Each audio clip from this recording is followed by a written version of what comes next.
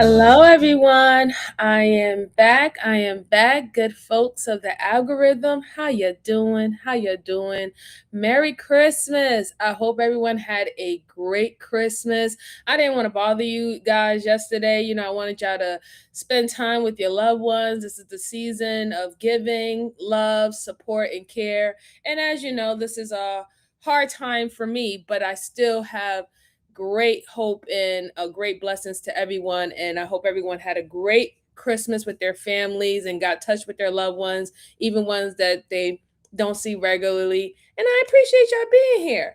So I just want to give a shout out to my day ones, as always, who have came on early. Early birds catches the worm, sorry. Miss J, how are you doing? Happy holidays. Merry Christmas to you, sis. It's always a pleasure having you here.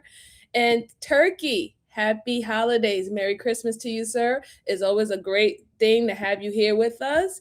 And let's see who else we have. Oh, sweetheart, how are you doing, darling? Happy holidays and Merry Christmas to you. I hope everything is well with you and your family.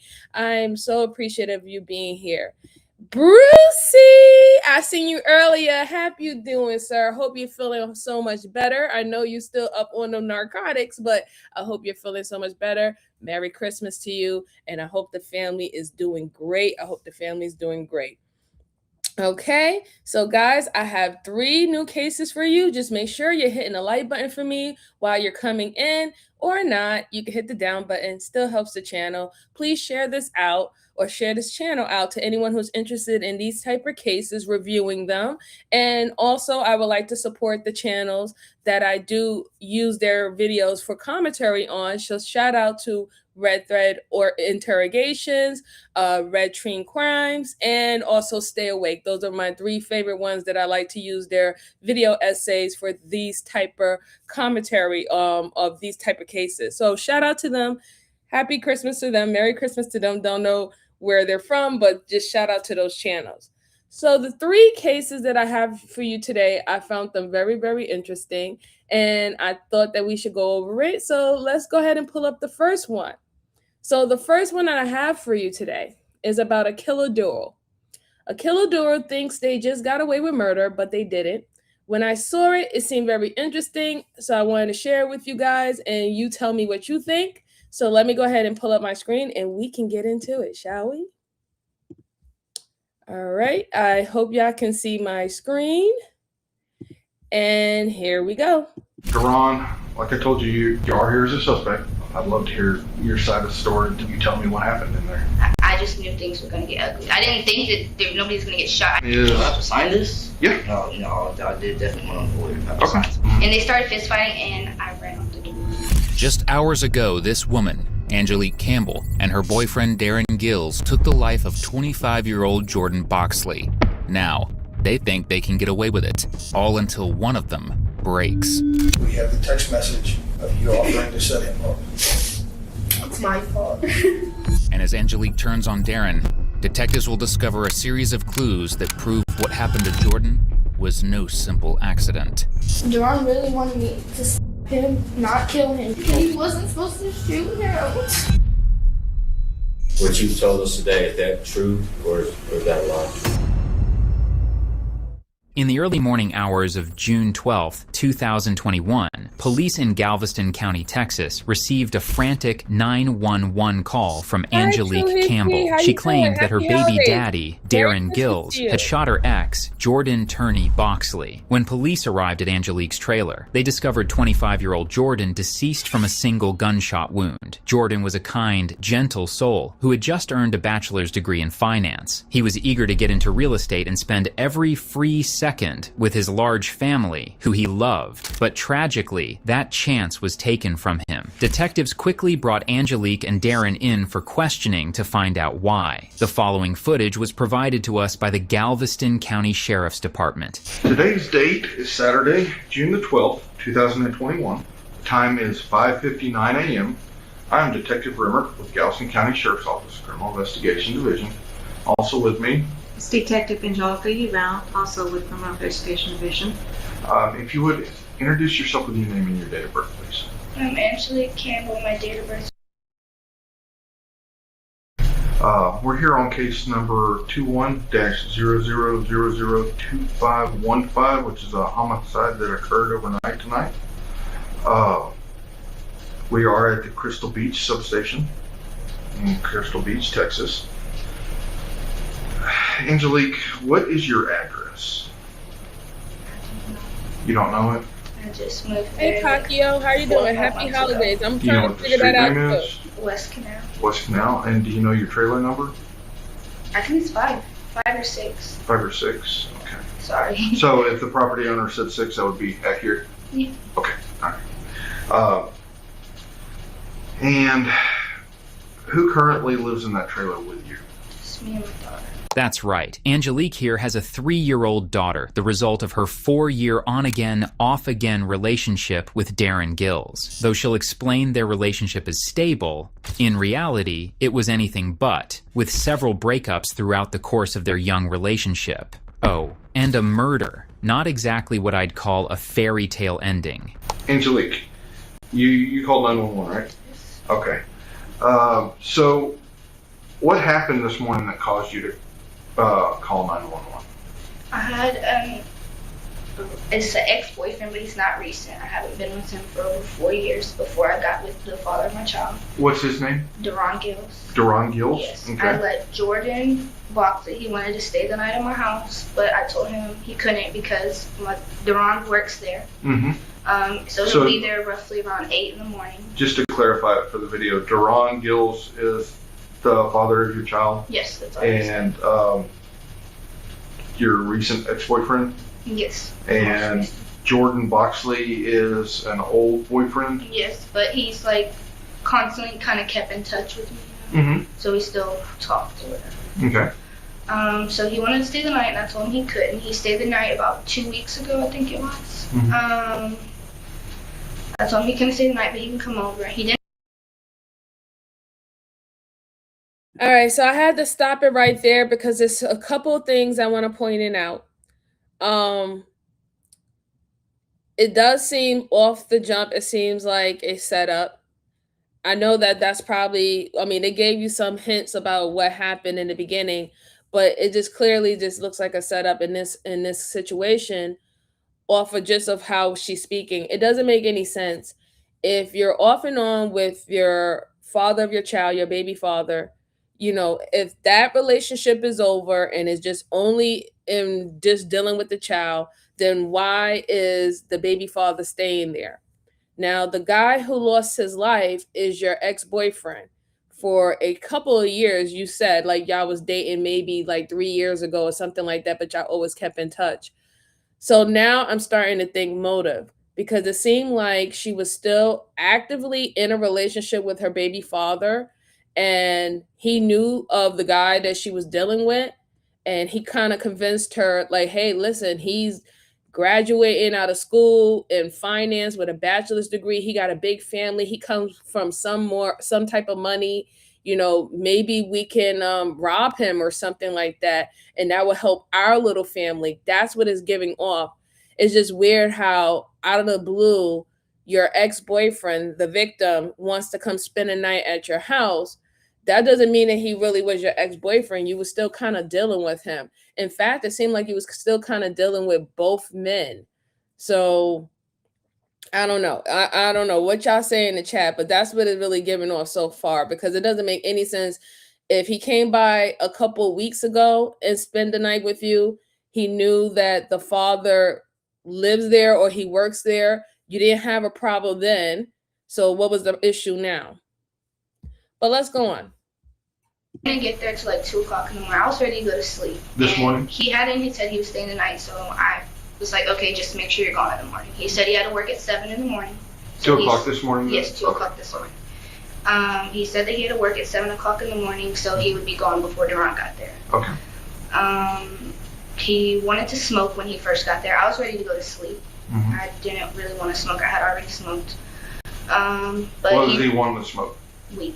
And did he bring that with him? Yes. Okay. And he actually rolled a blunt. Hello, John Coffee. How are you doing? I came out of the bedroom and I came and smoked with him. Mm-hmm. After we were finished smoking the blunt, I had a twisted tea I was drinking. Mm-hmm. I finished drinking it. I was ready to go lay back down again. I already told him I was tired. It's 2 o'clock in the morning. So I was trying to go to the room, but he started kissing on me and touching on me. And he started kind of, and I felt uncomfortable and I asked him to stop. I told him that I wasn't in the mood. Yes. Mm-hmm. I told him I wasn't in the mood. And he kind of himself on me, he still kept touching me. And he started pushing me to the bedroom. Well, he got me to the bedroom. He's obviously stronger than I am. And I just kept telling him I don't understand why we can't go to sleep and maybe do it before you go to work in the morning, I was not in the mood at all. He laid me on the bed and he didn't lay me on the bed, he pushed me against the bed. I wasn't laying all the way on the bed, I was leaning up against the bed, and he still was trying to touch me. And as he was in the process of that, he didn't ever any of that, but as he was in the process of that, I could hear the door unlocking, and Duran walked in, and he's like, "What are y'all doing?" And he went to go pull Jordan off of him, and Jordan. So this is where, how can I put this, guys? This is where I start not to believe her. Now, mind you, a woman can give consent and a woman can take it away at any point of time, right? But the problem that I have with it is that you said in your statement that you were willing to, I guess, get lovey-dovey with him early in the morning. My thing is, if you initially told him that he wasn't supposed to come over because your baby daddy was going to be coming over after work, why would you still allow him to come over? Why would you still have him come over? You allowed, I know he didn't force his way into your home, because if that was the case, you would have called 911 and be like, why is your goofy ass, excuse my French, sorry, Miss Joanne, if you're listening, I love you. But why is your goofy ass coming over here when I clearly told you that you cannot come over because my son's father or my child's father is going to be staying the night at my house because he works close by? You still allowed him in the house. You decided that you wanted to quote unquote smoke weed with him, and then you were super, super tired. And then in the process, all that happened. I'm not really buying it that much, because like I said, if you were super tired, you don't invite people into your home. You just have to tell them, hey, we're going to have a ring check. I can't hang with you today. I'm really not feeling well. I probably need some me time. I had a tough day dealing with the kids, tough day going with work. People normally do that. It's not that we don't love who we love or we don't have close connections with the people that we have close connection with, but sometimes we just need to be by ourselves, and it is what it is. It's the same thing about being on the phone. Hey, I can't talk to you right now, I gotta go, I love you though. But the thing is, she set it all up for that man to continue to go to this house. He was comfortable, he came with the weed, you wanted to smoke the weed, and then now when it's getting physical, now the story is he's pushing you into the room. He's being forceful with you, but you just admitted that you was smashing him 2 weeks ago, right? You were smashing him 2 weeks ago and you didn't have no concern about your baby daddy then, right?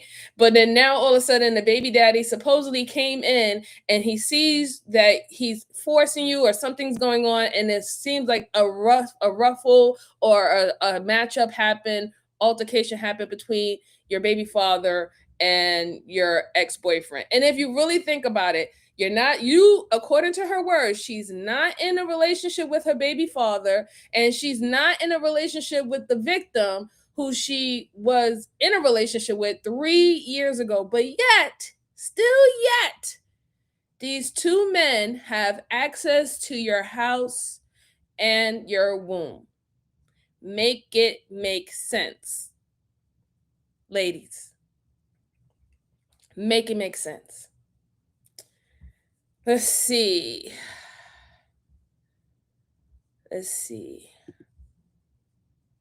Oh, that's the wrong one. Turkey said, yeah, she let him in. Yeah, she did. Pacquiao says she is trying to make it seem like the dispute was over her boyfriend finding her ex on top of her, when really the whole thing was a setup. I agreed. I think that that's the case too. Because like I said, if you really didn't want to entertain him, you wasn't in the mood, if you were so tired, you should be tired not to smoke weed too. I'm just saying. My brother-in-law had the same thing done a few years back. Wow, Turkey, wow. Just Josh said, say what you really don't believe her. I'm telling you why I don't believe her. Is because there was too many situations that she could have had avoided where Justin, her ex-boyfriend, wouldn't have been in her house. It's all good, brother. The modern farmer's good. Oh, okay. That's Brucey talking about his pain. Why people just don't buy their own weed? Most people do buy their own weed. I'm surprised. I guess this maybe she didn't have the funds for it, really. And if he was sharing, she was okay with it. Thank you so much, Miss Jalen. Go ahead and tap the screen for me. Hit the like button, share, subscribe. Truly appreciate it. Turkey said, that's for sure. My grandfather had, yeah, still having that personal conversation. Sorry, y'all. Sorry. They broke into her home. They raped her. That's not giving access to them. That didn't happen, Just Josh, because if that was the case, she would have said that. She didn't say that at all. You literally asking, saying that because she smoked weed with him that she wanted to F him. No, that's not what I'm saying. I'm saying that if she was entertaining having guests at her house, then she entertained having guests at her house. Like I said, if she didn't want to have sex with him, consent and no consent, it can happen at any time. There's no time frame where you say, hey, I don't want to have to do it, and it shouldn't apply. So that's not what I'm saying at all. These are early signs of entrapment, right? It kind of looks like it a little bit. But let's go on. Turned around and he swung on him. But he got Jordan off me. Jordan turned around and swung on Duran, and they started fist fighting, and I ran out the door. Okay.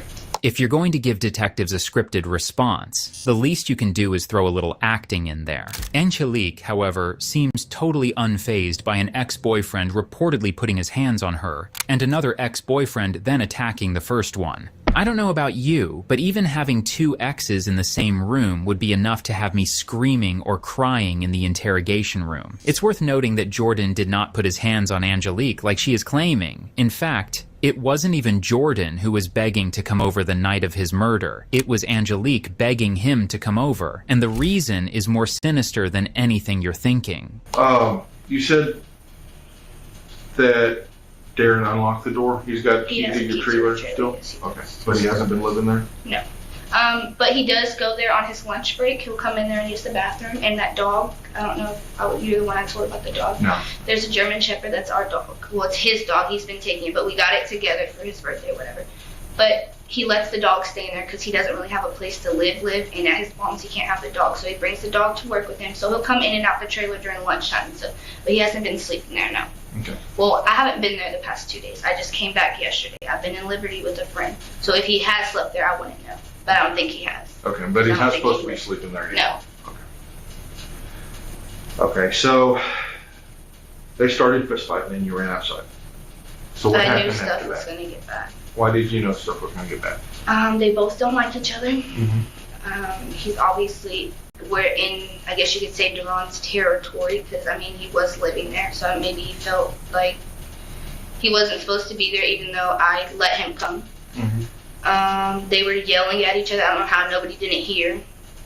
I just knew things were going to get ugly. I didn't think that nobody was going to get shot. I knew Duran had a gun on him. I just thought they were really going to have like a really bad fist fight. Mm-hmm. And I don't like blood. I don't like any of that. Like I didn't even go in. I walked right inside, and as soon as I seen Jordan laying on the floor, I ran out of the trailer. Like I didn't see his face or any no. I'm not a blood person, so I ran out of the room because obviously they were punching the heck out of each other.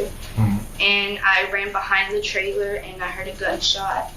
And I went to come right back around the trailer, and I thought I seen Jordan coming out of the trailer, but it was Duran coming out of the trailer.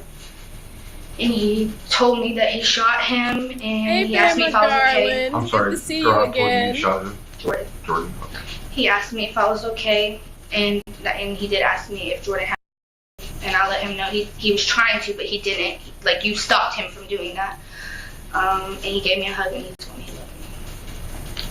Then he went back inside. But I was in the process of calling 911, like when he was running outside already, because I already knew something happened. I heard the gunshot.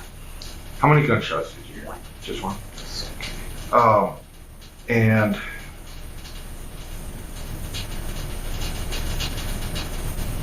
so you said he went back inside after he talked to you? Yes. Okay. What was the purpose for him going inside the I email? think he went to go see if he was alive because I asked him if he was dead. And how long did he stay inside the trailer when he went back inside? He just went in and he Oh basically my came right back God, out. I am so What did Duran do at that point? Oh my goodness. I am so sorry for you, King Kamikaze. Oh my God. I'm so sorry. My condolences to your family. Oh my goodness. Oh my goodness. I am so sorry. Prayers to you and your family. I'm so sorry. May she rest in peace. I really don't even know what else to say. I'm dealing with my own death in the family as well. You know, my mother just recently passed away. My condolences, dear sir. I'm so sorry. So sorry for your family, sir. Oh my goodness. That is so horrible. My condolences. You're definitely in my prayers. Definitely. Before we go on, this there is something very concerning about this young lady. She doesn't really have any concern or remorse for the boyfriend. She didn't try to render aid. She said that she was going to call 911, but she never did. The fact that she even allowed her baby daddy to come outside, apparently went to go check on her and then go back inside to see if he was unalive or he was still like if he had a pulse or if he was breathing. And it's just a lot of things that's going on that you could just tell that it would have been a convincing story, but I'm assuming that the detectives already have some of her messages that let her know that the victim, didn't just pop up at her house unannounced and say, "Hey, I got some weed, let's hang out," and force his way into the house. You was begging him and bribing him to come to your house. So, that's a little twist on it. But oh, you caught me off guard, King Kamikaze. I am so sorry, dear. I am so sorry. I really am. I don't know how much I can say this. I'm so sorry for your loss. Prayers to your family, sir. Prayers to your family. We were waiting for the cops. Okay. And we seen y'all come, so I ran toward John. He just stood in the yard and waited. Okay. Did you see anything that happened when the police got there? No, I got in the back seat and I couldn't my ears. And I had to calm myself down. Okay. At the scene, Angelique was hyperventilating as arriving officers asked her questions. However, there was something peculiar about her answers in between gasps for breath. She was blaming the two boys for absolutely everything. Not only did she repeat the completely fabricated story that Jordan had touched her, but she claimed that Darren stormed in the house and that she believed he was highly intoxicated. What she's not telling detectives is something that they're going to find out the moment they look at her phone. Darren didn't storm in the house because when Jordan arrived, he was already inside. Has there been any previous history between them with issues or anything? They've never met. What about between you and Jordan? We haven't had any bad issues. He's not a bad guy. He's a really good guy. I think that he was intoxicated because he told me he was drinking before he came over. Mm-hmm. And he's not usually like that ever. I mean, he is touchy, but when I tell him no, he stops, and he was not letting up. Like, I really don't know. So is that our first time occurrence? First time that he's like tried to force me to do something, yes. Okay. Why do you think Duran came into the trailer? Did he? I mean, was there any way for him to know what was going on, or was he just there because Jordan was there?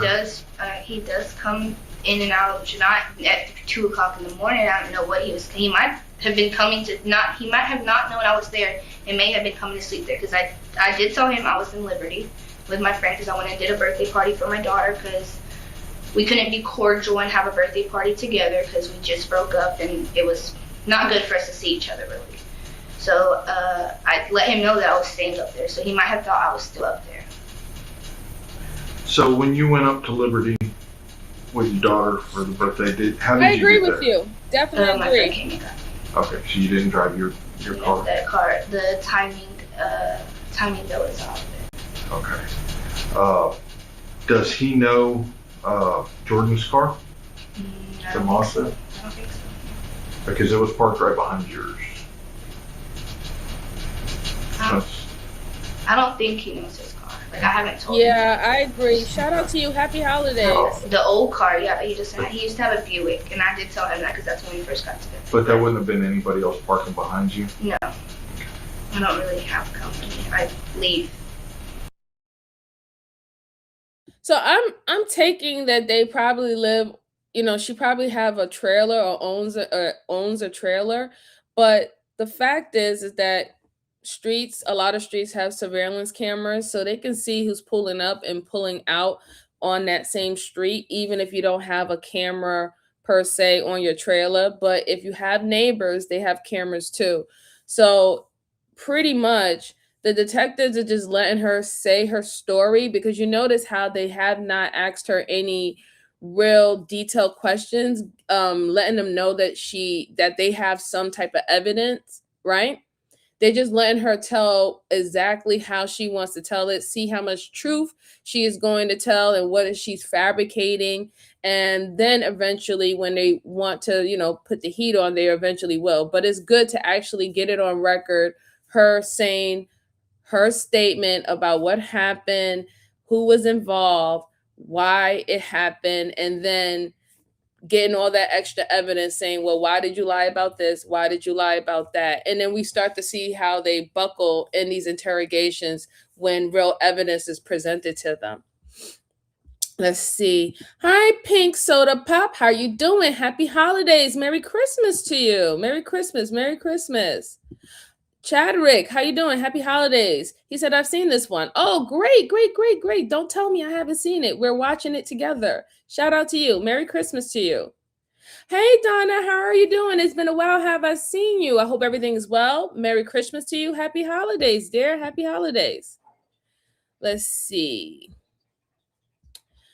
Turkey said, for sure, once I'm done with the ex, I'm done. Nothing good comes out of a quick jump back, in all honesty. Yeah, I agree. Yeah, one and done. There's no reason to go back. There was a reason why you broke up, right?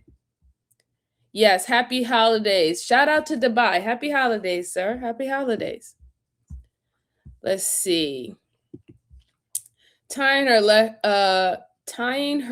her tell them details for sure and lock her in her story. Yes, exactly. Yeah. What's the pink? Turkey, what pink rule? Rebel said, was in two different relationships, verbal abuse. I don't know that consider abusive relationship. Verbal abuse is still abuse, Bama. It's still abuse. This is older. Oh, okay. Well, thank you, Gilbert. I haven't seen this one, so we're just reviewing it on this channel. But thank you. Happy holidays and Merry Christmas to you. Oh, no problem. No problem. I hope you have a fantastic rest of your year as well. Hi, Sherry. How you doing? Happy holidays and Merry Christmas to you. Let's go on. So, in your opinion, what do you think Duran's purpose would have been coming into the trailer if he knew that Jordan was in the trailer with you? No problem, dear. No problem. He probably would have made him leave. He probably would have made him leave. You think maybe if he knew he was there? If he knew he was in there and we were just in there chilling, he probably would have made him leave. He's not a physical, he's not an abusive person at all. I think it was just in the midst of his mind, he really thought that Jordan was at the moment. Because I was basically crying. I was asking him to stop, please. I don't want to do this right now. And I don't know if he heard me or not. I'm not going to say he did because, like I said, he opened the door and I was already in the bedroom. And there's an AC in the bedroom. Were you being loud or just kind of moderately, or? I wasn't screaming for help, no. But I was being pretty loud. I was trying to make it noticeable that I was not in the mood. Okay. Did any other neighbors come outside? No, until I was running to the police. Okay. And I know we talked about this on scene, but I saw that you Thank have you, a Gamma video Darling. camera above the door of your trailer. Does that work? No, I unplugged it. When did you unplug it? About a month ago. Like when me and Duran stopped like talking, because he lived there for about 2 weeks before he actually moved out. Mhm. And when we weren't together, like I was sleeping on the couch and he was sleeping in the bedroom. I unplugged the camera so he couldn't see like who I had come over or when I was home or any of that. Okay. I was being petty. So that's very convenient. So she do have a camera on her trailer, but she said that she had unplugged it a month ago when she was still dealing with her boyfriend, and I guess they was trying to make it work because they do have a history of breaking up and making up numerous of times. So she was being petty, and I guess she unplugged the camera at the time and I guess never plugged it in. I don't buy it, because even with that surveillance system or camera system, they can the company can tell them when the last time the camera actually been on and actually record. So if that's the case, when they go and they ask subpoena that company for for the footage, it should show that it haven't been active for a month ago. But if it shows that you unplugged it the day before or a couple of hours before you told Justin to come in, that's going to be a problem. I'm just saying, it's just going to be a problem. But in this situation, she's not. She really think that she covered everything. You could definitely tell by how she's telling the story. She feels that she has a answer to everything, and she feels that she's being very convincing. But even with the screenshot that I have of her right now, you are smirking, you are giggling, you don't seem distraught. You said that your ex-boyfriend tried to force you and your baby father had to step in. You said that he's not a physical or violent person. Neither is Justin. You should be distraught about the situation that, oh my God, I don't know who was drinking and who got carried away, but these are two guys that I had in my life. And even though we are not in an actual relationship, they are both dear to my heart in some type of way, or I'm comfortable with them enough that I still allow them in my house, and I also still allow them to have sexual access to me. She doesn't seem distraught at all. She seems completely on the opposite side of that. So that's not going to work again. That's not going to work for her. It really isn't. But hey, we'll see. Let's see. Sherry said, I did not see this one. Yeah, this is my first time reviewing it, Sherry. So we're reviewing it together. See that immaturity in her giggle? Yeah. I don't know what's going on with the situation, because I just came in. What happened? Her boyfriend got murdered. Well, what happened, Donna, is she had a ex-boyfriend that she was dating for 3 years, but she still kept in contact with him. She has a baby father who she had off and on breakups and makeups, that comes to the house, stays over to be around the kid because where she lives is close to his job. So he would literally stay there sometimes. Justin, her ex-boyfriend, ended up getting shot and losing his life to her baby father. But the story is not really planning out as if it was like he was defending her because Justin was trying to take advantage of her in the trailer, and he ended up walking in and catching him in the act. That's not what happened. According to what the video essayist is saying, and probably information that the detectives know, is that she lured Justin over there with the messages telling him to come over. She probably got him in a vulnerable state, making him think that they were going to be intimate with each other. And it was pretty much a whole setup between her and her baby father. I'm still trying to figure out what would be the motive behind that, because the ex-boyfriend, that's not your husband. You're not entitled to anything that he has. So was it a robbery? Did you know that he has something that was valuable that y'all wanted to rob him? I don't know. But we'll see. We'll figure it out. Let's see. Happy Dew said, classy girl like that being petty and living in a trailer. Man, listen. Hey, young Riaz, how you doing, little bro? Happy holidays and Merry Christmas. I know I don't think y'all celebrate that. Well, you do celebrate that in the UK, but I don't know if you celebrate it. But happy holidays to you, sir. Happy holidays. Let's see. I'm sorry if I butcher your name, but I'm gonna try to do it anyway, right? Is Azibarani. Azibarani says, I'm new to your channel, have subscribed just now, will join again tomorrow. It's past 2:30 a.m., so going to sleep. Thank you, sir. Shout out to Dubai. I appreciate your subscription. You have a lovely night. Thank you so much. And thank you so much for sending your condolences to King Kamikaze.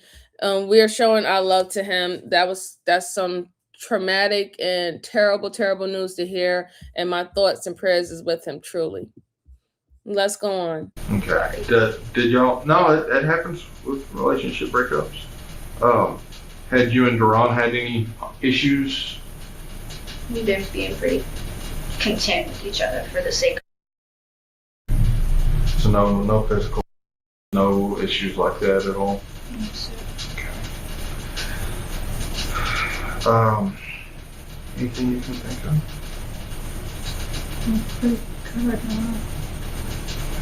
So,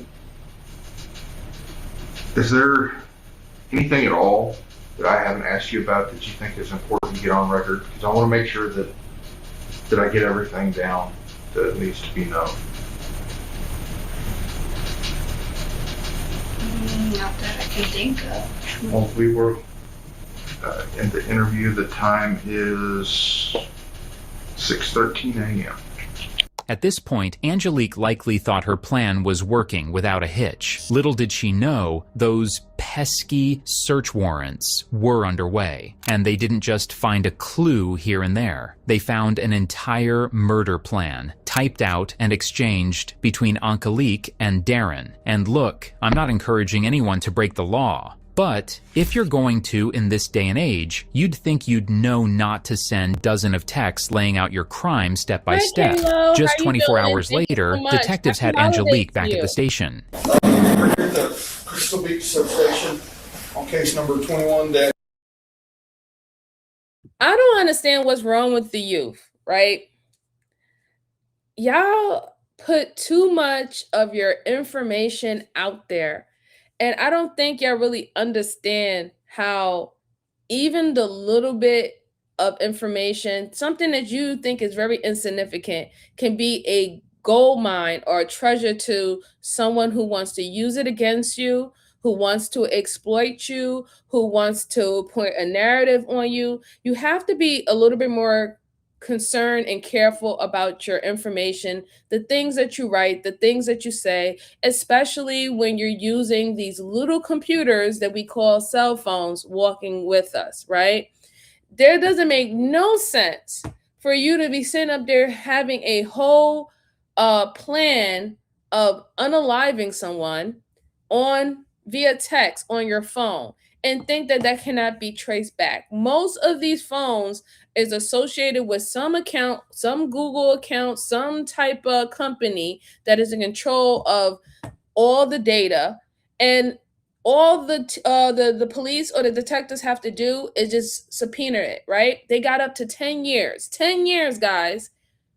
Detectives can subpoena 10 years of your data, your photos, videos, and everything. They got up to 10 years that they can extract that's going on in your phone and stuff like that, even on your computer, okay? Seriously. So even sometimes when you believe that, oh, I deleted it and everything is gone, it's not gone. Not gone, especially the things that are literally being saved on cloud storages, it's not gone, okay?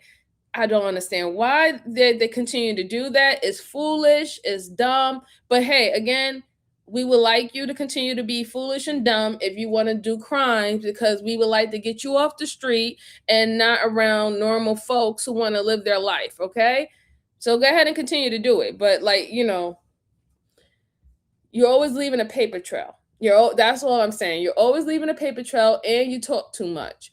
One rule that we do have over here on this channel that I always stress to people: do not talk to detectives. It doesn't matter if you are guilty or you're not guilty. Do not talk to the detectives. You know, get a lawyer. Let your lawyer talk to you.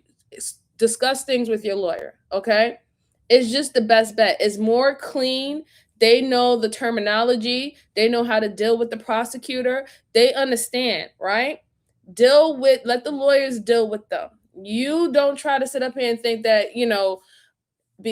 because I'm eloquent and I know how to say certain words, I understand certain things, that I'm going to take it on all by myself and I'm smarter than you. You're not smarter than the detectives. The detectives have studied human psychology for years. They've been in this profession for 20 plus years. They understand all the ins and outs, and they understand certain verbiage and certain things to trigger people. They even know how to set up the interrogation room to get people uneasy.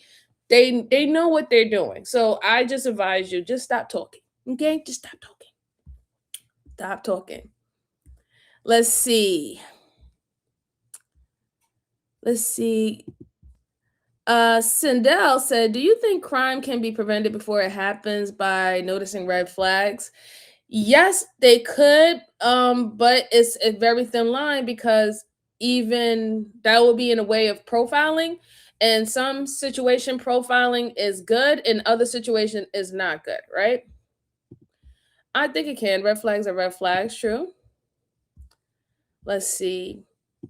Ms. J said, yes, Sidel, but the police is overworked and underpaid, or police departments don't care. I agree. They are overworked and they are underpaid. Let's see. Welcome, Deborah. Welcome. Another great example of the dumbest people are the ones that commit the crimes. Donna said, how old is this girl? She's in her 20s, Donna. She's in her 20s.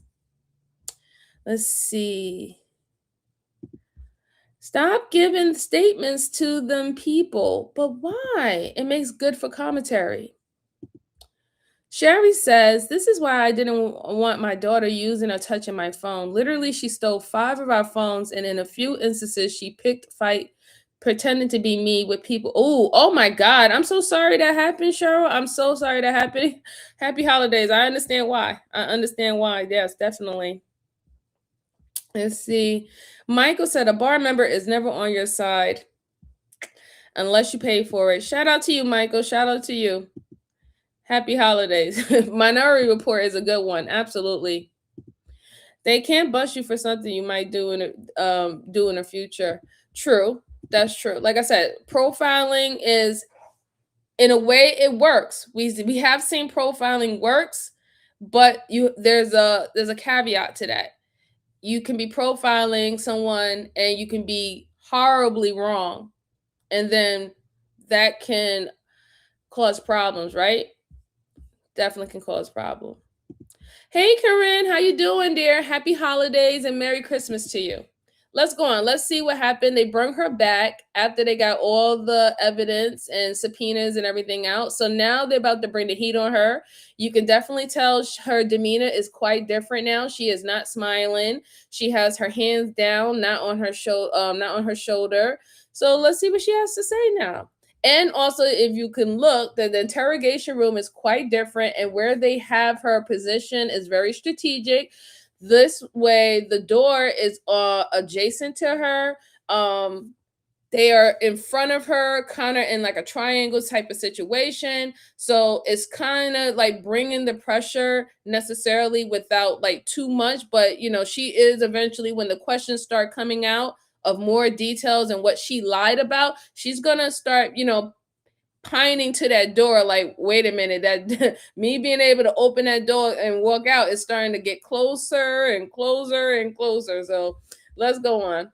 00002515, which is a homicide that occurred in Crystal Beach on June the 12th of this year.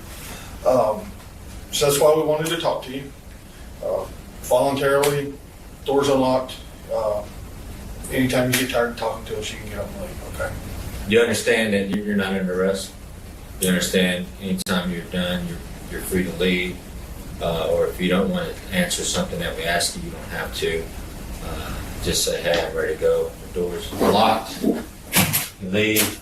Just want you to make sure that you know that you're here And you came here volunteering, is that correct? We asked you to come down?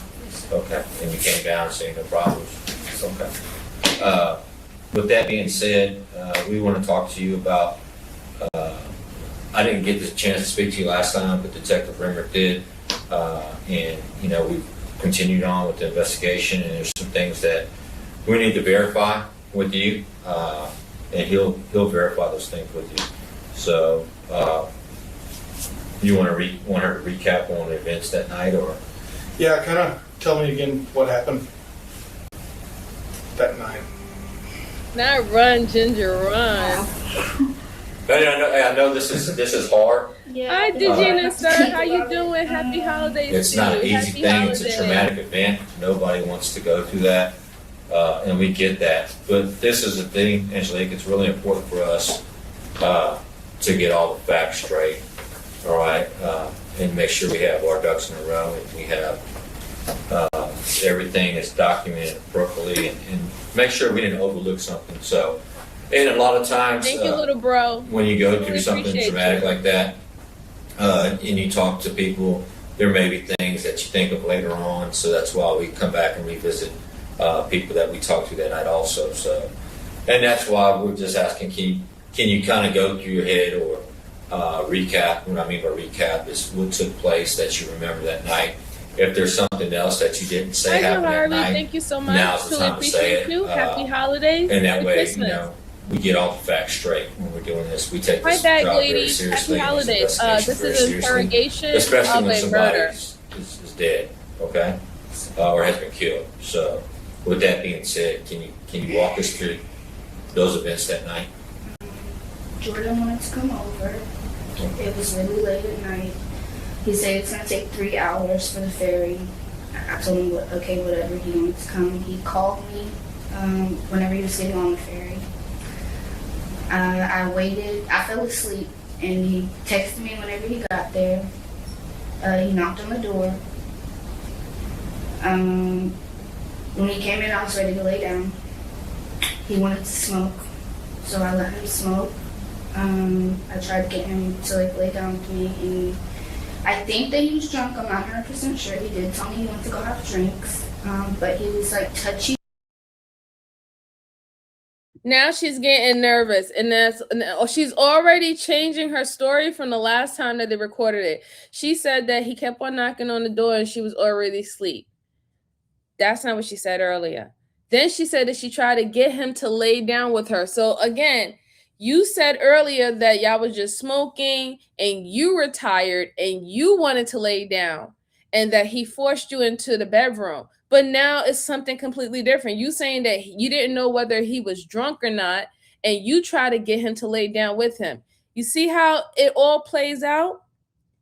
It all plays out. This is why it was very important for them to allow her to tell her truth exactly the way that she wanted to tell it from the initial interrogation. And then when they got the evidence and the subpoena for her cell phone, everything like that, now they can ask her very hard details or start telling her, hey, can you tell that story over again? I mean, if it's the truth, an honest, true story, there shouldn't be no changes, right?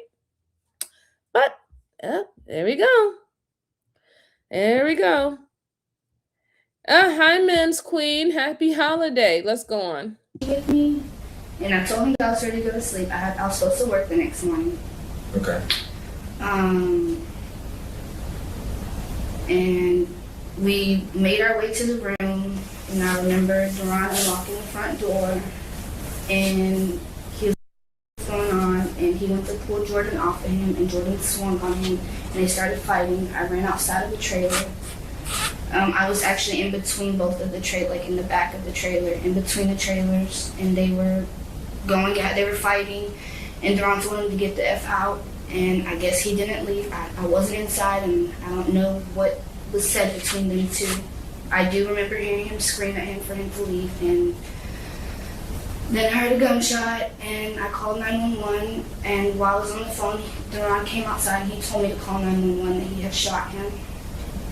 And then the police arrived. Well, they took a long time to come, but eventually they arrived. I never went back inside to see if he was alive or any of that. That's probably wrong of me.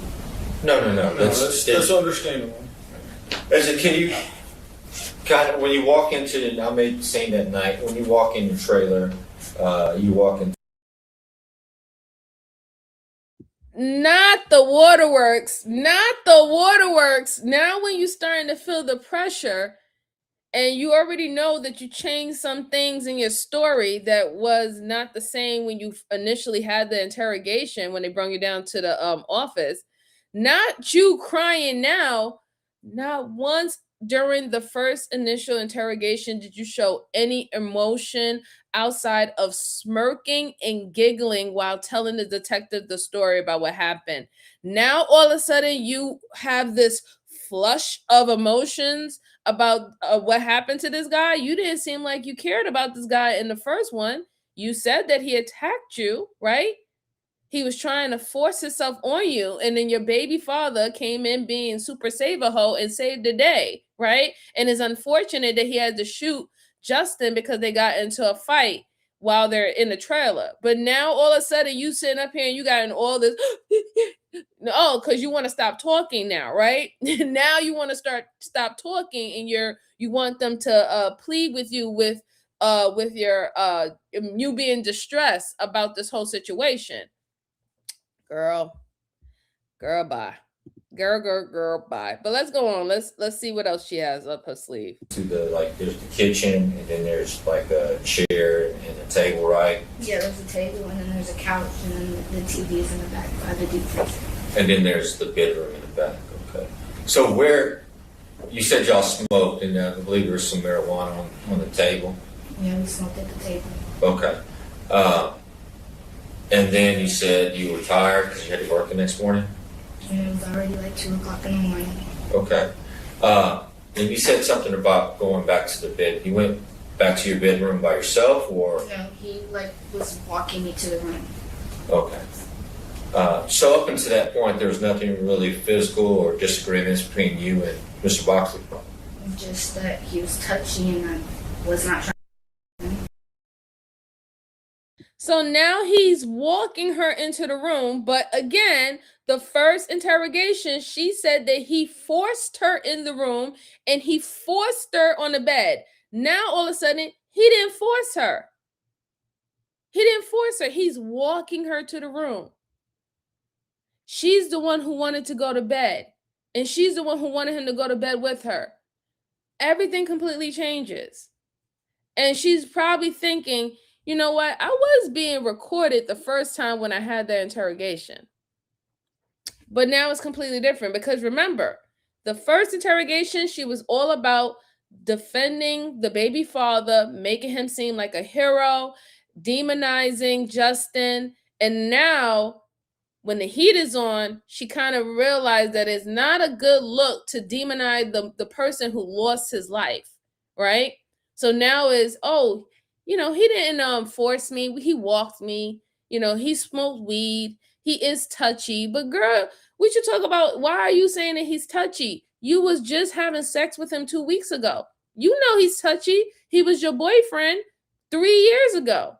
And you still been dealing off and on with him. You know how he is. Him being touchy, if he was touchy like that never been a problem with you because you was in a relationship with him, right? But I don't know. Let's go on. But y'all had an intimate relationship prior to, yes, in the past? Yes. Okay.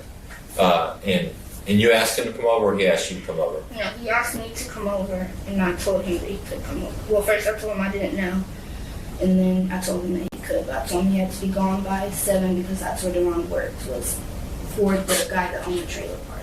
Okay. You have to give Angelique some credit. She's good at sticking to her story, at least until detectives bring up the text messages she sent. The text messages that are sitting in a folder off to the side, which she continuously sneaks a glance at. Apparently, despite her inability to realize sending the texts were dumb, she is smart enough to know that a thick folder when you're being questioned by detectives is very, very bad. I guess how did Ron get there? What time did he get there? And I don't know. How did he open the door? He has a key to the trailer. Okay. And just so I'm correct, you and Deron were together, correct? And correct me if I'm wrong, because you know that. I have to keep on stopping because I'm seeing so many different holes in her story for what she told the detectives initially. She said that her baby father didn't have a key. She said that. She said that once they broke up, she took the key and he will call her and let him know, like, hey, I'm on my lunch break. I'm going to stop by the house, see you and the kid, blah, blah, blah. Or when he was coming over to spend a night, she would have to let him in. So he didn't have a key anymore. This is what she told the detectives. Now, all of a sudden, he has a key. Really? Now, all of a sudden, he has a key. Okay, sure. Whatever you say. Good at keeping her story. Are we watching the same show? Well, I mean, her main points of her story, she's good at keeping. One, that Justin was becoming sexually aggressive with her. And in the midst of him doing that, boyfriend or baby father, I should say, baby father came in to save the day, got in an argument, fist fight with him. She ran outside. She said she was going to call the cops. Then all of a sudden she heard a shot. Her baby father runs out, asks her if she was okay, and told her to call 911. And that is like the main things that she's keeping, sticking to the story with so far, even in the second interrogation. But I wonder what she's going to say and how she's going to react when they open up that nice big folder of text messages that they got from her phone, and it says things as in you talking to your baby father about how you're going to get Justin to your house, how you're going to lure him there, how you're going to do it. Are you going to be there? Are you going to come out the room? Are you going to be hiding in the closet, in the bathroom? Things of that sort, right? What are we going to do, or what we're going to say when we have to get the cops involved? What time should I call the cops after the incident happened? Those things, I wonder how she's going to, react to that. I'm looking forward to her facial expressions. Let's see. MJ, tell her the chat lawyer is telling her to be quiet. It's too late. It's too late. The door is open. She could have had, and that's the bad thing about it too, right? She should have had started to say, you know what? I'm really emotional right now. A lot has gone on. Y'all not understanding that this happened in my house. And I do feel responsible, and I can't really speak right now. So truly, I think I need to just speak to my lawyer. That would have been perfect, and then you would have just left out the door. But no, she thought that she covered all her tracks and everything made sense. Because remember, this is something that they planned, right? So this is why, when you're arrogant in that way, you were reacting this way. Let's see. Bad boys or girls, no, Bama. Brucey said the devil is in the details. It's always in the details. Let's see. Kelvin, how you doing, Kelvin? Happy holidays. He said, that's why you always ask for a lawyer. If they got you and think on you, they will arrest you. Right, exactly. And most of the time, like I said, these detectives, they already know, or they already have some evidence, and this is why they're questioning you to begin with. So it doesn't really, it's not in your best interest to try to go back and forth with them, right? The battle of the wits is not going to work with these detectives. So always get a lawyer. Just doesn't matter. Guilty or not guilty, get a lawyer. Yes, I appreciate it. Let's please get the likes up. I truly, truly appreciate it for everybody able to kick it with me, the day after Christmas. Just hit the like button or the down button. Either way, it helps the channel. Truly appreciate you guys. Thank you so much. Thank you. Thank you. Happy says, for every case that somebody on YouTube is covering, just think about how many of these nobody knows about yet. You know what? There's so many, right? There's so many. And I do want to get a little bit more current cases, but there's some that I have not viewed, like the old ones. So lately I've been reviewing cases that happened between 2023, 2024, just to keep it relevant as much about what's going on now. I do have some live streams that I go over really old cold cases where it wasn't solved 25 30 years into later on. I do those, but I do try to keep it as current as possible. Velma said, I've been watching much cops, y'all. Right, Raymond. Happy holidays to you. Don't talk to them. I agree. I definitely agree. Hey, Lula, how are you doing? Happy holidays. Happy holidays, dear. Let's go on. About 2 weeks prior, y'all Well, had moved out. it had been almost a month since we had been moving. Okay, so you were separated from Yeah, Ron. he wasn't even living in the trailer. Okay. He just came there on his lunch break. I mean, he did come when he wanted to on his lunch break and stuff because we have a daughter together, so he would come there whenever he could. Did y'all consider yourselves husband and wife? Yeah, for a while. So that night, did Ron text you or call you, say I'm coming by, or? I mean, how did he just showed up? Or was that normal for him just to show up? Not at 2 o'clock in the morning. Not at 2 in the morning? Okay. So you didn't know he was going to come by that night or that morning? No. You okay? And thank you for talking to us. I know this is hard to have to go through this and kind of revision everything and walk through that whole thing. So Before we go on, I just want to remind you guys, especially for the good folks that just came in, when she had her first initial interrogation with the detectives before they got the subpoenas, she said that she told Justin, the victim, that she didn't want him coming over because her baby father would be stopping by the house. So now, sitting in front of these two detectives, she's saying that she didn't know that he was going to come and that he was going to show up at 2 o'clock in the morning. So again, I beg the question. If you told the detective initially that you knew that he was going to show up because he was working a late night shift and you lived closer to his job and he was going to spend the night, why would you let Justin come over there? Why would you invite him over to your house? Why? You said that it was going to be, you obviously know that it would have probably been problems having your ex-boyfriend and your baby father show up at the house at the same time. You know that it was probably going to be some form of conflict, but you still invited Justin there. You still decided to smoke weed with him in the house, right? You decided to go with him into the bedroom to do whatever, right? And then just so happened, you said that you didn't give your baby father keys. You took it back when y'all broke up, but he had the keys to get in the house. And now he shows up at 2:30 in the morning. Yeah, I don't think so. I don't think so. Absolutely not. Let's go on.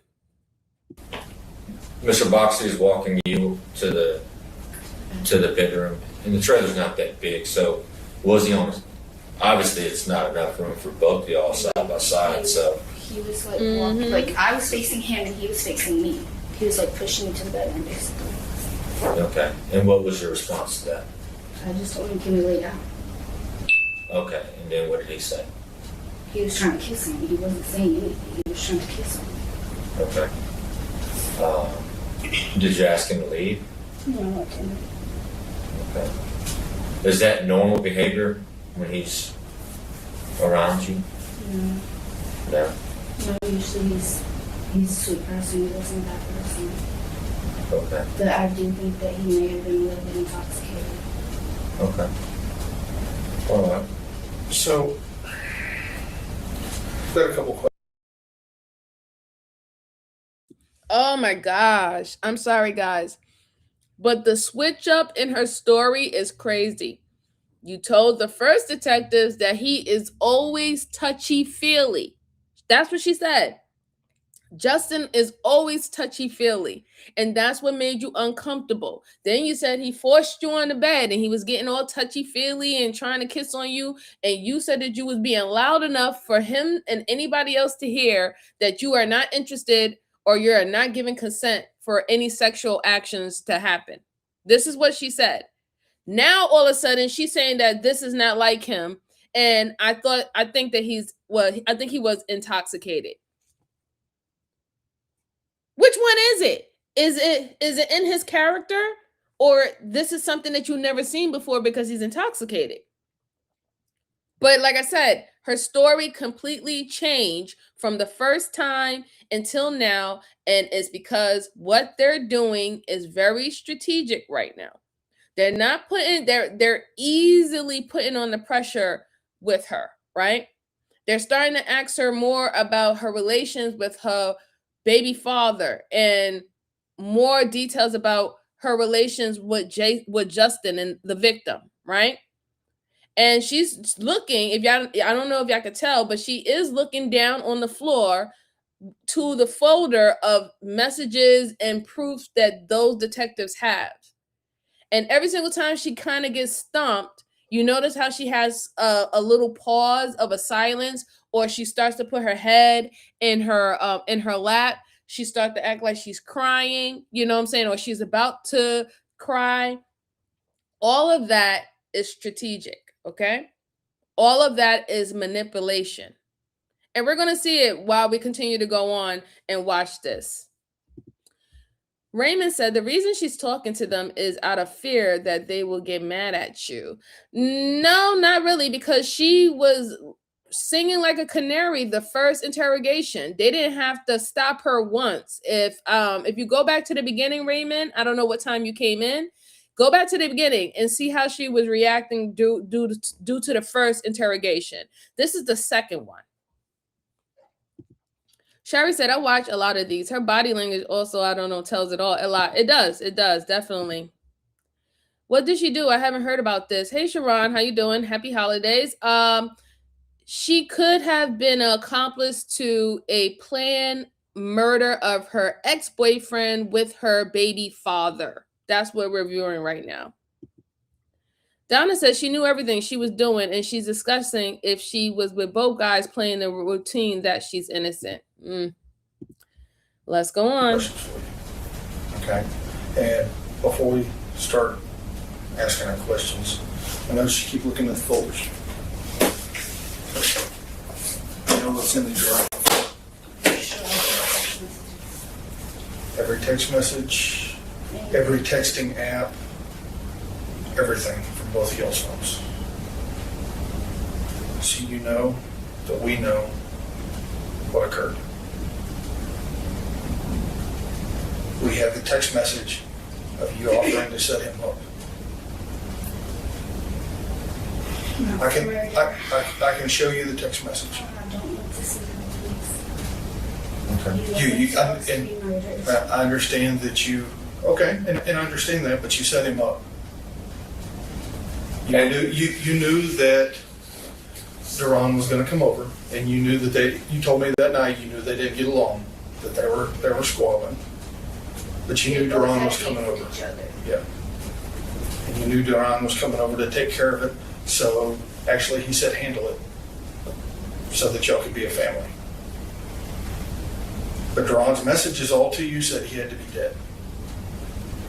And I can show them to you if you want. I'm sure you remember them. Okay, and that's not to remember that. But we have to get to the bottom of what happened. Thank you, dear. I'm so glad that you're back. Happy holidays. I hope you had a great Merry Christmas. And now's the time that we're offering you to give tell the your truth. story, the actual truth. In some cases, you're right, Raymond, but they're not lying this Because time. we've got a lot. We've got more than enough. And that's no bluff. But we did come knock down your door with a warrant. We did come to ask you to tell us everything that happened without leaving anything out. So I'm just stopping. So we're going to just talk about her body language. Her body language is given defeatism and also not being forthcoming. She was leaning forward and she had her arms crossed. That was kind of like a defeatism. And then now she's sitting back up with her arms crossed, saying that she's not, you're not being forthcoming, or you're going to eventually try to tell a lie.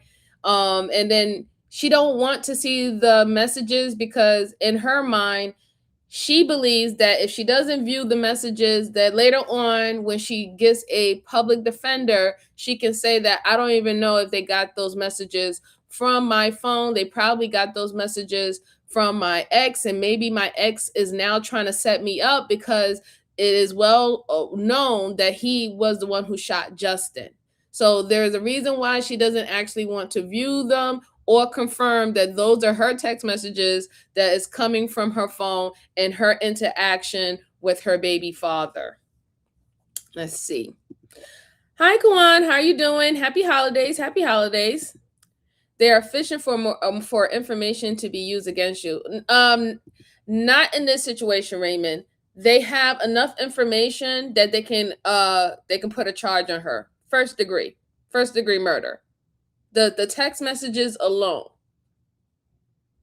The text messages alone is planned. First degree murder. They have more than enough evidence.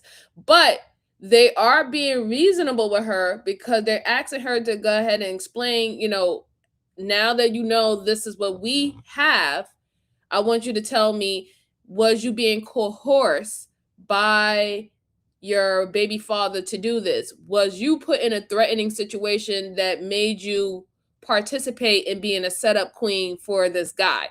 They're giving her the benefit of the doubt because they want to make sure that she gets the correct charges, right? For what she really actually did. So in this case, no, not at all. Let's see. Yeah, he has to rewind. He hasn't rewind yet, Miss Jalen. She's trying to make herself appear smaller, but that's psychology. Yes, Sherry. Excellent. Lark, how are you doing, sir? It's good to see you. Good to see you. Merry Christmas. Merry Christmas. Happy holidays. Hope everything's well with you, sir. Hope everything's well. Oh, Luna sent flowers for 30 jewels. Thank you so much, Luna. I truly appreciate your financial support, darling. Thank you so much. I am so thankful. Thank you. You have my gratitude. Let's go on. And if I don't talk, I'm gonna go to jail.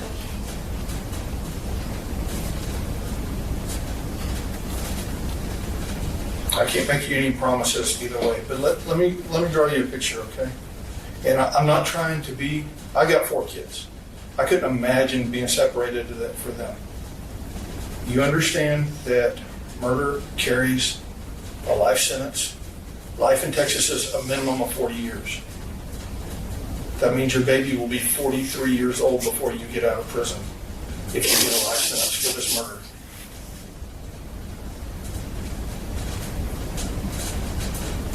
We're looking for the truth, and I know you're not a bad person. I think you've made some poor decisions, and man. Thank you so much again, Luna dear, for the makeup brush for 6 jewels. I truly appreciate the support, darling. We didn't come just so to arrest you. Thank you. We came to get your side of things, and we want to give you that opportunity to provide what all took place and what was said. And yes, we're going to have to show you the text messages because we want you to verify. All right, so from the beginning, now, They were So- supposed to fight. Duran really wanted me to stab him, not kill him. He just wanted me to make him not kill him. Oh, I'm glad you're He just wanted me to show enjoying Jordan Thank you that for I coming. wasn't. Appreciate I told it. him Happy before, holidays. but he doesn't listen. Just that I'm not him like that. And I didn't want to do it. I was scared. So Duran said that he would confront him. So Duran was inside the trailer. What was he at? He was in the bathroom. And he told me to have Jordan facing the opposite way of him so that he didn't see him come out of the bathroom. And So obviously the ones who are just coming in, thank you so much. The new subscribers, thank you so much. Luna for being the financial supporter for tonight. Thank you so much. I truly appreciate you. So guys, as you see, she did know what was going on. She was a part of the plan, right? She wasn't necessarily coerced. However, she is actually trying to minimize her involvement in this murder, right? The set up plan to murder Justin. She's saying that the plan was the baby father wanted to be back together with her and they wanted to have their family together. And she told the baby father that Justin was not going to let her go and that the only way that they can be together, he has to be out of the picture. But she's trying to make it seem that it was truly the baby's father's plan and not hers. Again, Justin has no connection to the baby father. You was off and on with the baby father for, I think, about 7 years, 9 years, who know. You was in a relationship with Justin for 3 years. You kept on calling him back to your house. You told the detectives in the first interrogation that Justin was at your house 2 weeks prior. 2 weeks prior. So if he was at your house 2 weeks prior, this whole I don't want to be with Justin and I don't want to have anything to do with him is baloney.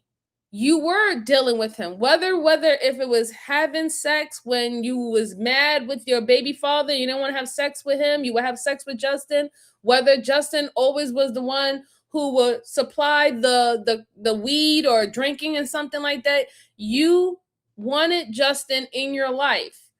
This is your ex-boyfriend of 3 years. If you didn't want to be bothered with him, he would never have access to you or even your home.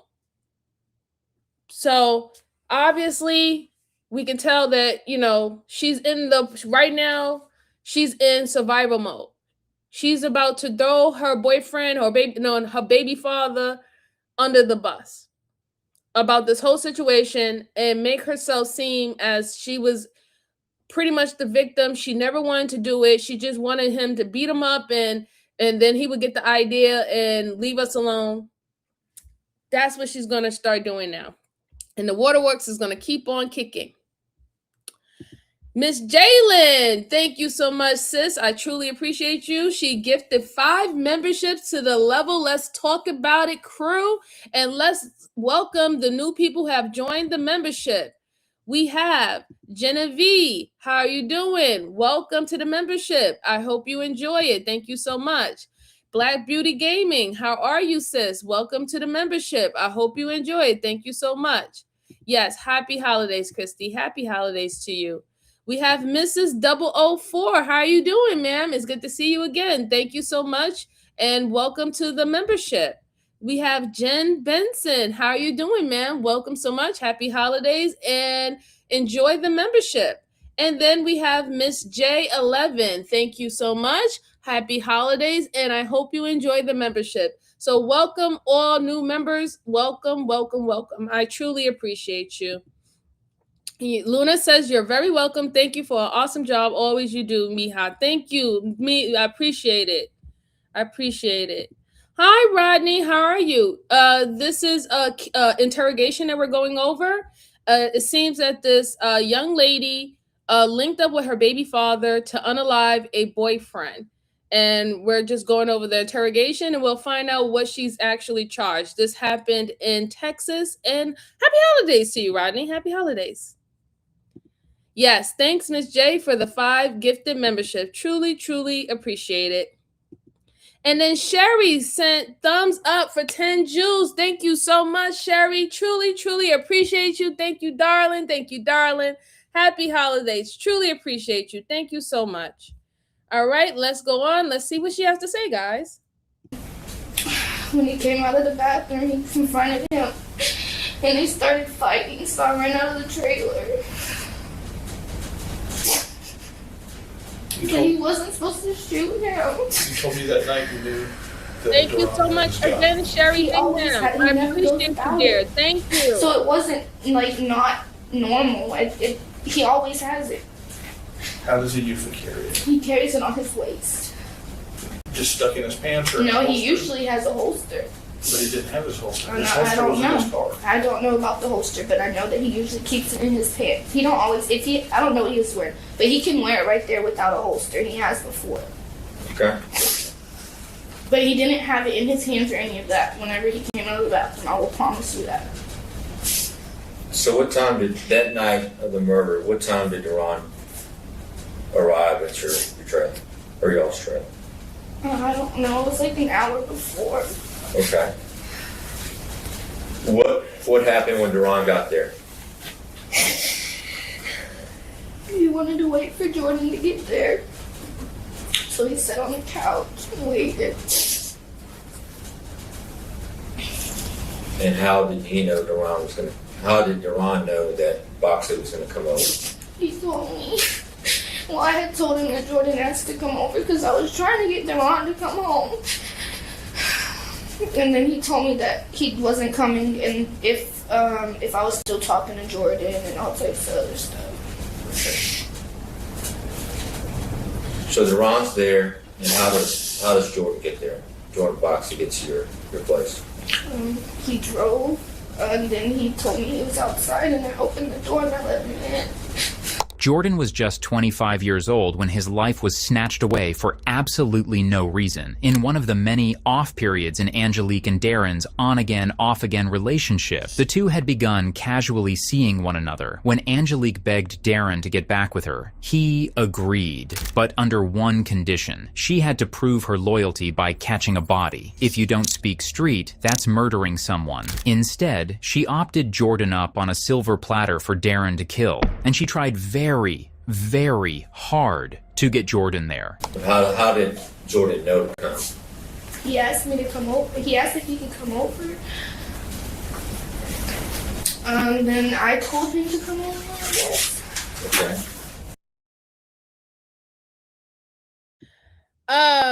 Girl, are you crazy? If any man asks you to do something like that, if any woman asks you to do something like that, please get away from that person and probably, I don't know, call the police, because that's just insane to me. He said, oh, if you want to be back together with me, I'm gonna need you to have a body. Like, you have to really think about that, right? And I know she's kind of young, but you ain't that young. You're a mom. You're a mom. What makes you think that makes you a good role model for your child, having a body under your belt for something stupid like that? It's one thing if you have to take someone's life according to self-defense. That's one thing, right? Because you didn't really want to do it, but you don't want to lose your life either. That's something totally different. But that is not what the situation is. You let this raggedy ass, excuse me, sorry, Miss Joanne, I'm sorry about my potty mouth, sorry. But you let this raggedy ass dude convince you to take a guy life that you was dating, and when you were not messing around with your baby father, he filled in because you obviously can't be by yourself, right? And do what you have to do. No, you have to have some man laying up next to you, and he just so happened to be that man. But you had this guy convince you to take this guy life to show your loyalty and honor to him. Like, are you serious? You really think your baby father wasn't out there smashing as much as he possibly could? You think that he wasn't getting him no coochie?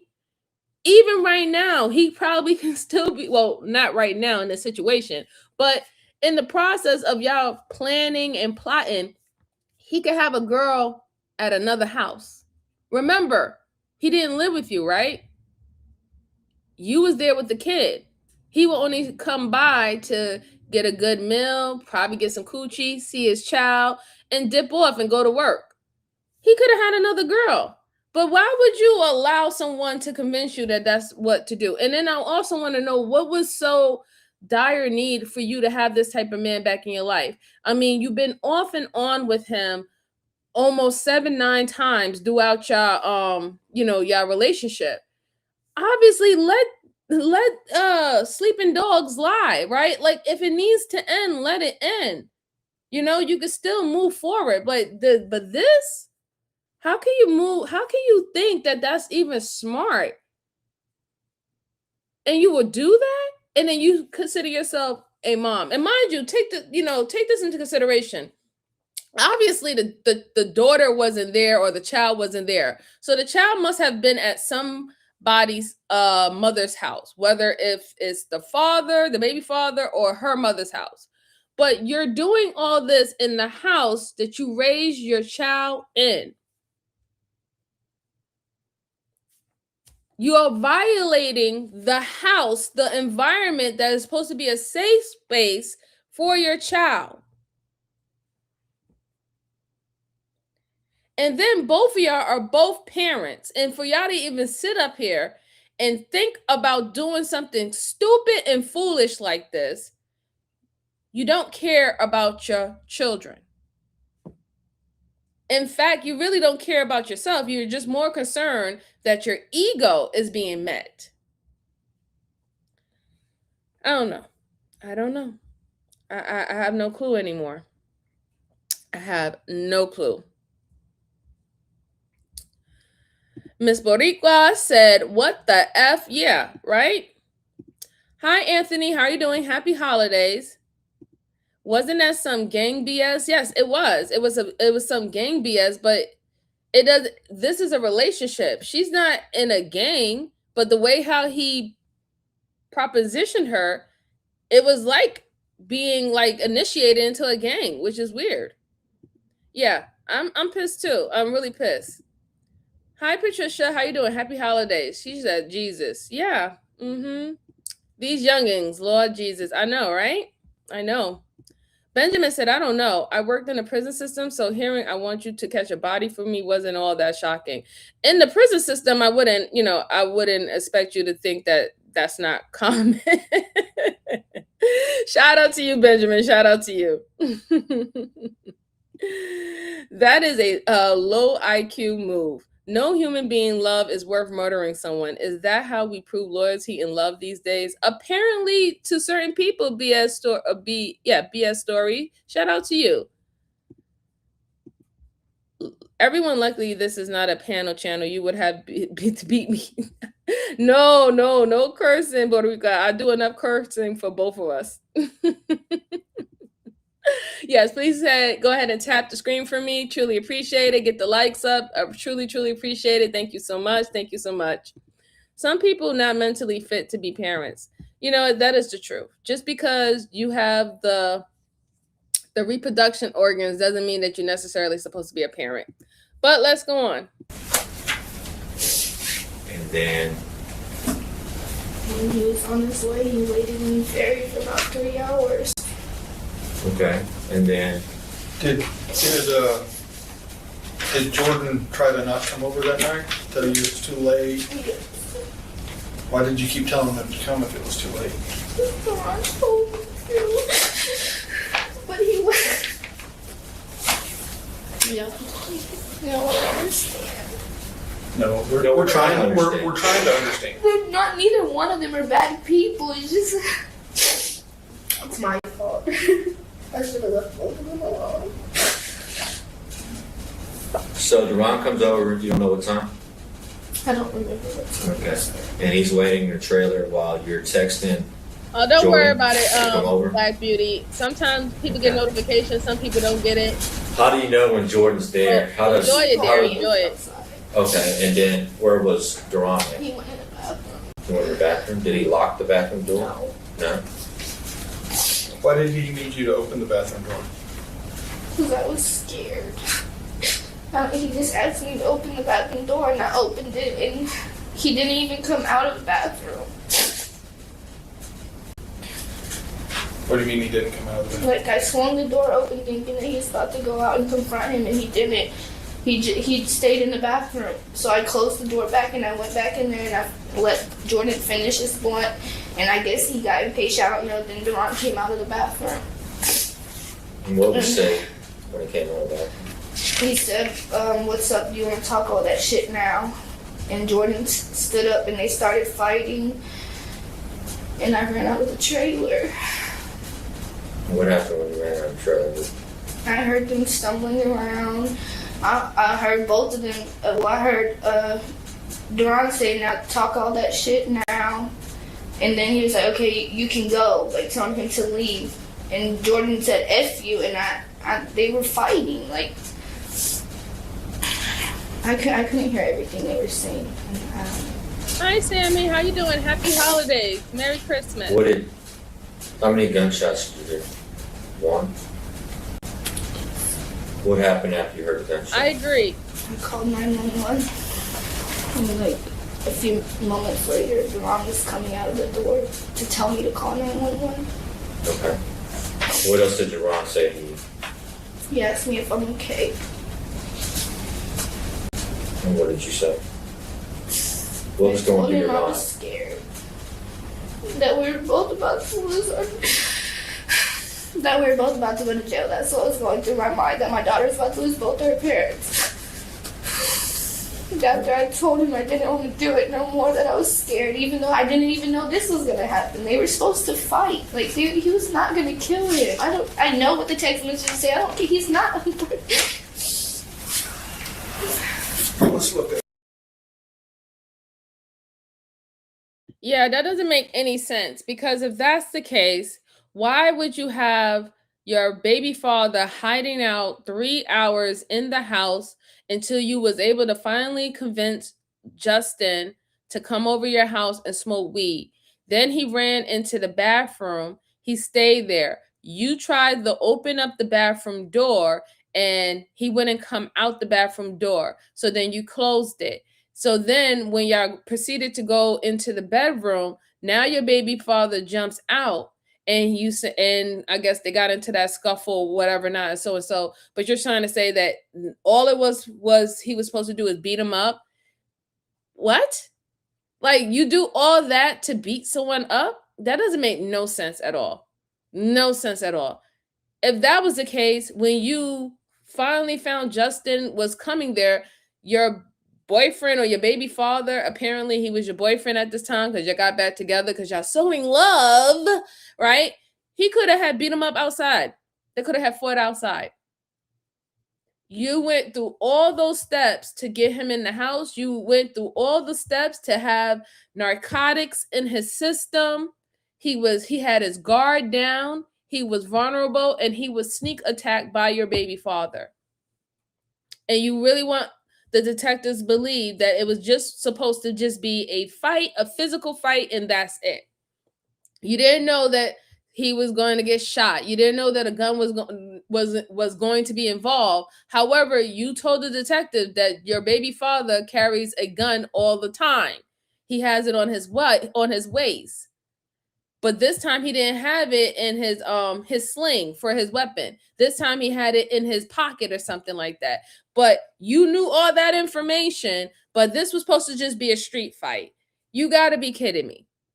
Now, remember what I told you guys about her purposely not trying to see the photos in the beginning when they try to show her the text messages that they got from her phone and stuff like that. I want y'all to pay attention. She did that strategically because if she said that she'd never seen those messages and she doesn't confirm that those are her messages, eventually when she gets a public defender, she will say, okay, we can probably get those messages thrown out because you never confirmed whether or not that those came from your phone or did it come from your baby father's phone. Now the detectives is trying to make sure that she looks at those photos, look at those text messages, and verify that those are the messages that came from her phone. They need that verification so it can be admitted into the court proceedings when it's time to go to trial. Let's see. Miss J said, girl, stop it. Donna said, baby father. The other guy who got murdered, and she was probably lying to that she was bullshitting that's the baby father. I think she probably told him that the other guy that she was not with her baby father anymore, and that's why he kept on coming to the house and everything. If you're not in the house, then you can't judge. Well, true, but there's enough evidence to know what exactly played out. Shout out to you, Tammy. You just don't murder a boy because he came to your house. Was all a setup, and she was probably trying to get back with her ex. That's what happened. She admitted that her and her baby father was sitting up there saying, "Hey, we're gonna be together. We're gonna be a family. But if we're gonna be together, this guy Justin has to get out the way." Yeah, I don't know. I don't know. Patricia said, "It's up, Jesus." ah, ah. How about we are reviewing the interrogation, Tammy, right? And there's evidence that's being presented. So I don't know what time you came in, but you could always rewind back and you can see exactly what we're talking about. All right, let's go on. I don't want to.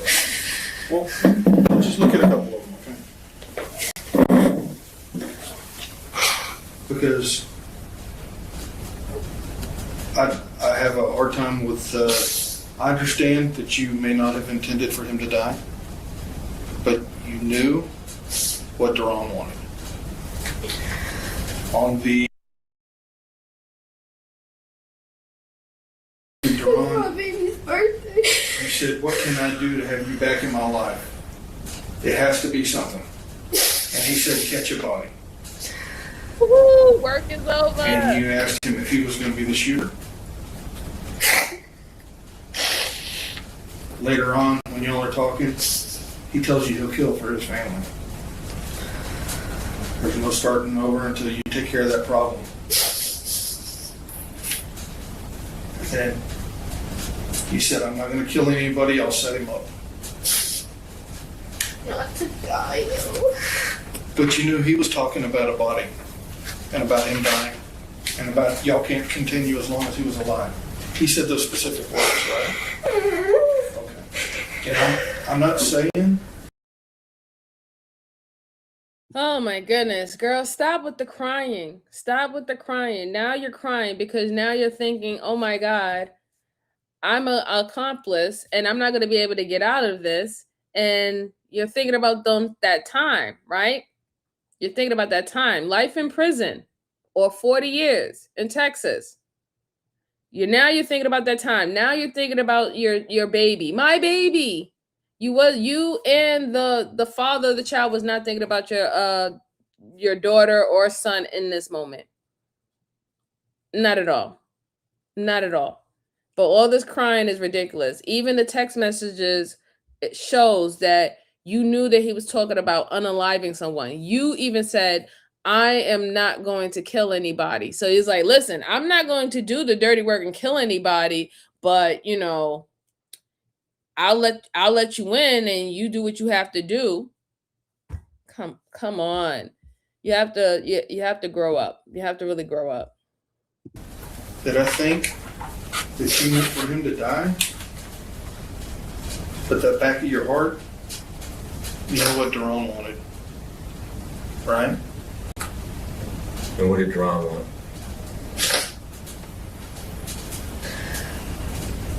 He wanted me to stop talking to Jordan, but he wanted him gone. Gone like how? He talks about you stabbing him. No, he told me on there, he said I didn't have to kill him if y'all read the messages for the stabbing part, but that's not me, I'm not. I understand. You tried to set him up on the night on your daughter's birthday. And he couldn't come over. He was doing stuff with his mama, you said? And then you said he wanted to chill with me, said his mama was tripping. Yeah, I remember that. Okay. And then you told him Friday. So this is really bad. In the text messages, she tried to set him up on his birthday. No, on her daughter's birthday. So that already shows a pattern and a history that this is not the first attempt that you try to set Justin up. This is only the successful attempt in setting up Justin and unaliving him. because you tried to set him up prior on your daughter's birthday. But you want to cry and you want to make it seem as if you're remorseful, as if you're so sorry that this happened this way, that you didn't really have no involvement in the unaliving of Justin, but you knew that they had issues with each other because you was dealing with each other in between the times when you're not with each other. And again, no concern about your daughter, especially if you were even thinking about doing something like that on your daughter's birthday. Are you crazy? What's wrong with you? What is wrong with you? Woo, girl. And that's the day that you set him up. And that's the day Boxley came over to your house. And all of this happened. It was on that Friday. Tragically, the 12th wasn't Angelique and Darren's first attempt at taking Jordan's life, despite Angelique's insistence that she didn't think he was going to get murdered. But when there are texts about knives, guns, and catching a body, well, she's not fooling anyone. But wait until you hear what she used to fool Jordan into coming over, because it's as cold and callous as can be. On that Friday, you texted Boxley and asked him to come over. Correct? I need you to answer me out loud. I'm sorry. It's on video and I'm kind of sitting in front of you. Okay. No, you're all right. I just want to make sure it's all clear. He asked if he can spend the night, and you told him yes. But you told me that night you specifically told him he couldn't. I know I'm going to get in trouble for that too. The thing is, and I'm sure you've always heard, when you tell the truth, there's a lot less trouble coming. Hello, Lash. How you doing? Happy holidays. Happy holidays. Especially something this week. I mean, you got to know. This is yes, it's this is about as premeditated, big Miss as it Faye. can get. 100% Right? premeditated.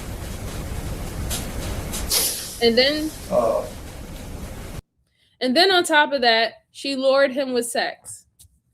So again, in the first interrogation, she tried to make it seem that this guy was getting a little too touchy with her, and he forced himself on her. She backtracked it and said he walked her to her bedroom because she was so quote unquote tired. And now we find out that she lured him with sex. This is why he came over with weed and whatever not, and was kissing on you because you told him that y'all was going to have fun time. And remember, he was just over there 2 weeks ago having fun time with you. So he just thought it was another time. But when he was busy, he said no. You try to get him to come over during your daughter's birthday. He couldn't come at that time. Remember, if you listen to the background of Justin, he was a college student. He just graduated with a bachelor's degree in finance. He was all about his family, all about supporting his family, doing whatever he needs to do for his mom, dad, uncle, you name it, right? So he lived a very busy, productive life as a young 24-year-old man. So at that time, he couldn't come, but she lured him over with sex. That's a big, big issue. It's a big issue because you're not guilty. You're not innocent. That's what I mean. You're totally guilty, but you're not innocent whatsoever. You knew what to do to actually get him over there. But mind you, your whole setup from the beginning is, I didn't want this. I almost was a victim of sexual assault from my ex-boyfriend, and my baby father came in while we was in the act and he saved the day. Not to know now that you begged this boy to come over there, that you said that you was going to give him some nookie. You had your baby father hiding in the bathroom for hours. He ambushed him once y'all got into the room, and then you closed the door, let them scrap, ran out the trailer, and then he shot him. Terrible. Pure terrible. This is really terrible. Yes, can we get the likes up, please? Please, please, please. I truly appreciate it. It's 175 in the chat, and I would love to see the likes go up to 175. If you can do that for me, greatly appreciate it. Thank you so much. King Cosme says, sounds premeditated to me. Sounds all the way premeditated to me. Hi, Skinny. How you doing? Happy holidays. Merry Christmas to you, sir. Merry Christmas. Merry Christmas. Yes, first degree. Yes, exactly, Turkey. All day. Yes. Yes, it is. Let's go on. So, a couple times he tells you, he said he was thinking about it right now because he had to work at 7 o'clock the next morning. And you told him to come on. Told him later, if you're going to bed now, I can let me know so I can go home. He said, no, I'm up. Later he says, are you going to stay up? Because he said it's 3 more hours. I can come another day. I'm down to wait. You told him, come on. I'm good. I'm up chilling. He told me that he entered with a key, but we know he was waiting inside, right? You told me that Deron didn't know you were coming home that day because you were supposed to be in Liberty, which is true. You were supposed to be in Liberty, but on the 11th, on that Friday, I came home. you texted Deron, told him you were on your way home, so he knew you were back. Yes, sir.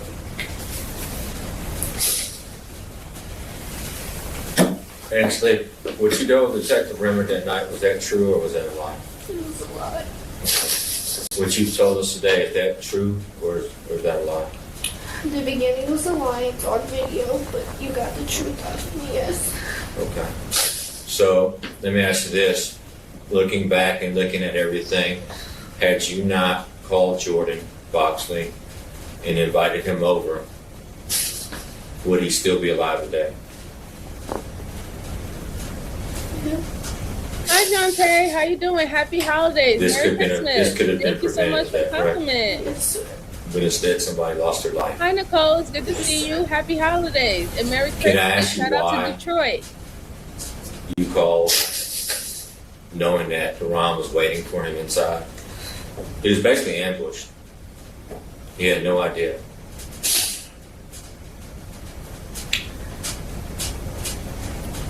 Yes, me too, so I did. You love Deron? This is a person's life, though. I didn't know he was gonna kill him, I swear. I know he talked about, but he's not about what he talks about ever. This time he was. Would you agree people do crazy things for love?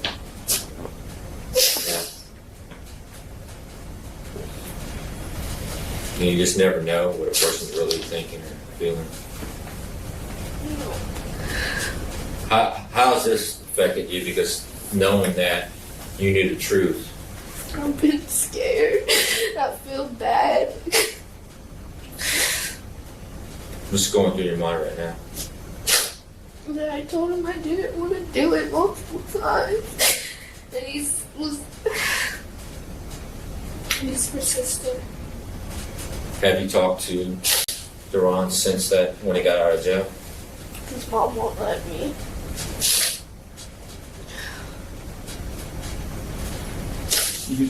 You understand, and I understand what you're saying. I do. But there's a point Yep, she's all bawling when you tears have to now. say, this is a really bad idea, I shouldn't do this. But all of the messages that we've got all point to you being 100% in agreement with him. There's nothing in there, and trust me, I looked. I read through all those thousands of messages looking for anything from you that might show that you were under duress, that he was forcing you. I didn't find that. I wanted to find that, but I didn't find that. You understand also that Duran got on a $150,000 bond. Oh my goodness. I'm His so mom sorry and that daddy got happened him to you, dear. an My expensive lawyer condolences. I'm so sorry that He tried to happened to beat you. this. Don't adjust your speakers, you heard that right. Darren was held on a single charge of murder, but was released after his family posted a $150,000 bond. Part of the reason why he got off so easily was because, well, obviously, his family isn't struggling in the financial department. But also, because while Angelique's interrogations totaled close to an hour, his lasted under 2 minutes. And we are here at the Crystal Beach substation, Crystal Beach, Texas, on Galveston County case number 21-00002515. It's an incident that happened over here in Crystal Beach this morning. Duran, like I told you. So hold on. Wait a minute. So your baby father's family, obviously they have some form of money, some form of wealth. But your baby father is a bum, right? He's a bum. You are dealing with another guy who has a bright future, wants something for himself, way more than what your baby father, has going for himself.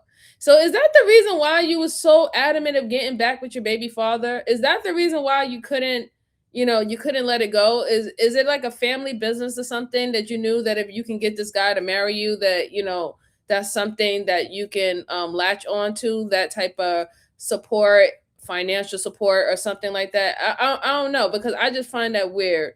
And it's messed up that in this case, I wish the bond would have been higher. Now, we have heard about extreme amounts of bonds in certain situations, but in this situation, the bond should have definitely be higher. What the hell is $125,000? That should have been up to at least $500,000. They needed to be able to pay a whole house to get him out, on bond. That's just too crazy to me, because it's not like this is something that this is not a case where you don't know who the murderer is and it's all about speculations and assumption until you actually get evidence. This is not this case. It's clear as day that he was the shooter. It's clear as day that he set this person up. It's clear as day that he had an accomplice, which was his baby mama. With all those three strong elements a part of this case, that bond should have been higher. I'm sorry. I don't care how anybody feel about that. That bond should have literally been like $500K, at least, if anything, 275 something, but not no 125. And then it's unfortunate that his family had the money to put that up. Now you have a murder worker walking around on the streets. Someone who actually planned the murder. It's crazy. It's really crazy. Turkey said, them tears are for herself 100%, not for the guy she had killed. I agree. That, I feel so bad for Leslie. Sorry about that. My condolences. That 1,000-yard stare. Yeah. Bail was at 15. No, it was 125,000. This guy right here, this bum, his parents has money. Crazy. Wait, I'm confused. I thought the baby dad who killed the guy had a family with money, and that's how he posted bail so quick. Yes, you're correct, Turkey. Yes, you're correct. His family has money. He's a bum. Yeah, he's a bum. Let's go on. The family has money. He's a bum. You are here as a suspect. So I have to go over the advisement of rights form with you before me and you talk. And then if you want to give me a statement and tell me what happened, I'd love to hear your side of the story. Tell me what happened in there. Okay? All right. So the first line is... Do I have to sign this? Yeah. No, I did definitely want to avoid if I have to Okay. sign something right now. Yeah, we're not signing anything right now. Everything has to be signed legally, every legal do. Before I sign this. Okay. I don't even know what this is. All Sorry, I didn't have to sign something before I even talked to you. I didn't know that. Yeah, it's just saying that we read you your rights. I hadn't read your rights. That's what we do when we go through the form. No. And after I read you your rights, then you have to sign the form if you want to talk to me. I don't want to sign anything right now. Okay. I thought we were just All right. talking. I didn't want to sign We will end the interview. Time is 6:34. which is precisely why detectives are eager to pit her against the ex-boyfriend who she was willing to kill for. I know that your family can't afford that bond, and they can't afford that lawyer. Yes, that's blood on his shirt. I want to give you the chance to take care of yourself. So, he's a bum, but he's not a dumb bum. He's not that dumb. He knew not to sign nothing, right? And he said that he was going to get a lawyer, and that's something that he probably know or learned from his parents, and that's why they knew how to, get him out, and he'll have a best bet to talk to a lawyer out of the jail cell than just getting some public defender in that case. And another thing too, he knows that she doesn't have the same type of access to wealth support as he does. You can already tell that she was in a struggling situation and he wasn't.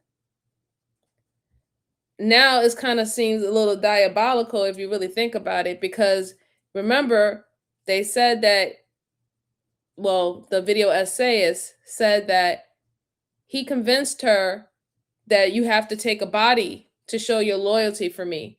Now that kind of sounds diabolical when you think about it, that he knows that he has that type of support, that type of connection, even that type of wealth to, just in case if he was to get in type of trouble in this type of situation. And then for him to pretty much tell her, if you want to get back with me, you have to do this, knowing that she doesn't have that same type of support. Yeah. Brucey said, all he's signing is saying he understands his right. Yeah, but he's not even going to try to do that either. He's not going to do that either. He's not, he doesn't want to speak. He doesn't want to speak to them. He ended the discussion. That's why it ended within 2 minutes, and he's smart and he's wise for doing that. At the end of the day, he is. Turkey said, you knew he was going to ask for a lawyer by his 6-minute interrogation. Yes. But like I said, that's kind of diabolical, because it seemed like he has an understanding a little bit more than she does. She's a little naive. Or she really just wanted to be with this guy. She really wanted to be with this guy, and whatever would make this guy happy, she was willing to do. You can't worry about taking care of him. You got to worry about taking care of yourself and that baby. That's exactly right. That baby needs to be your prime focus, and to take care of her, you've got to minimize as best you can the amount of time that you have to do, so that you can come back and help her grow up, watch her grow up, and help her grow into a young lady. Were you inside the trailer when So just for the slow people in the back, but I don't think I have any slow people on my channel. Y'all are great. What the detective says, you need to squeal, okay? You need to start ratting, all right? You need to start thinking about yourself, rat on this dude, and try to minimize your involvement as much as possible. So you're going to do some time, but you don't have to do life in prison or 40 years.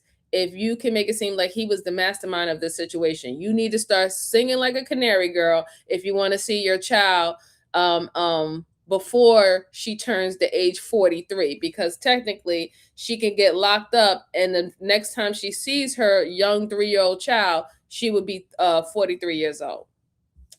Let's go on. Wrong shot, Jordan? No, sir. I think I would be way more traumatized than I am if I was inside. Did you ever go back inside after the shooting? I walked around the trailer and I looked in the door and I seen his body laying on the ground, so I didn't go inside. Do you remember when they put the bags on your hands? The bags? Oh, to see if I had gun residue? I told the lady that I had Duran's phone in my hand, so there probably was gun residue on my hand. And she said they were expecting it to be on my hands. I took his phone. The cops got his phone from me. I was on the phone with his mom after he called her. Okay. So that's how it got on my hands, if you're curious. Again, is everything you tell us true and correct? Yes, sir. Is that the absolute truth this time? Yes, sir. Like Lieutenant Miller said, this is your one and only. This is your last chance give us everything. And that's what we're trying to get from you as a complete story. If there is anything that we need to know, or we haven't asked you about that's important, now's the time to tell us, because later, it's all a moot point. Now's the time to come forward and give us everything. That is what I hid, that he was inside of the trailer when it happened. And that you called Jordan to come over. And basically, you set him up to come over. Okay.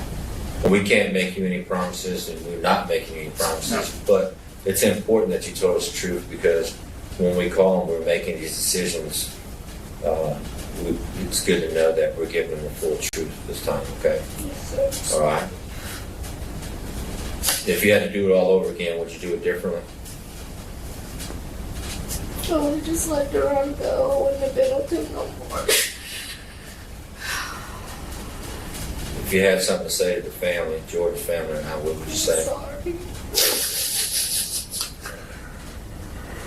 I really am sorry.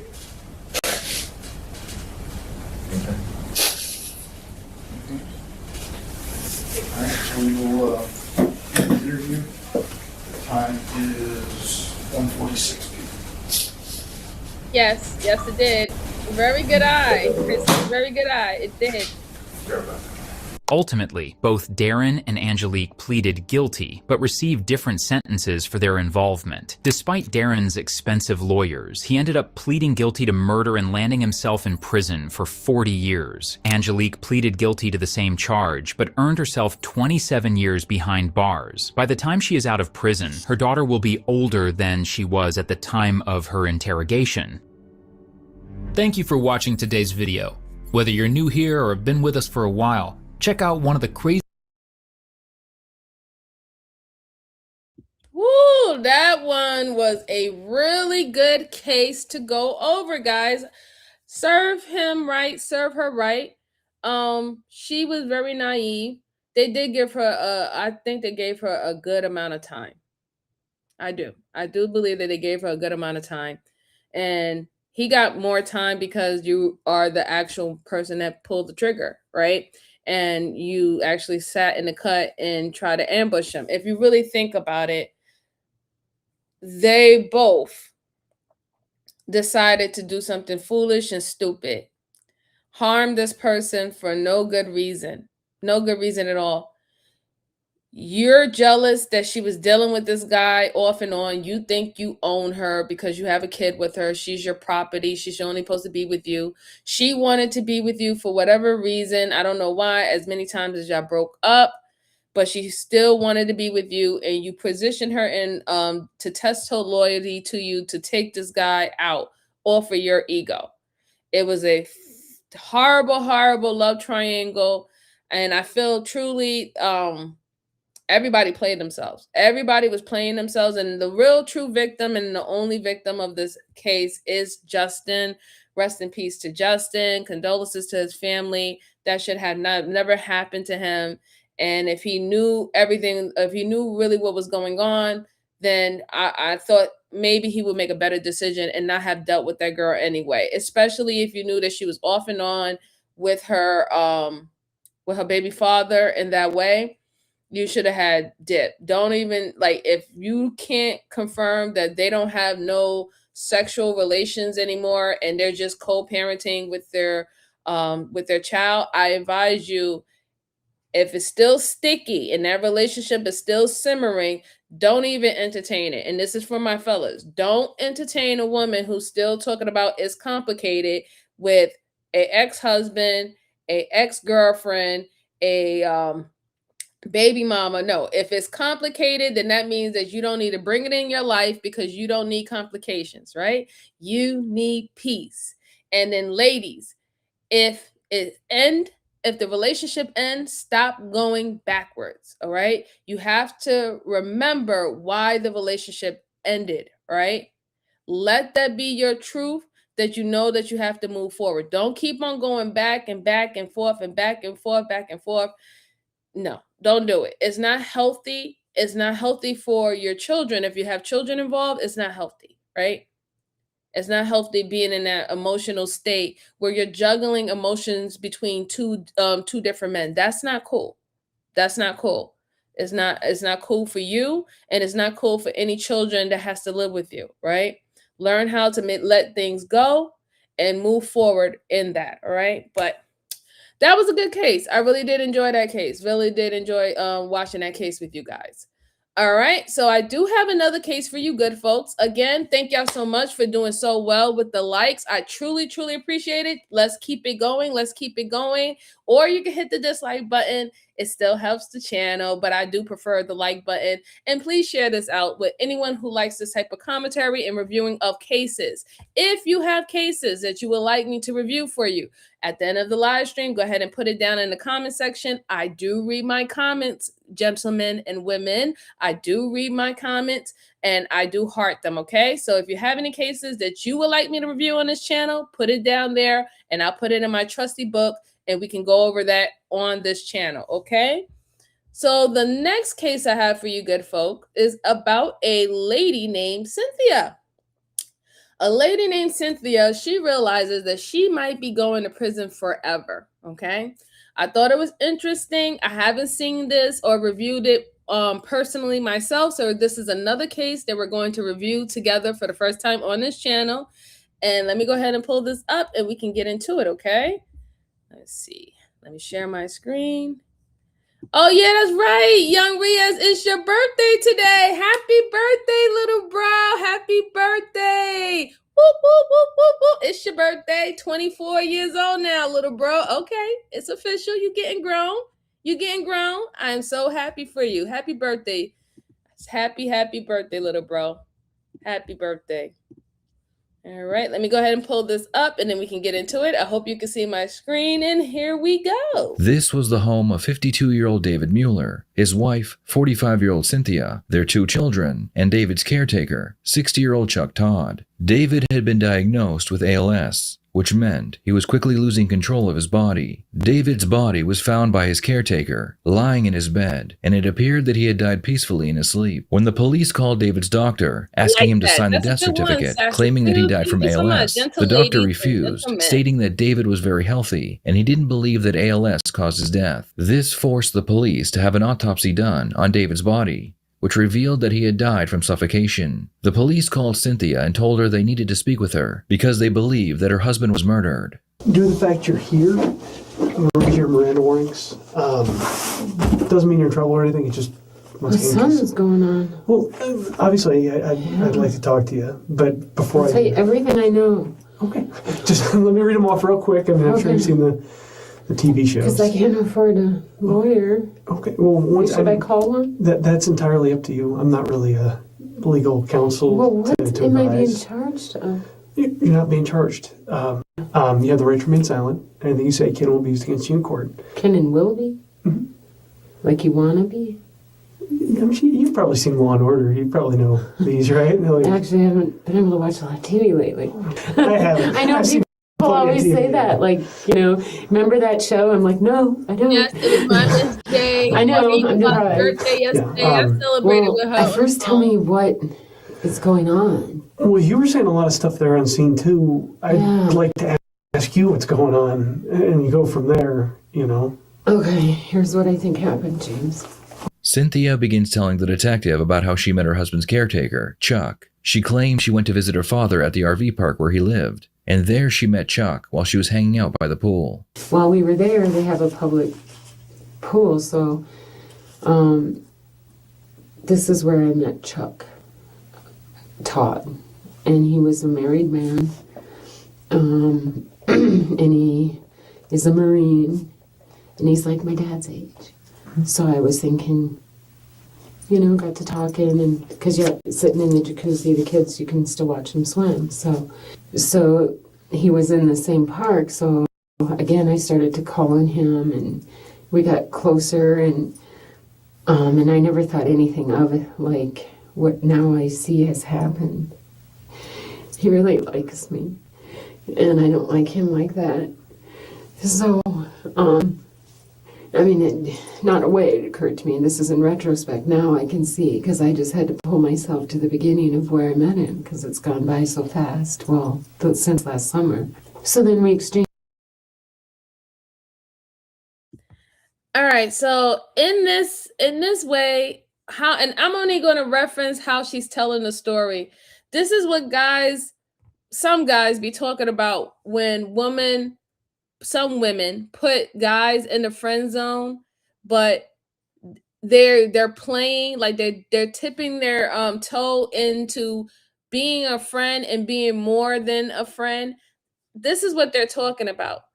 You know, this guy is at the same age as your dad. You just started getting close with him. You started having conversations with him, connecting with him in a more intimate way. But now in hindsight, you're trying to telling to the detectives that you didn't really look at him and view him in that way, but you knew he wanted something more. I don't know all about that. I don't know all about that now. Like, come on now. But let's see what else happens with this interrogation. Changed phone numbers, and I said, you really got to meet my dad. You're gonna love my dad. He's a Marine too, and he's a great guy, and I think you guys would hit it off really well. So my dad came once, or I exchanged phone numbers, and they got to know each other. And my dad started hiring me. So I just thought it'd be good for Chuck, and so they became friends, and then. Cynthia claims that in retrospect, she could tell that Chuck was attracted to her, but she didn't feel the same way. She left the RV park, and when she arrived home, David was gone. He had gone to live in an assisted living center of his own free will. Cynthia explains that it was because he hated having his wife change his adult diapers, but the police would find out later that it was because he was in fear for his life. Cynthia explains that she and her daughter went to find David to try to get him to come back home. And he was by the nurse's station. I want to say shout out and welcome to Hunter with the New Year's Eve 2026 for 260 jewels.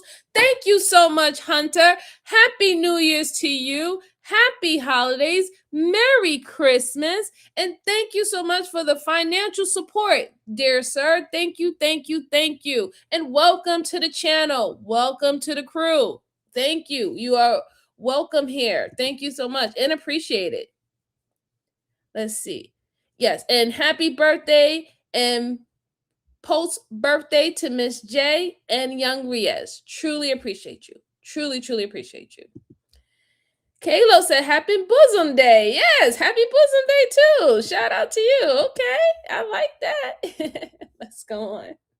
So I just said, go. She wouldn't go. She wouldn't go. And I was like, David, why are you here? Why are you in your room? And go to the car. I mean, 3 times. Go to the car. She wouldn't go. So I had to grab her by the arm and walk her out. And then he said, and then I grabbed his phone because my dad wanted to talk to him on my phone.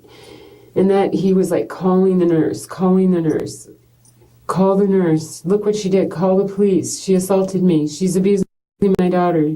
She's being mean, and so all this stuff. And so I got scared and went to his bedroom, and he wouldn't come. And I kept going out the hall like, come on, David, we really need to talk while you're not coming home. And I knew, because he didn't want me to do that, because they had put him in one as soon as he got there, saying it's time to man up. Now, David, this is what we do when we, it's a man thing. Right. And he is a man of all men, So. Yeah, I don't think so. Most men, when they marry, they know that their wife is supposed to be their caretaker, right? Or they assume their wife who loves them is going to be their caretaker. I have never heard of a man saying, I want to die not in my house, because I don't want my wife or my loved ones to see that I don't have my wits about me like how I used to anymore. I'm slowing up. I have never seen that whatsoever. Never. The way how she's talking about husband. The way that she's talking how her husband up and left and went to a nursing home. She's talking like how sometimes dogs don't want to see their owners see them die, so they'll go wander off somewhere and just like kind of like die alone, just just go quietly into the night. That's that I don't understand that. I don't think so. It's not really believable to me. It might be believable to some folks because not everybody's is the same, right? And men are different. There are probably some men who do feel like that, right? They always took the stoic approach in their marriage and their relationships, and they don't want to see their loved ones that look at them as the rock, seeing them that they're starting to get weak. So I would kind of give that the benefit of the doubt, but I'm not really buying it because she was already having an intimate relationship with a guy that was almost a similar age as her father, knowing damn well that you're married, right? And that you have a husband who's in need. Like someone has to change him. He has bowel movements that he can't control. And you was doing this for a while. This is not the first time that he had to wear a diaper because his bowel movements, obviously. So when he went into the nursing home, and if your loved ones have ever been in a nursing home, guys, or a what they call it, living assistant, it's just for senior citizens who need help with certain little things, but they still have their mechanical reasoning, their cognitive thought. They can still do things. They can still drive. They can still cook a little something on the table, but they just need to be monitored for their medication, their blood pressure, things of that sort, right? That's what assisted living is. He wouldn't have just went into a nursing home just because, he didn't want you to change his diapers. Like that's just ridiculous. I don't buy it. I don't buy it at all. And Donna, you're right. Why didn't she just hire a nurse? Exactly. Because even in that, you could have hired a home assistant, right? And you wouldn't even have to have a full-time home assistant. You only need to have a home assistant that only works like 4 hours, right? 4 hours or 6 hours part-time. And they just need little help around the house when you're at work. And that's it, right? That's too easy. Do you know how much those nursing homes and nursing facilities cost, especially assisted living? Okay, like assisted living can cost someone their whole entire pension. All right, they want it all. Okay, even if your pension is way more than what is the cost of that nursing home or that assisted living facility, they want the whole thing. They want it all just being collected to them, nothing going anywhere else. They want the whole entire pension or whatever. So I don't understand. It just doesn't really make any sense to me. But you don't know. Let's go on. Well, let's see. Big Story said, I feel for the victim and his family. I hate to say this, but maybe someone else raising a baby might be a good thing. Oh, you're still in the old one. Okay, I understand. No problem, Big Story. I understand that. But yeah, we'll see what else this lady has to say while she's talking to the detective. But I find it quite concerning that the husband decided that he needed to get away from her because he was starting to fear for his life. So I'm starting to wonder what was their marriage dynamics in that household once he got sick. Donna says, my daughter is a big boss with nursing homes, and no mother and father and grandmother wants to be put in a nursing home for what the child does is they tell him, some bull, we're going to go for a walk. Yeah. So he wouldn't come home, so I grabbed his laptop and I stole it. I stole it. Because I wanted to see why he's staying there and who he's talking to. Why would he do that? Not come home and tell me, like, lie to me about the whole thing. I mean, and then, so I just went home and he never came home and they transferred him to Las Ventas for another month or two, and then he went to Granite Gate and we would visit. And so I was having very little time with David to know, and he missed us and we missed him. So of course we want him home just the same, no matter what. And he had already cashed out the life insurance policy to pay for this level of care too. So David had a $400,000 life insurance policy, and he was able to draw from it due to his illness. He had withdrawn $200,000 from it and put it into a separate account that Cynthia did not have access to, with the goal of using it for his health care. We're all good with that. Everything was fine, and he was going to move home. So, but the good part and the different part was we're going to get help. So eventually he came home. Hi, and Dola. when How you school doing? started Happy this holidays. Merry Christmas to you. And that was good because then the kids were in school to kind of help get back in the routine when he came home. And I tried to give a new attitude, like, I'm the new sheriff in town. You can't do XYZ anymore because we never had TV, phone, or computers ever at the same time because he's an engineer and he messes with everything. Nothing works anymore because he thinks he's doing it as a favor, but he's not. David started having, what do you call them? They said dementia or delirium. Like delusions? Delusions and stuff, yeah. And so we had a lot of, keep him busy. He's an engineer. You have to keep him busy. So we'd give him projects. And I thought, okay, well, and that's kind of mean, but that's what you do to keep him busy or he'll drive you nuts. Mm-hmm. So the last project was constructive because he was going to build a loft bed for me to create more room in the bedroom because I was on a single next to him and we needed more room to work 2 people for Perry Carey's a big guy. Mm-hmm. So this is kind of concerning to me, guys. So she said that her husband needed to go to a nursing home because he didn't want her to be changing his diapers. He was embarrassed. But yet now she's saying that he's an engineer and that y'all would give him, you and your children would give him projects to do to build lofts. So, like, again, her story kind of is not making any sense because normally people who go into nursing facilities and stuff like that, they're not out there building spaceships. Okay, like their body is not equipped to be building and breaking things and doing all that manual labor. Their bodies are not like that, right? That's why he needs the assistance. That's why going to the nursing home. But now you're sitting up here saying that y'all was giving him projects. He's an engineer. He wanted to build this. He wanted to build a loft bed for you and all the stuff like that. That's weird. And then on top of that, before you even made that statement, you said that you had to tell your children to get rid of the phones and the phones, the tablets and stuff like that because since he's an engineer, he likes to mess with things. And you said nothing in the house worked, the TV don't work, and nothing worked because he started messing with things and reprogramming things.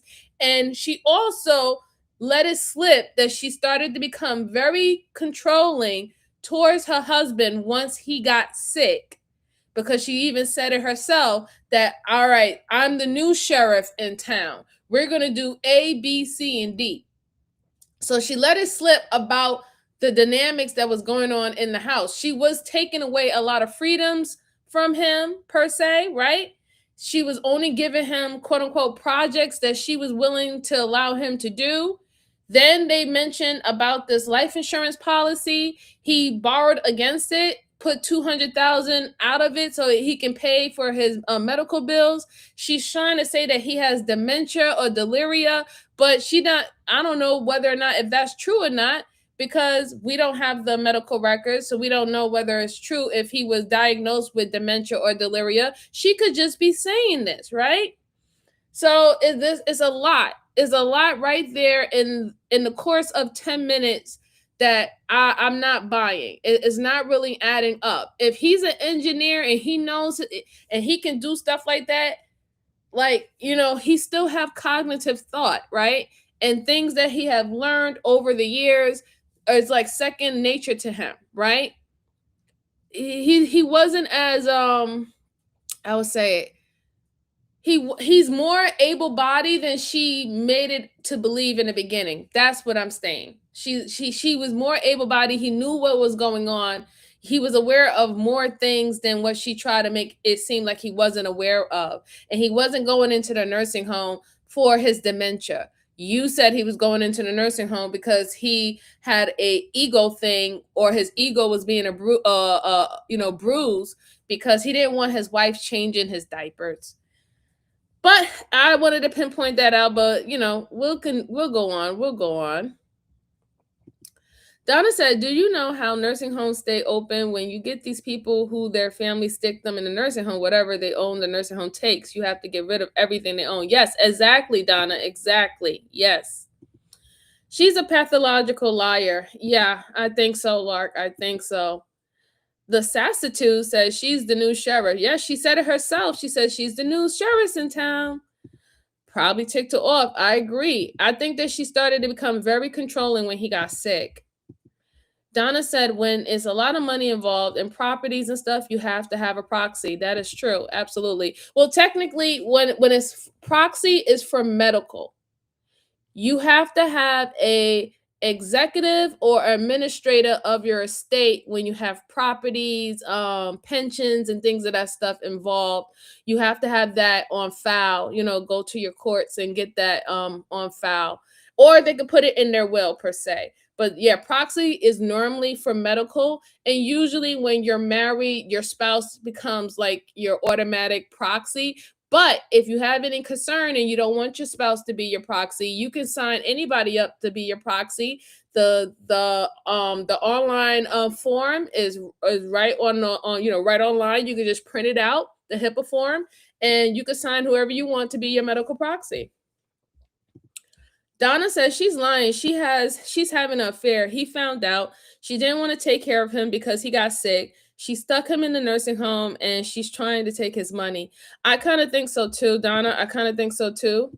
And if he had dementia and she's not the proxy, they are not supposed to listen to her. Yeah, yeah, absolutely. Brucey said power of attorney. That too, Bruce. Let's go on. And so I thought that would help. And then running into stuff too, he started losing his motor control. So it helped with more room to turn the chair. You need a big swing for his legs. So we thought a loft bed. That's it. So we got him in the garage and miss him so much already. And I wasn't able to grieve because this Chuck was there all the time. So I thought, even though he's antisocial, he doesn't like anyone to be unannounced or come.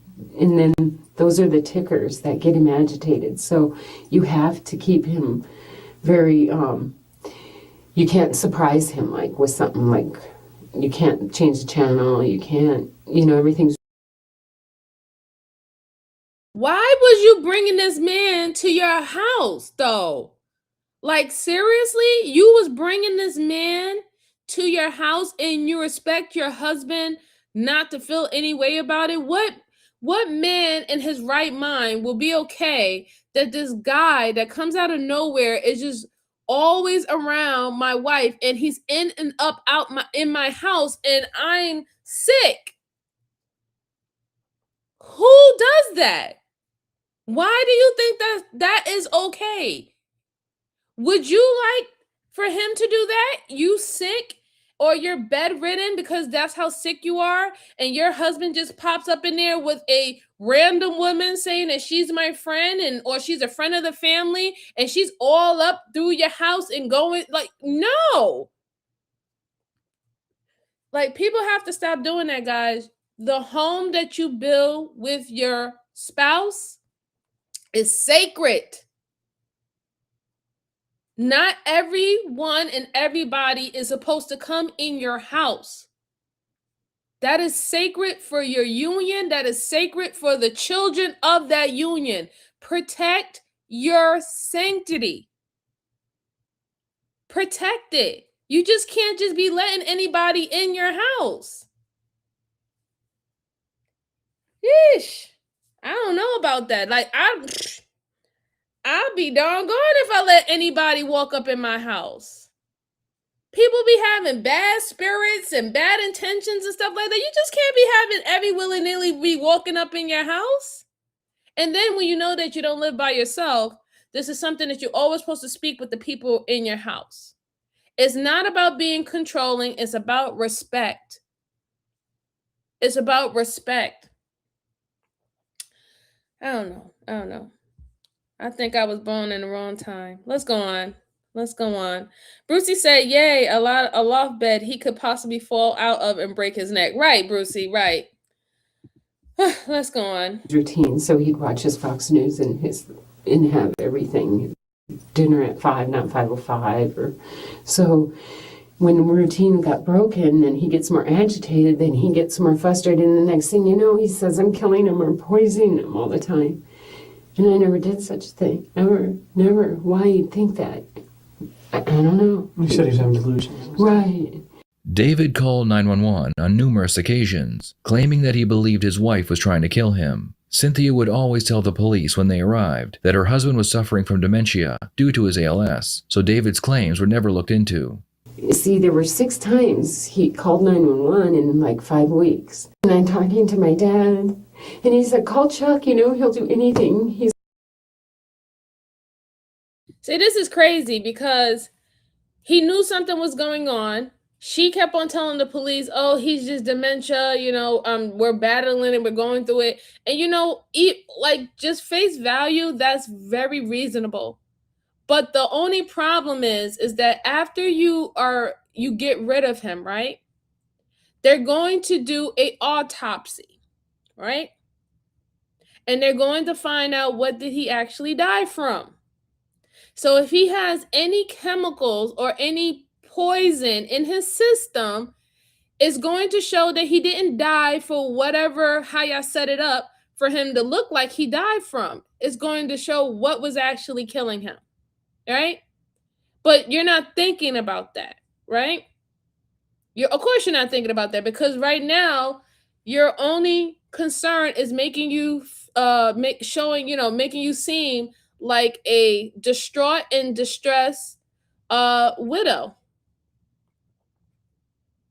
That's your only concern. You're also trying to make it seem like you was very loving and caring, and you cared about his needs and his wants all the way up until the end, and that this has been a very frustrating part of your life that you and your husband probably never expected to happen, but it is here now. That's what you're giving off. But a lot of things is not adding up. A lot of things is not adding up at all. And I don't see any tears either, Brucey. I don't see one tear or anything. Let's see. Brucey said, I bet they test this tissue is full of arsenic or antifreeze. Possibly. Because if he's saying that, she's poisoning him, then I would think that it would be something that she could have been mixing into his food or something. Maybe that's the reason why he was even getting sick, right? Because now you have to think about it like that. How long has this process been happening? Have it just been happening before Chuck got involved, or did it start happening when Chuck, the Marine, who's almost the same age as your father, start coming into the picture? When did this all play out? And those things can tell too, because the amount of quantity of any poison that's in your system, they can tell how long that happened. They can tell by how your organs deteriorated. They can tell how long this process been happening. You're not as smart as I think you are, so I just advise people to stop doing crimes and stuff like this. This is ridiculous. Just stop it already. We are better equipped to find out what's really been going on than ever before. This is the wrong time to be doing crimes. Back in the 1960s, 40s, 50s, a lot of people got away with a lot of stuff. Now it's completely different. There is some truth to what he's saying. He isn't making it up. No, right, he's not. And then what I would have done, I would have, if I was him, I would have found a way to go, to my doctor and have them do a blood test on me. But say, hey, you know what? I think I might be catching new allergies. You know how sometimes us adults catch new allergies that we never had before as a child. We get it when we get older. Yeah, I want you to do a stripe test on me, see if I have new allergies, or do a blood test, a culture, something like that. I would have went and got that done at my doctor's, and they would have told him right then and there, hey, listen, we found something in your system, and I don't think that should have been there. And it's definitely not a side effect to any medications that we're giving you. It would have been caught sooner.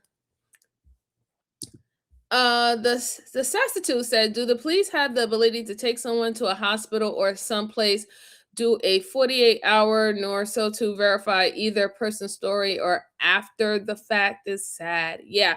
Here's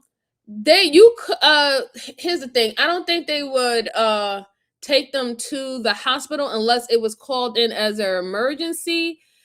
He was calling in as in like it was an emergency, but it's more about like filing a police report. Now, if he would have called it as, let's say, for example, someone calls and they're saying, hey, my son fell, my mom broke her hip, or someone is really sick, then normally the police department will come with the EMS or the EMT, and then they will get checked out right then and there. The way how the police came, the way how she's explaining it in this interrogation, it was a house check, a house checkup. That it wasn't that it was a situation that occurred that might need emergency. It was a house checkup. They was like, hey, someone called, said that, something's going on. We're just trying to check what's going on. We're answering the call. That's what happened. That's what it looks like. Let's go on. It's like your bro, he's family now. Call Chuck. And I didn't want to because I know he did express some feelings for me and it did make me uncomfortable. So I really hesitated to call him because I didn't want to lead him on. Oh, wait till my husband dies like thing, it'd be just you and me, old man. How crazy. I mean, I watched Sons of Anarchy. I haven't seen that yet, but I've heard it's very, very good. Well, I'm so far behind. I mean, who knows? By the time I watch it, it's already the end of the season and I miss it and it's so frustrating. But anyway, so he was the last person on earth I honestly wanted to call because I didn't want to lead him on after he was frank with his, his wife just divorced him and I just felt like this isn't a good situation anymore. He's not a married man and all that. So that I did.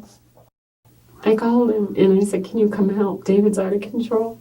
Cynthia claimed she was at her wit's end when she decided to ask Chuck to come help her with David. In exchange, she would give him a free room in their home. Chuck's only job was to care for David at night, so Cynthia could sleep. So Chuck came like just those last couple days, I guess. What? What? Did I just hear that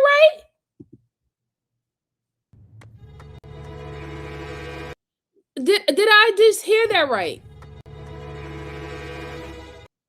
You mean to tell me that out of every person that you could have called, you could have called your in-laws, you could have called your family, you could have called anyone within your family to help you with him. You called the guy that you just recently met and recently been talking to, knowing that he has feelings from you, knowing that he just recently got divorced. You call him to come help with your husband, and then you offered room and board for him to take care of your husband, knowing that he really wants to. Child, do you know what this sounds like to me? I don't know if everyone know the story, but what happened with B. Smith. This sounds exactly like what happened with B. Smith. When B. Smith caught cancer, her husband started a relationship with her caretaker. The caretaker was acting like B. Smith's friend the whole entire time. And while she's sitting there dying from cancer, they were shacking up under her house, using her money. And then when she died, he ends up marrying the caretaker that was taking care of his wife. This kind of seems like the same thing. Y'all let me know in the chat. Put a 1 in the chat. Does this seem type similar to what happened to B. Smith? Like, this is crazy. Wow. Wow. Yeah, you heard the same thing. I heard he was with the guy. Man. People detectives watch those criminal shows. Don't let them fool you. I can tell you right now, definitely she is innocent. No, Daryl, I don't think so. Let's see. Well, the police are going to look into that and see if there's a fair. Yes, they're going to have to. I never do such a thing. Look at her. She has a face of an angel. Daryl, stop it. Thank you, Brucey. Thank you, Miss J. Yes, it really does seem quite similar to what happened to B. Smith. I swear if she's guilty, I'm a fat, lazy loser.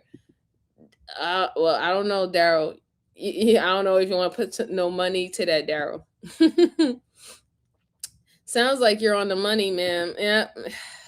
Yeah, it does. And you remember that story, Sassitude? Yeah. Mm-hmm. All right, let's go on. Yeah, it's giving me that vibes now. This is when all of a sudden it's like a dial. He was more quiet at night when he did night shift. I didn't hear the banging anymore. Or I just slept so hard finally because I could sleep for more than 3-4 hours at a time. And when I went into the bedroom, I saw him that morning, and he looked really peaceful. You don't know people unless they want to show you who they are, Donna. I didn't know completely agree with that. So I didn't want to wake him because he's sleeping. This is something new. He doesn't sleep for very long, and then he'll yell again. We're trying to kill him, he'd say things, but he's been saying that for months. Yeah. So you couldn't take it personal. You just had to say, I'm the caregiver, and he's my husband. He's not the same person, and the kids, we all learned that. That's not dad right now. That's a kind of crazy cuckoo dad. And I don't know what happened then. If someone really did kill him, it wasn't me, and I didn't do it. Then why would they have done that? He's a dying man anyway. Why would they have done that? I wanted to know he died in peace. And the lady must have come in and said he was fine and left. And then the next day he died. So can you believe that? No one thought he was ready to die but me. I mean, or who, they don't know what the truth. We get him cleaned up and he looks so good. And it's a good compliment to a caregiver because he didn't have bed sores, nothing for 2 years in the chair. That means we did our rotations. Yeah, we did the best care we could. I had to get him out of there. I didn't think this before now, though. It was Chuck. And Chuck said he would stay and help me paint it and all these ideas. And I didn't want him around anymore. I didn't know what else to do with him. I had to let the caregiver go. What happened with Chuck is, I couldn't get any time, and he just started controlling everything, and it was nice, but then I didn't have time to grieve yet. I wanted to just be alone with my family and grieve. Well, I told him, I said, look, I need this space. I need to know this. I can do this. And it's important we become our family now and that they know it. And so he was offended. And he said, you're kicking me out after all I've done for you. And I don't understand that. And I'm like, whatever. I don't know what to say, Chuck. So you used him. Like plenty of people in the chat said, especially the ones who've seen this case before. You used that guy. You got that guy to come in and act like a caretaker. You got that guy to give him whatever diet that you wanted to give him. Obviously, it was poisonous. Even when the other caretaker came in and they started to see that there was something wrong with him, the next following day, he's gone. How are you saying now, Miss, oh, I just needed some time and I had gotten a caretaker and everybody worked for him. If somebody did hurt him or if somebody did poison him, why would they want to do that to him? Like, but ma'am, you are in control of whoever comes into your home. Remember, you're the new sheriff in town. Everything has to go your way. A, B, C, D. This is what you said verbatim. There's no imaginary person that will be able to come in and do whatever they did to your husband without you knowing it because you let them in. You the one who took a complete stranger off the street and made him a caretaker and gave him room and board in your house.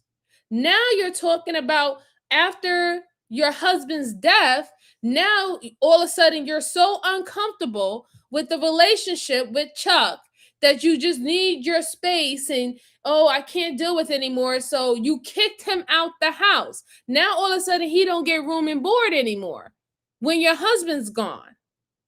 And he's like, all that I done for you and you're doing this for me and you're giving up this fake crying.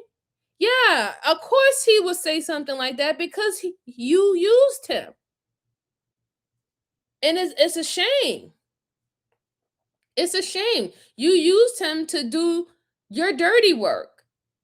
And you thought that you came off clean because it wasn't you that was feeding him, right? It wasn't you that was changing his diapers anymore, right?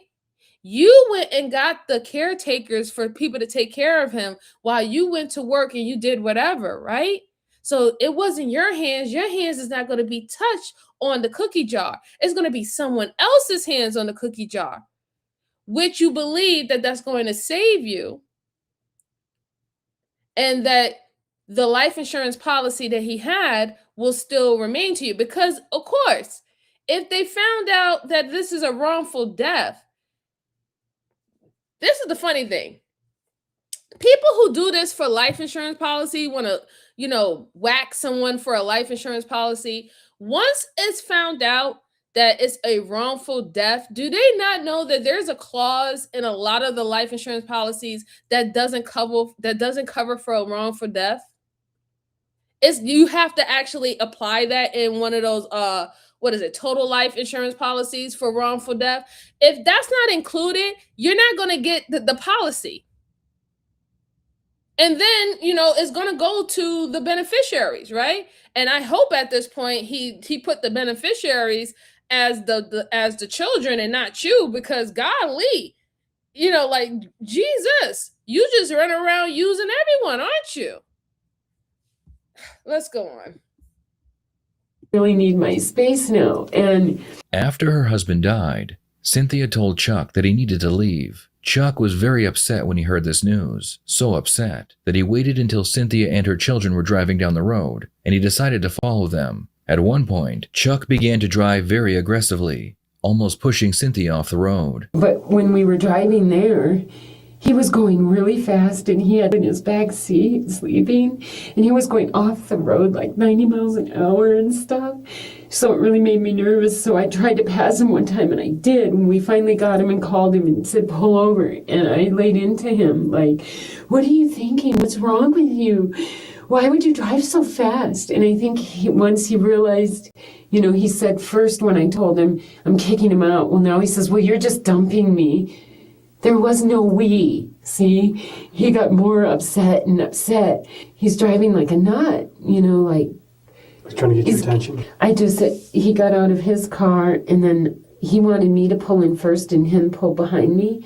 And I said, no, Chuck, go ahead. You pull in because I'm already here, might as well. And when he pulled in, then I pulled in front of him like, we're going to stay. And then I just rolled the window down and said, Chuck, it's really late. And I'm really uncomfortable. Or he had come to the car and said, okay, Tosh, I want to take this lady out. And I don't know if he meant out like on the town or out to the jacuzzi. I know he had mentioned that before, and that's why I was thinking, I don't like this. I'm very uncomfortable now. He's not married, and I have my kids, and I don't know what he wants from me anymore. He got really mad, and he started throwing bags at us, and he started hitting me, and so then I just pulled away and told the kids, lock the doors, and we left. Oh, wow. And I was still so panicking from Chuck's reaction. And then he started screaming things when he did that too. He was trying to get me alone to tell me something. And I don't know what, but I didn't want to hear it. I remember thinking, let's just go. We'll talk tomorrow. You're overreacting, Chuck. I don't know why you're doing this. And then we got lost, got on the freeway, 95 something east. And as soon as I got on the freeway, Chuck came out from just the side and tried to drive me off the road. Yep, she sure is. So, everyone's screaming now, it's Chuck. And I was like, call 911, call 911. And I didn't know what to do, so the next exit off the freeway, because he's in front of us now, I exited. And I sat up there, and then he went under the bridge and he came up the ramp, the entrance part. So then there was a gas station there and Getting Public. So first thing, I just drove straight to this gas station where there were some big guys there, and I was saying how. So I want y'all to understand what she's doing is very, very strategic, okay? She's giving so much detail about something that is very irrelevant to what they're there for, okay? Like I said, most of these detectives, when they came in, they already have evidence of certain things. They're just allowing you to talk yourself and tell your truth. But it's very strategic what she's doing. She's making sure that she fills up all the empty air in the room with this elaborate story, detail by detail, about Chuck, so the detectives won't ask her questions in reference to her husband's diet, his medications. Was Chuck serving him food? Did you know what Chuck was serving him? Did you discuss what his diet was going to be like, or what his doctor says his diet was going to be like? Did Chuck have access to his medications? Those type of questions. She's making sure that if she continues to keep talking and running her mouth, that they can't ask her those type of questions, because she knows that she's not going to be able to be what you call it? What's the word I want to use? She's not going to be able to be as cunning or swift with the with the rebuttal of those questions and make it be believable to the detectives. So she's just literally filling up the air with all this little information about Chuck. And she's also playing it on thick to make Chuck seem like a bad guy. But it doesn't make any sense. You trust Chuck so much that you had him take care of your loving, dying husband, right? But he wasn't even dying. He just had dementia. But you trusted a stranger so much that you moved him into your home to be in to take care of your husband that has dementia and is sick at this point. But now all of a sudden you're putting on how dramatic he is. He just lost his cool. He just went crazy. He almost ran me off the road. I'm screaming, letting everybody know, help me, help me. This guy's acting crazy. No, I don't buy it. I don't buy it. And this is not to say that people can't, flip mode on you. People do flip mode on you, right? People do go through 0 to 100 real quick. I will totally admit that. But you had him in so many intricate parts of your life, especially dealing with your husband. That's some real trust. You trusted him more than your own in-laws or your own family to take care of your husband. So why now? And then on top of it, the rationality of you saying him acting this way is because he assumed that y'all was in a relationship, but you was never in a relationship with him. He didn't get to that point out of nowhere, okay? This is not the movie Crush. He didn't get to that point out of nowhere. He assumed that whatever he was doing was helping to solidify a future together with you. Since the husband has dementia, he's getting sick, he's wearing down, and eventually I was going to be together. He wasn't just doing this out of nowhere. I'm sure if this man was you said this man was a Marine, you said this man was the same age as your father. This is a man that's probably well established. He had a career in the Marines and other things that he did. He could have stayed home. He didn't never have to move into your house. It's not like he was looking for a home. He wasn't a bum, right? And he's an older man, so I'm sure he has a pension or coming to him for his service and stuff like that. He was fine. So the whole point of him moving there was for you. The whole point of him going into that house was clearly for you. It's not the other way around.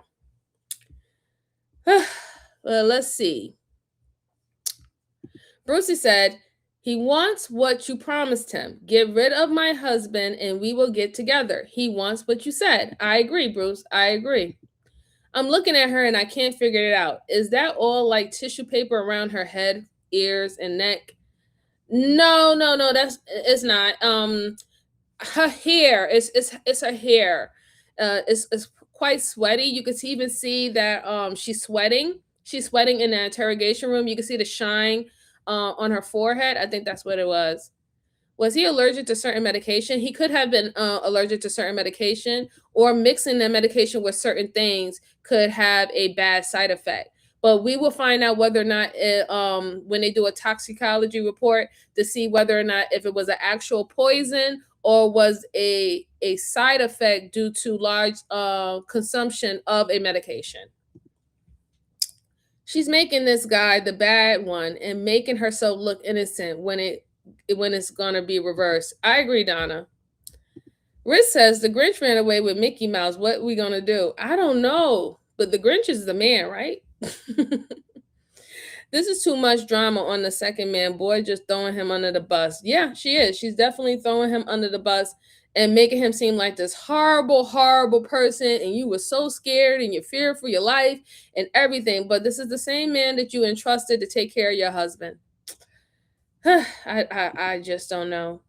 Hi, Cosmos. How you doing? Happy holidays. Merry Christmas to you.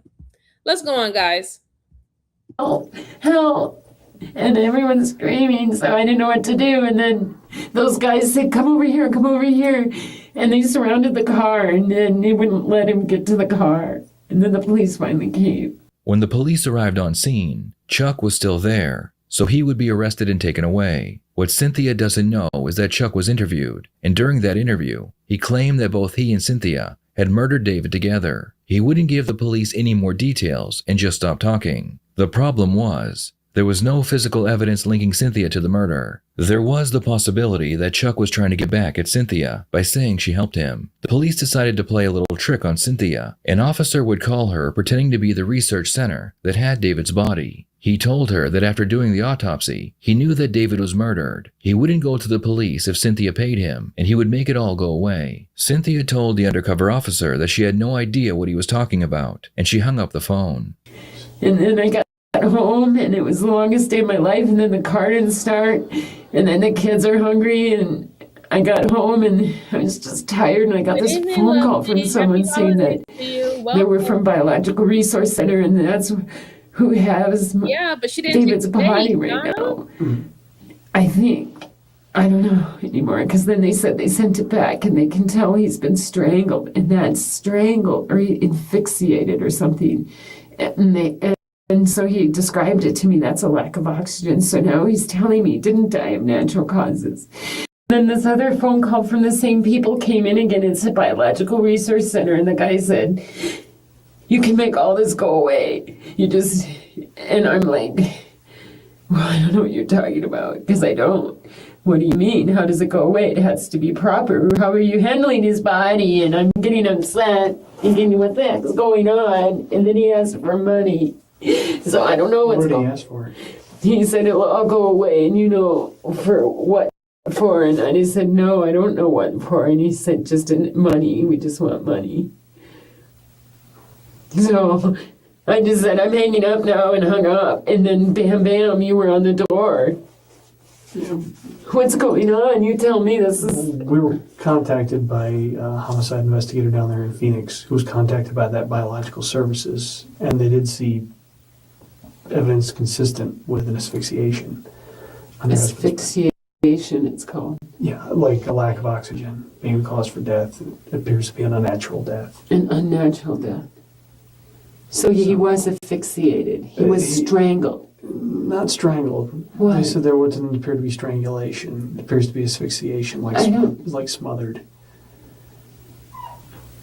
So that's why, obviously, I wanted to talk to you and see what's going on. What the hell? I wouldn't suspect but anything but Chuck now if I had to say anything, because I didn't know he would go. Well, what's the story? I mean, with Chuck, I know you kind of went over everything. Right. I think he just is so thinking he would have done us a favor, like if he did that. He never told me. He never told, obviously.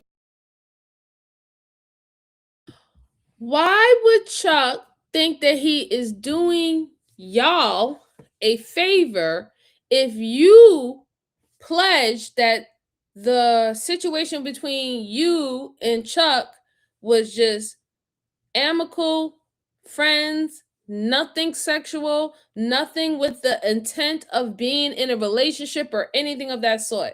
Why would he think that getting rid of your husband would be doing y'all a favor?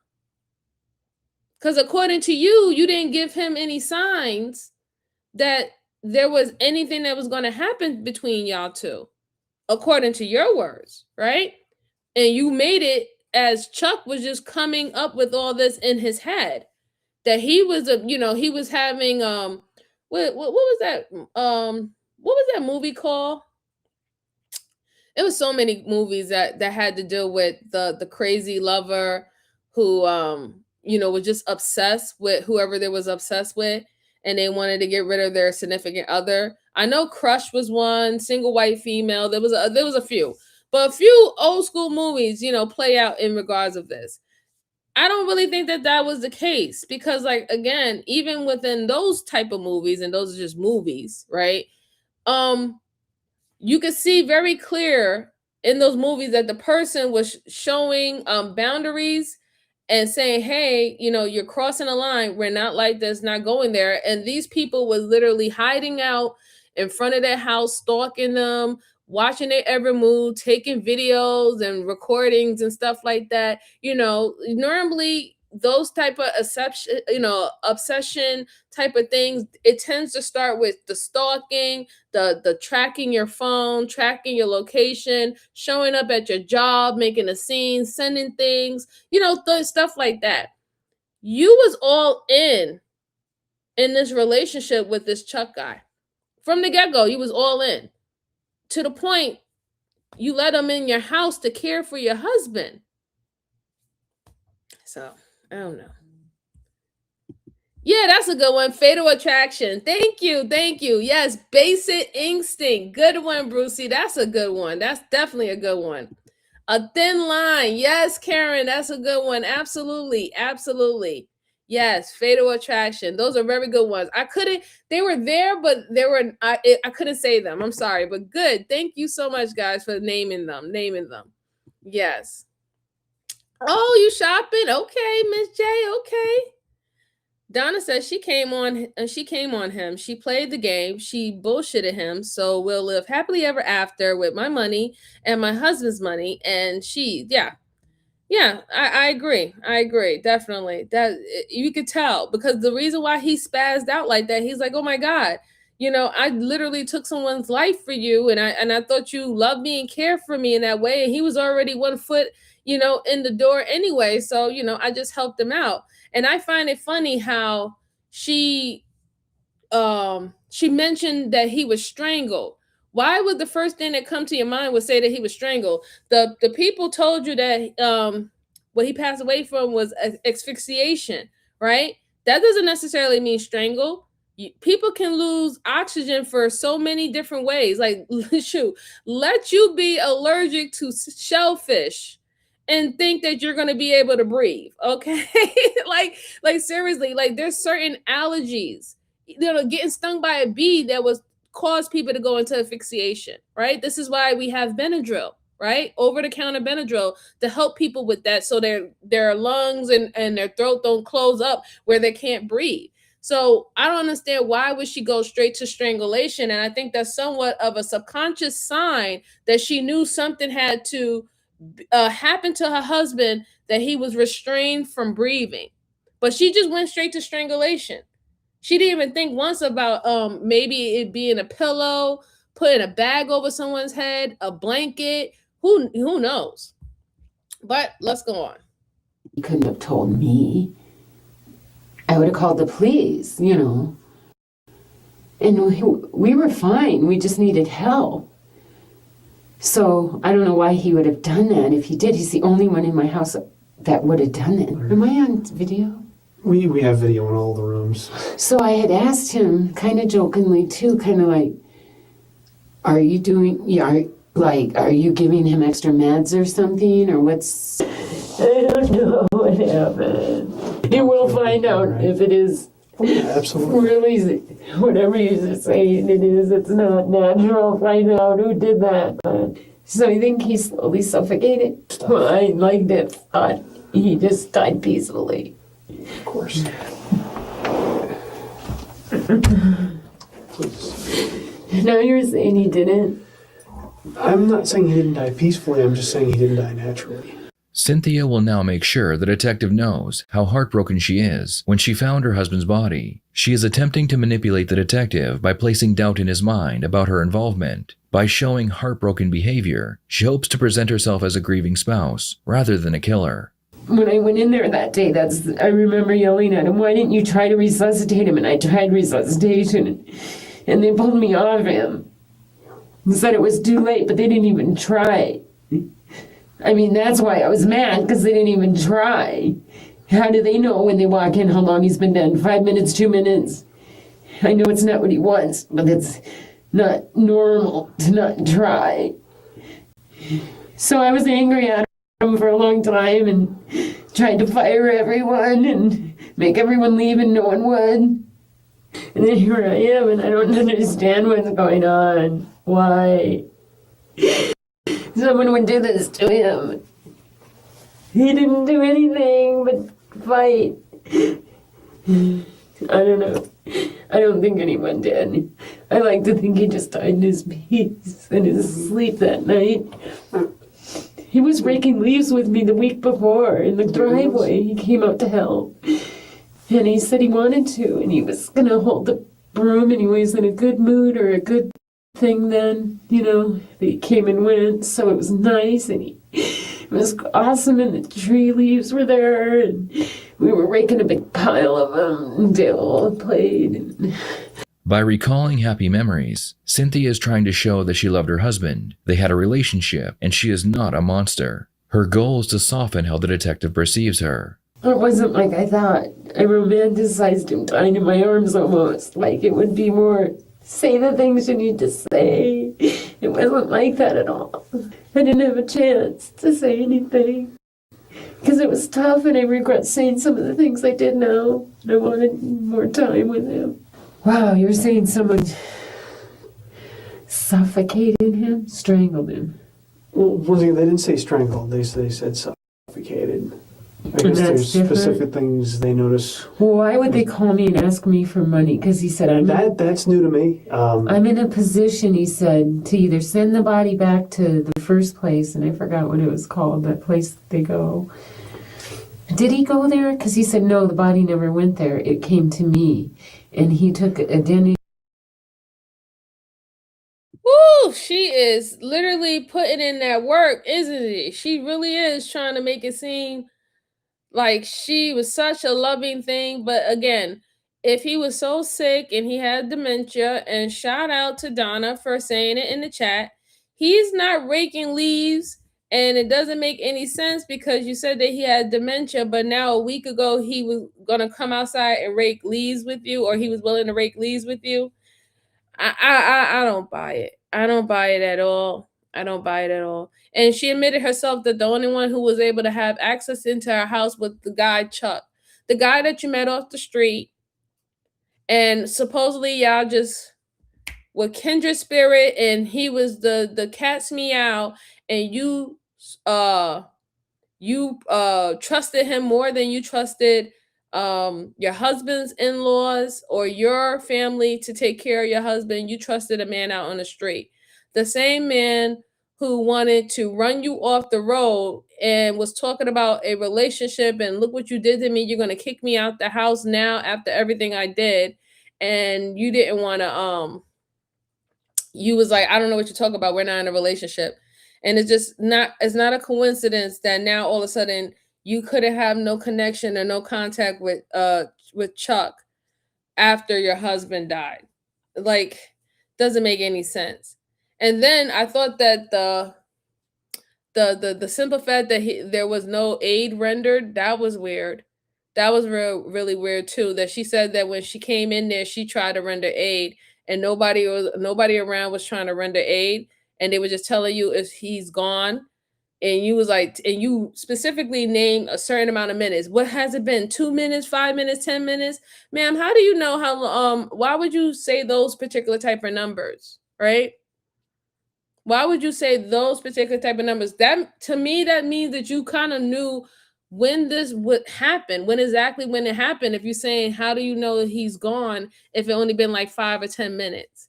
I find that very odd. That stuck out for me like a sore thumb when she said that. This is sad. This is really, really sad, because I'm just thinking of this poor guy. He realized that his wife is done with him and she's trying to have him whacked off. The fact that she moved her lover and his murderer under his home, the amount of distress that guy was in towards the end of his life, that's very diabolical. Very diabolical. An asphyxia shot, he could have been allergic to a medication. Yes, he could. Yes. We have to find out what type of medication he had that would have that somewhat of a side effect. Give her a break. She's been through a lot. AJ, stop. It's very sad. Yes, it is. It's very sad. Just the amount of scare. I'm just thinking about the amount of scare that man had in him, even up to the point where he's fighting for his life. He's fighting to breathe. That he has the body. He has my husband's body. And if I give him enough money or something, this will all go away. See, that's new to me. Do they know we don't have money? Where they think we cash the life insurance to pay for care? Where do they think I have money? Everyone thinks the widow's going to have all this money. Really? Do they not know what medical bills cost? In this day and age. Absolutely. You gotta be careful with that. We have no money. Very Why careful do they think I even have that kind of money to pay off Well, anybody for anything? I don't know. It's not necessarily that morphine affects your breathing. It affects your heart rate and your respiratory, meaning how many breaths per minute you take. So it actually slows down your breaths and slows down your heart rate. So that's why morphine is kind of like the last result, really. I mean, in some situations, depending on what illness or what procedure you might happen, they'll give you very small dosage of morphine. But anything higher than that, yeah, normally they usually give that when you're at the hospice level of your healthcare, because of that situation. And normally a lot of hospitals don't give you those high doses of morphine unless they have a DNR, because they know what morphine can possibly do and they don't want to be held accountable for that. Yes, Brucey, too much of it. Yep. Hey, Joanne. Hi, darling. I was calling you all day. I did a little cussing. I said sorry. I stopped cussing. It's good to see you. Merry Christmas and happy holidays to my sister in Canada. Shout out to you. Shout out to you. Now she's trying to beat up because she's now curious if she's going to get the life insurance. Yeah, absolutely. You notice how the questions that she's asking now, like, what money do they think that we had? We cashed the life insurance policy. She doesn't know that her husband didn't cash all of the life insurance policy. He only borrowed against it for his medical. She doesn't know that. So she thinks that the $200,000, she thinks that that's it. She doesn't know there's still $400,000, right? But that was the whole point of the trick of the detectives calling, acting like, hey, listen, we can make this all go away if you just give us a certain amount of money, blah, blah, blah. Let's see. Right. It slows your breathing. Yeah. Opioids in general. Yes, absolutely. Absolutely. You welcome, sweetie. You welcome. All right, let's go on. When a killer voluntarily brings up life insurance and insists they didn't get any of the money, that is a major behavioral tell. This means they were thinking about motive before the detectives mention it. In Cynthia's case, her husband did take money out of the life insurance, but there was still $200,000 left. Cynthia knew the longer he was alive, the less money would be left for her. Yeah, and then I should tell you this other thing that happened that summer too. So this Lou got David convinced I was having affairs because I would pull up ChristianMingle.com. And this was just a period between husband and wife where he kept saying, well, Cindy, you're just going to marry some rich man and you'll be fine. And I said, no, I'm not going to be fine because I'm not remarried. And let me just show you what's out there. And it was between us. Like, and we were laughing at this one guy's profile. We didn't pay money, so it's not like we can talk to him and talk back. Shout out to Miss Joanne for becoming a member again. But I went to Christian Mingle, A, I'm Christian, and B, they have a prayer group. And I can go in there and talk to other women that have lost husbands and with children and stuff. And so I talked to a few people then. I paid one site for a prayer, I know, and then that's what triggered all this. I think a lot of those sites hitting my website then. So David. I'm sorry, what? What did she just say? Huh? Hold on. You were the chosen one. What did you just say? Say that again? You were the chosen one. Ma'am, why are you on Christian Mingle and all that stuff like that, all these dating sites and apps, if you're a married woman?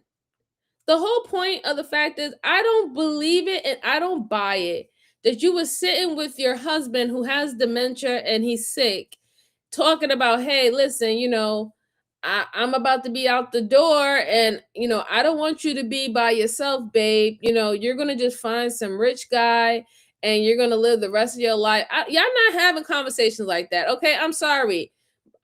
Men got ego. It doesn't matter if they got 1 foot in the damn ground. They are not wishing for their wives to go meet somebody else and find a new love. Ain't no damn way. As a matter of fact, if they can have any, control over it, you can only marry once and that's it. Okay.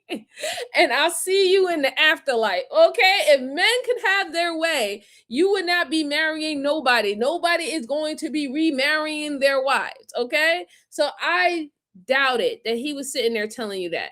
And again, just because he has dementia, that doesn't mean that he's automatically going to die within 2 to 5 years. That doesn't mean that, right? There's a lot of people who have dementia that end up living, for pretty long time later on. Now, whether or not if their health naturally deteriorates, that's one thing. But the dementia is not like a sign, an automatic sign on the dotted line that you're going to die, right? So I find that weird that she said that she had that type of conversation with her husband. The last time you said, the other day he was trying to build stuff and y'all gave him projects to build because he was an engineer. You said that he offered to come out and rake the leaves with you a week ago. So again, even within that, he was in able body. Where is this whole, you got to find someone new? And no, that's weird. That didn't happen. I don't believe it. I don't believe it whatsoever. That did not happen. That did not happen at all. Christy said, this woman is all kinds of messed up. She is, ain't she? She is, Christy. She is. I don't know who she think she fooling with that. I know that detective looking at her like, really? Really, lady? Really? And the funny thing about it is that can go to show too that, she was stepping out and she was dating and talking to other men online as a married woman. And it will also correlate why she was so accepting of this Chuck guy that she met off the street to come and stay in her house, get room and board, and then also take care of her ailing husband. That shit is crazy. I'm sorry. Sorry, Joanne, I cursed. I'm sorry, my bad. I love you, but let's go on. Knows it's not true. I mean, we have an unequivocal marriage. That's just so, that's the last thing. Am I lying though, AJ? I ain't lying. Investigators would eventually gain access to Cynthia's email, and they found that she was a member of several dating websites. They also found proof that she had been going on dozens of dates with various men while she was supposed to be caring for her husband. The evidence they found would contradict her story that she only entered a Christian dating site to receive prayers. This wasn't even through the website. I had met this other officer at a park once, and I'll never forget it because he said he was a retired policeman. So I was like, cool, and that's cool. I honor these guys, and anyone in uniform. So, and I got to talking to him, and he seemed really nice because he was volunteering to take these two boys to the park, and I thought, what a beautiful thing. Yeah. He's a neat guy, and I don't know. I let my mind go, someday maybe, And so he said, do you want to be friends with benefits? I had no idea what that meant. Okay, so I'm picturing, because we had talked about Facebook, so I was thinking it was one of those icons, special thing that like an icon you push. So he was really good looking too. So I have to put that in there. But anyway, so when my kid's in tow going to leave, typical, I couldn't find my phone.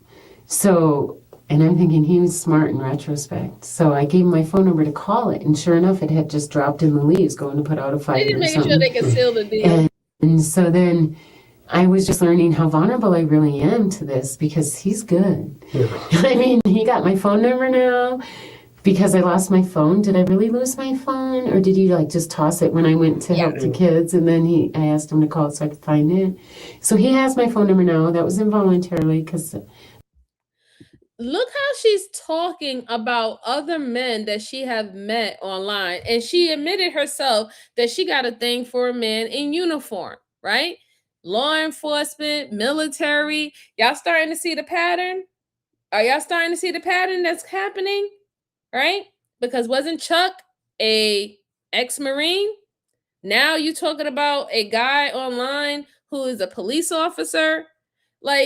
She has a type.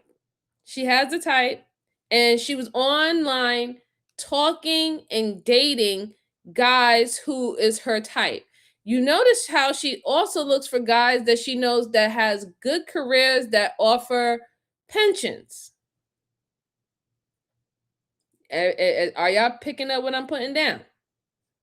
Are y'all picking up what I'm putting down? Okay. I would wonder if she was married before. I would ask those questions. Were you married before? Did your other husband have a untimely death?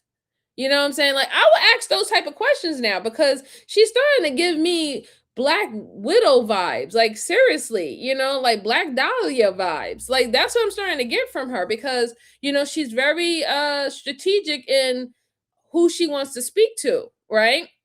And who she wants to meet with. And mind you, there's nothing wrong with having preferences and stuff like that. That's nothing wrong, right? But I just find it very weird that she wants to have a whole conversation telling these detectives about how gleeful she was being on these dating app sites, talking to this guy, talking to that guy. Oh, he's a police officer, and I thought that was fine. And then, later on, I caught a epiphany, and I just feel like how vulnerable I am on these dating sites. And I think that's what kind of got my husband upset because, he didn't understand that I was just looking for friends. I don't have no friends. I don't have no female friends. I don't got no co-workers I could talk to. Shoot, you would have had a better chance having a work husband, but you didn't even do that. No, you have to go online and you had to go find a nice Charles or Brad in uniform, and you just giddy as an ant telling that story. I just find that, all right, 1 minute you were just crying or getting as many tissues as you possibly can to make it seem like you were so distraught about someone possibly ending your husband's life and him not dying peacefully. But now you are giddy as a fucking ant talking about a guy that you was talking on a dating site. Am I wrong here? Or am I losing it? Do I got it wrong? Because it sounds very weird to me. It sounds very, very, very, very, very, very creepy. Very creepy. Let's see. Hawkey said, if you're gonna lie, lie right. I would prefer people not to lie at all, but yes, lie right. Christy said, a grown woman who doesn't know what friends with benefit means. Right, exactly. She looks like she's well over the age of 25. You're not fooling anyone. Donna says, how old are her kids? Then not questioning the kids to see how she was acting with her husband and what she was doing at home. It seems that the kids are grown. They don't live at home. Remember when she was speaking earlier, she said that she was trying to get the kids to come over and, see their dad and help with them and stuff like that. So these are kids that are grown adults, probably living their life, trying to set their, set their own family up in life. They weren't home at her. It was just him. It was just her and him. Brucey said the pensions. Yeah. Brucey also says, where's your ex? Should we be looking into your last 25? Yeah, exactly. I'm starting to look like, hey, do you have a husband that, did he an ex-husband that passed away? What happened? So she had all this planned for a long time. It seems so. Black Dahlia vibe. Yes, exactly, Christy. That's what it's giving me. Has she touched his leg yet? I don't know. The further that she leans in, Joanne, she might.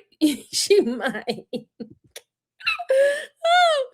As a man, I can't believe two men would find her. Proceed. She's cooked. Oh, yeah. She's definitely cooked. Let's go on. I didn't see that coming. And then if kids in tow, throw the stuff in the truck. And then he went to kiss me and hug me. And I was like, okay, this is I'm a hugger. Now I know I can't hug. I've already gotten myself in so much trouble by being a friendly hugger. Well, you can't hug. So then he went to kiss me. And my daughter's like, what is he doing? And I'm like, I don't know, but I'm going to find out. And I was like, excuse me, what the heck is going on? And he said, well, you said. And I said what? And he said, well, you said you'd be friends with benefits. And I'm like, what am I missing here? So I learned kind of the hard way that this is not a ballpark you play with again. And then I called him a few times after because he was really, I don't know, but he didn't want anything to do with me. So, which was right. Sorry, Joanne. I love you. Sorry for what I'm about to say. Bitch, what? What? How are you going to sit up there and say that you were so uncomfortable and you didn't know what the terms of friends with benefit was, and he stepped out of line by trying to kiss you, but you learned that day, you effed around and found out, but then you try to contact him 3 times afterwards and he didn't want nothing to do with you. So obviously you knew that you now know the information by him trying to kiss you, and you said, wait, hold on, I don't know what all that is about. You realize now that this guy is specifically looking for a friends with benefits. And you said that you now understand what that terminology means. That means you actively went back and called this guy 3 times because you was down for the pound town, ma'am. You was trying to get it in, ma'am. There ain't no mistake after that, ma'am. You know what you was trying to do. Like, what are you talking about? Golly, I can't believe she said no foolishness like that. And she said that with a whole smile on her face and all the confidence in the world in her damn chest. I don't understand what's going on. All right, I'm done. I'm sorry, Miss Joanne. I'm sorry, Miss Joanne. Forgive me. I love you. Okay, let's go on. So I'm a nut. And I was like, oh yeah, you got to get to know me. I'm still married, but you get it. It's not going to work. Okay, I know that. So then that had nothing to do with the website thing. It was just a weird day at the park. Yeah. So I didn't know what to do. So whatever. Oh, I know now. I don't know. I just thought you should know that. Oh, so when I did leave that with the camper back there, I'm sorry, I'm all over the map. That's because I didn't take my pills today. Well, like I said, I'm just trying to keep up. Silence is very hard for guilty people. Non-stop talking often signals extreme internal stress. Ironically, talking too much can cause contradictions, so a detective will usually let the suspect continue talking as much as they want. The detective lets Cynthia ramble on for another 20 minutes before he asks her about Chuck. Cynthia claims that after he tried to run her off the road, Chuck was arrested for telling the police he strangled David. Well, they took him because I think I heard strangulation. Yeah, before they separated him, he said, I strangled somebody. So then I was like, what's going on? Did he say he strangled somebody? Yeah, I think he said he strangled David. Did he?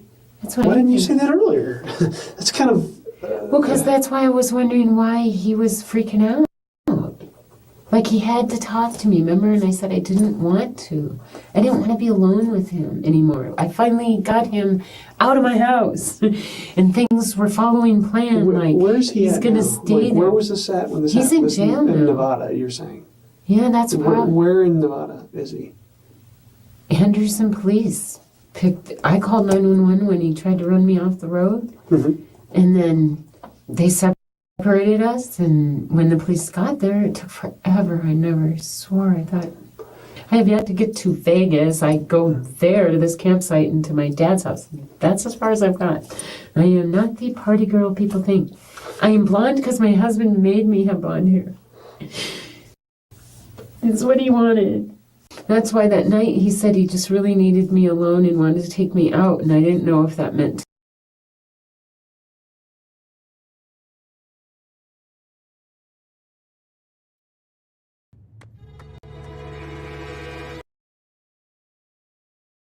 Not your husband made you get blonde hair because that's what he wanted. Ma'am, please stop. I will love for you at this point to stop fucking talking, okay? You are literally just driving me insane, all right? Like seriously. Now you're going to blame the dead guy, right? We going back to blaming the dead guy now. Like, oh my god. And I don't even got nothing else to say about that. Let's go on. To the jacuzzi where I met him, just sitting side by side watching kids play in the pool. I mean, it was innocent enough, but I think a lot has gone on that he thinks he's a hero now to me because he came and helped. I never attempted to do that. I would never have. And now I think that's what he's thinking. We were going to be this couple. No. He's like 68 years old. I haven't met him, but obviously. I know, it's really weird. I'm very interested in talking to him. Well, he's in jail. Chuck would eventually tell the police everything, and the first thing he said was when he met Cynthia, she fell for him very quickly. Every chance she could get away from her husband and see Chuck, she took. In fact, it was her idea to move Chuck in so they could hook up while her husband and children were sleeping. Strangulation? I mean, that's what Chuck was saying when we pulled in and the police came, and I had the window down a little bit so I could communicate. And I heard him saying strangulation. I strangled somebody, so I'm like, oh my God, this can't happen. He killed my husband. Now it's, oh my God, he killed my husband. Ma'am, I'm now convinced that you did that whole charade of going back and forth with him in the car and calling the police because you wanted him to get locked up. You wanted him to get locked up. That would have covered the tracks as in, well, this is what she believes. That would have covered the tracks of your relationship and why you actually moved him into the house. Then you also thought that if he did anything or if they want to link it back to this guy unaliving your husband, well, guess what? You hired him as a caretaker. That doesn't necessarily mean that you hired him to be a killer, right? And he took it on to his own matter. This is the reason why she stated in the beginning how he wanted a relationship and I was uncomfortable and all the stuff like that. She was playing that strategically in the beginning, how she gave out information. Remember I told you how she kept on filling up the dead air in the interrogation and not really actually giving the detective the chance to ask her questions. She did that strategically because now all of a sudden you know that Chuck is in jail. You overheard that he strangled and all the stuff like that. And now it's like, oh my God, did he actually kill my husband? I was like, was it him? Ma'am, you didn't even know what your husband died from. So now all of a sudden it's, oh, you put two to two together? Whoop-de-doo! It was Chuck who killed my husband. Man, listen. Brucey said, yes, MJ, I am confused as you. Yeah. She knows because she had him do it. She does. Hooking up in the family house like a dang on teen. Yes, exactly. Like, come on. And then, like, it's like I said about you violating, you doing all that and your children and your husband's in the house. Like, that's crazy. overwhelming. Yeah. You're not going to believe her because she's on the dating site and went on dates with a couple of people.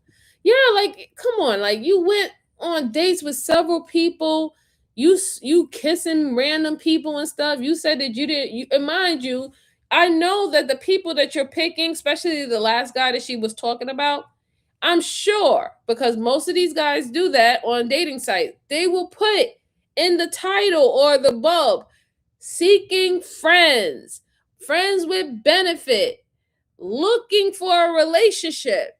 They put in their title when they want to describe themselves on those website. What exactly are they looking for? Your ass went and said, "Oh, he wants friends with benefits. He looks hot in a uniform. I'm okay with that. Let me click on his profile." But I don't know what friends with benefits mean. What other benefits would you be thinking to have with a stranger that don't have no connections to you nor your family? Nothing. Luna said, "You are correct regarding this woman. What an awful human being she is." Yeah, she's, man.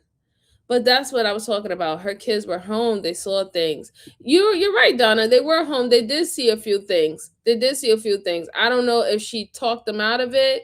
Maybe also when they heard that their father was rambling, saying, "Yo, your mother and her boyfriend trying to kill me." They, her, just like how she lied to the police, she probably was lying to the children. Your father's very sick. He doesn't understand what's going on. He has dementia. He's a little delirious. I think that might be a side effect for one of his medication. Your father's not doing well. So, we just have to just let him say what he wants to say. But that nothing like that will ever go on. I would never do anything like that to your father because I love him so much. But then he forces me to remain a blonde because this is what he likes. Praying for prayer. Shit.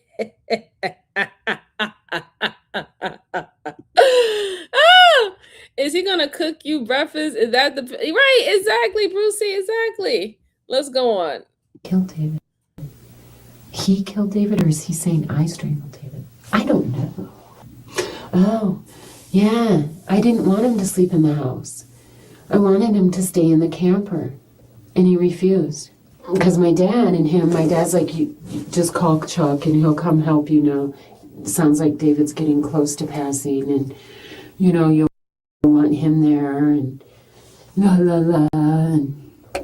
But Chuck drives me crazy. He talks. He's an old man. It's like the same story still. Oh, fries. I said I got claustrophobic and fries. The day before Thanksgiving was awful. We had a guy pushing us and Walmart hit our cart. And I will never do the Black Friday thing again. Because it's the last. You see how she's being strategic once again, bringing in unnecessary, talking instead of being readily available to answer some of the questions that the detective would have. Like, what are you talking about Black Friday? Like, what are you talking about Walmart and stuff? What do that have to do with what's going on right now, right? And then you could just see her mannerisms and her body language and her behavior after now it's been explained by the detective that your husband did not pass away from natural circumstances, right? He didn't pass away naturally.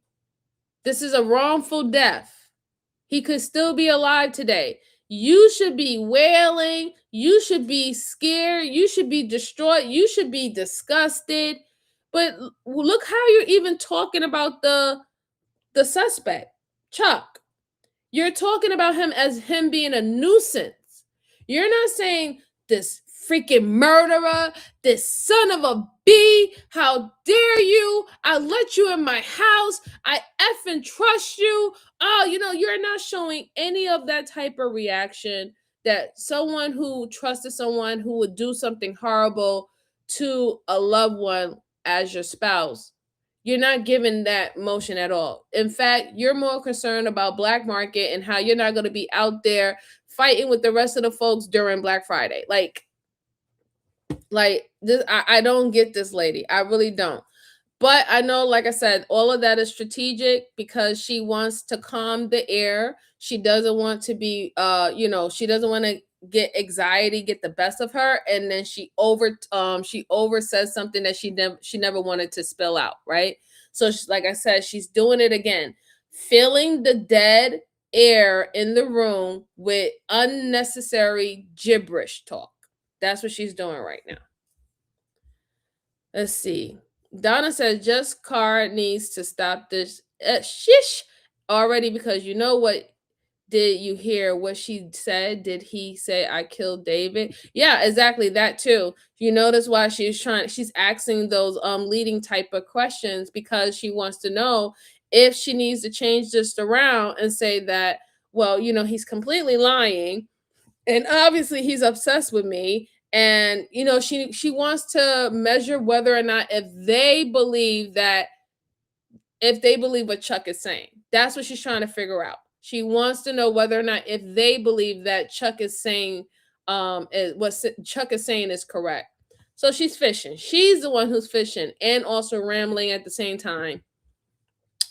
Or at least the promise of it sometime in the future. Attention, your husband passed away. Let's talk about that. Exactly, Donna. Exactly. She's just rambling on. She is, Luna. She is. Thinking she can distract the officer. Yes, exactly. That's exactly what she's doing. She's trying to get him off his game, distract him, have him worried about other things. But again, you are not going to outbeat these detectives. They understand what you're doing is a strategy. They understand that you're being manipulative. They understand that this is a tactic that people use, right? She doesn't get it, but she'll get it soon. Ask Christian. I mean, people are mean. Oh, yeah. Yeah. They knocked over this whole thing of DVDs in Target a couple years when I tried the Black Friday thing. Oh, and that's why I was mad at Chuck not long, because when he came once for my birthday just to give me something, I thought it was more trouble than it was worth, and please don't. But he did. He showed up, kissed me on the lips in my driveway. Chuck did? Yeah. Jeez. Because I knew I was playing with fire. Well, I mean, I know this guy he told me he loved me. But did you slap him? He promised he wouldn't do that again, and he promised he would keep everything separate, his feelings, because this isn't about She that. just admitted right now, that he we're in survival mode that he here. loved We are her. in crisis. When my dad heard, I think she just admitted that she knew that Chuck loved her. That means that you knew that he would do anything for you. And then you talking about he literally kissing you in the driveway and all the stuff like that. Now, once have I heard, I slapped him. He's giving you gifts on your birthday and you still accepting it. But, oh no, I wasn't having any type of intimate relationship with Chuck. We was just friends, and I was just speaking with him and we had things in common. And then I asked him to help, with my husband, but it was nothing intimate or a leading relationship to something more. Give me a break, lady. got really upset. He never liked David very much. It's because he didn't understand our faith. He's not Christian. He doesn't understand commitment of a covenant marriage. He doesn't understand it. She flipped out, so she needs to go back to her AA classes, apparently. You don't understand nothing Chuck about a covenant came, marriage if you I sit moved up back there in our going on camper, Christian dating sites. So that was the last time I saw him. Let me ask you this. Honestly, you're telling me Chuck told you he strangled your husband? No, I'm assuming he said that. I agree, Chris. Because he said something about strangling when I heard him today. When the police had him over there and I was over here with kids crying and stuff, and I had the window down a little bit, I thought I heard the word struggle. Or strangle or struggle. Something. So I'm thinking, then when my dad told me Chuck's in jail for murder, I'm thinking, oh my God, he murdered my husband. I mean, I'm still just trying to get this. I mean, right. Why do you think Chuck did it? Because he loves me, he told me. No. If he did it and then I refused him, so he did it for nothing. Why would he have done that? Chuck told the police that Cynthia had brought up the idea of killing her husband while they were hanging out in the garage drinking wine. Cynthia had realized that David was blowing through all the money, and she wanted to know the best way to kill him. Chuck mentions wrapping a plastic bag around his head, and that's when they began to plan the murder. Cynthia told him they could finally be together and reap the rewards of David's house and his money if he helped her do it. The following night, they both entered David's room while he was sleeping. Cynthia pulled out a trash bag, and Chuck grabbed a pillow, and together, they took David's life. Because he said that too, you owe me. And I didn't know what he meant. What do I owe him? You wicked, evil son of a... It was $150. I didn't want him to. And then I agreed, okay, if you set it up. And so that's all they did Thanksgiving, him and my dad, is set up the ping pong table. It never occurred to me that someone would do that, or that he did it or he didn't. I don't know yet. We don't know, right, the facts yet. No, I don't. When do we get any... I'll be finding out stuff here very shortly. I guarantee you that.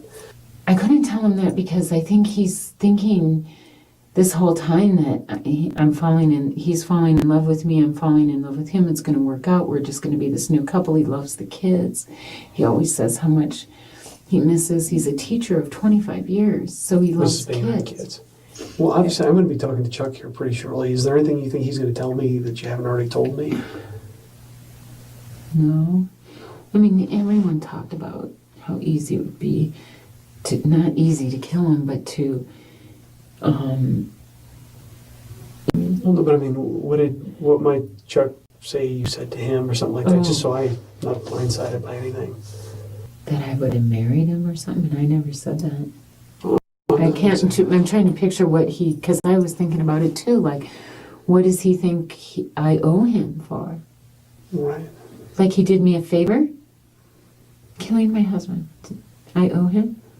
That's what's going through my head. Like I said, I don't know. I don't know either. This Girl, is I'm so sick of this woman. I'm so sick of her. Okay, I know he got really upset when I told him. He said right away, "You're kicking me out after all I've done." And I was like, "Oh, no problem." You changed diapers maybe 2 or 3 times. And spilling everything and rambling, and she doesn't know that she's giving he up just so much did more evidence. restraining, and then there wasn't much of that at the end anyway. Chuck, in his own mind, saw you suffering. I mean, I think anyone from a third-party perspective could see your situation. You were suffering a lot. It was every day, all day, it was a struggle to get by. I think... You don't kill someone. No, what I'm saying is I'm sure that's what was going on in his mind. That makes sense. Is he that crazy? It makes sense in a way. If he was coming from third party, maybe viewed himself as kind of a white knight to come help you in a situation. Right. I imagine you probably were joking or something and made an off-color comment. You already said you guys were joking about it in the house. No, not to kill anyone. Well, something where, oh, he's still alive, stuff like that. But my point is... No, I never allowed anyone to talk like that, but the kids started to say mean things, too. Well, I mean, you even said yourself. I mean, you guys would say it, but it makes sense. Say killing her. Well, say he's still alive and things like that. Yeah. I can't tell you. I just know I went to bed that night, and I actually complained that day, because the night before I was like, why couldn't you stop him from banging? I did say that. Like, you're here for something. Why was I still up almost all night from the banging? And so he probably took it about it. Did you talk to Chuck at all, or did you go straight to bed? I probably had a cigarette with him in the garage. That was kind of the meeting spot area. She's a whole... Excuse my French, Joanne, I love you. But she's a whole fucking mess, yo. She just admitted that she was up the whole entire night. She admits that she went out into the garage to smoke a cigarette with him prior to that killing of her husband that they both did.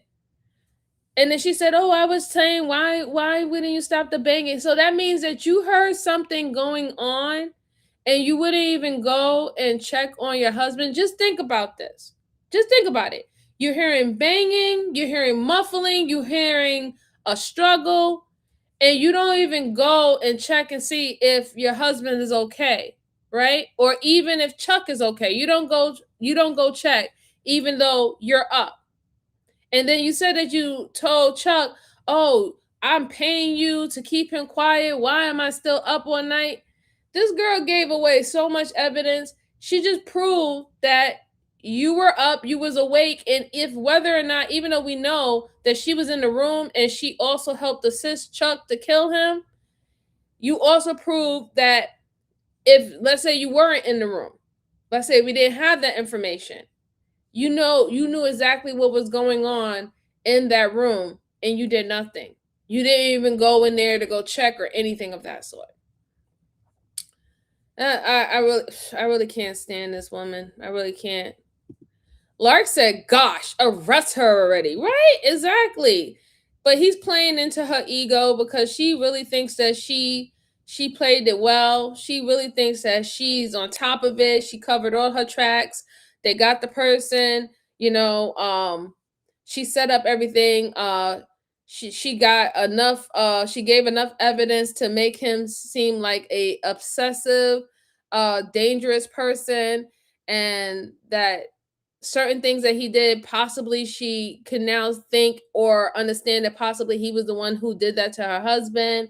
She feels that she covered her tracks all the way, and that's why she's feeling very comfortable right now, the way how she's talking.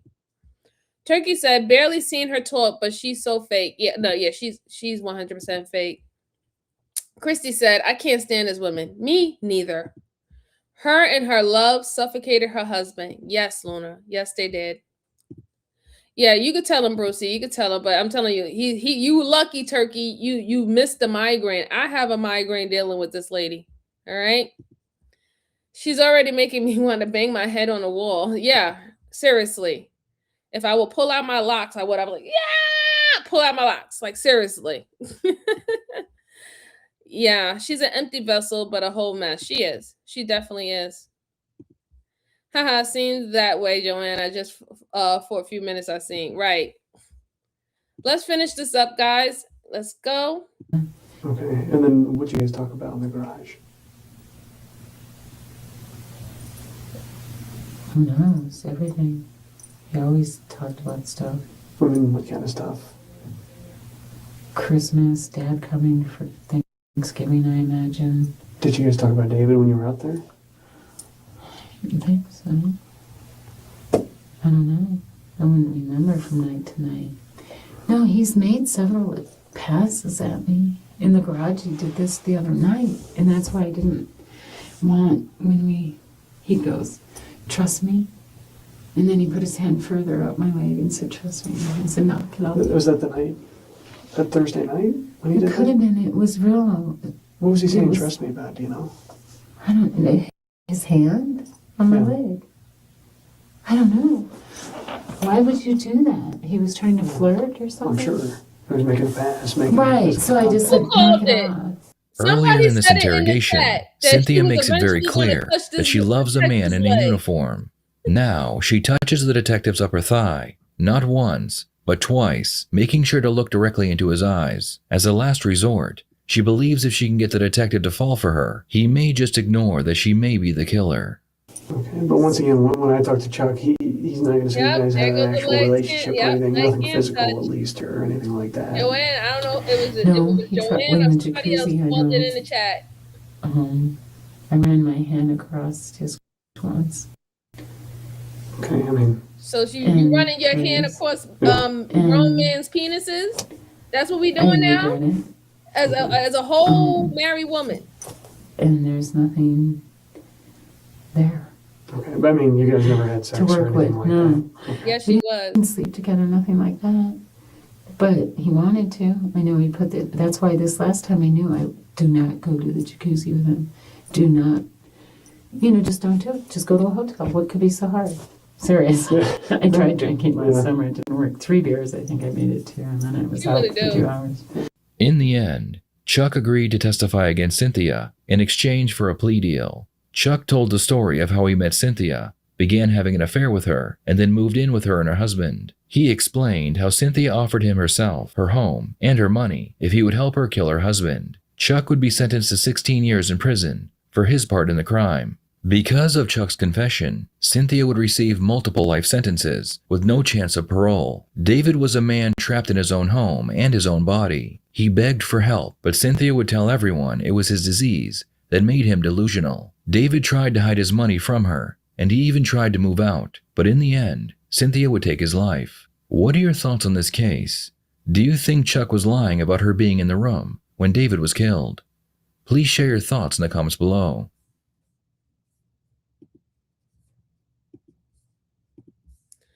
That was a horrible story. Prayers to David. Rest in peace. You was a prisoner in your own home.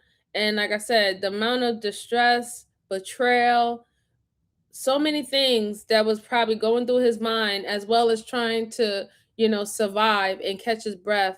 That poor man, he shouldn't have not gone through that. And serve that raggedy, excuse me, Miss Joanne, I'm sorry about the curse.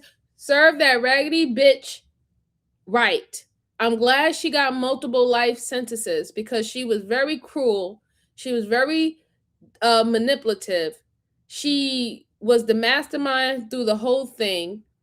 She had everything set up. The fact that you was trying to steal this man's money, the whole point of him having life insurance and being able to borrow it for his medical care, that's his business, that's his right? If he's paying the policy and it's his policy, that's what it is, okay? But the fact that you thought that the audacity of him to use his life insurance policy for himself, and you was worrying about if he's gonna croak, you're not gonna have anything. Oh, what a wicked woman. What a wicked woman. The fact that she literally was doing some Black Dahlia, telling everybody that he had dementia, keeping him trapped in there. Who knows what else happened to David, right?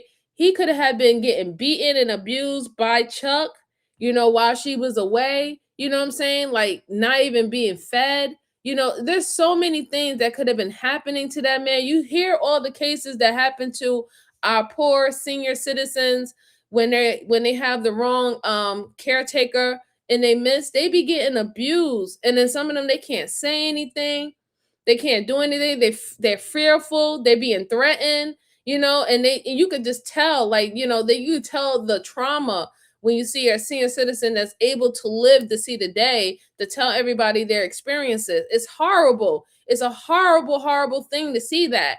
And this lady was beyond cruel.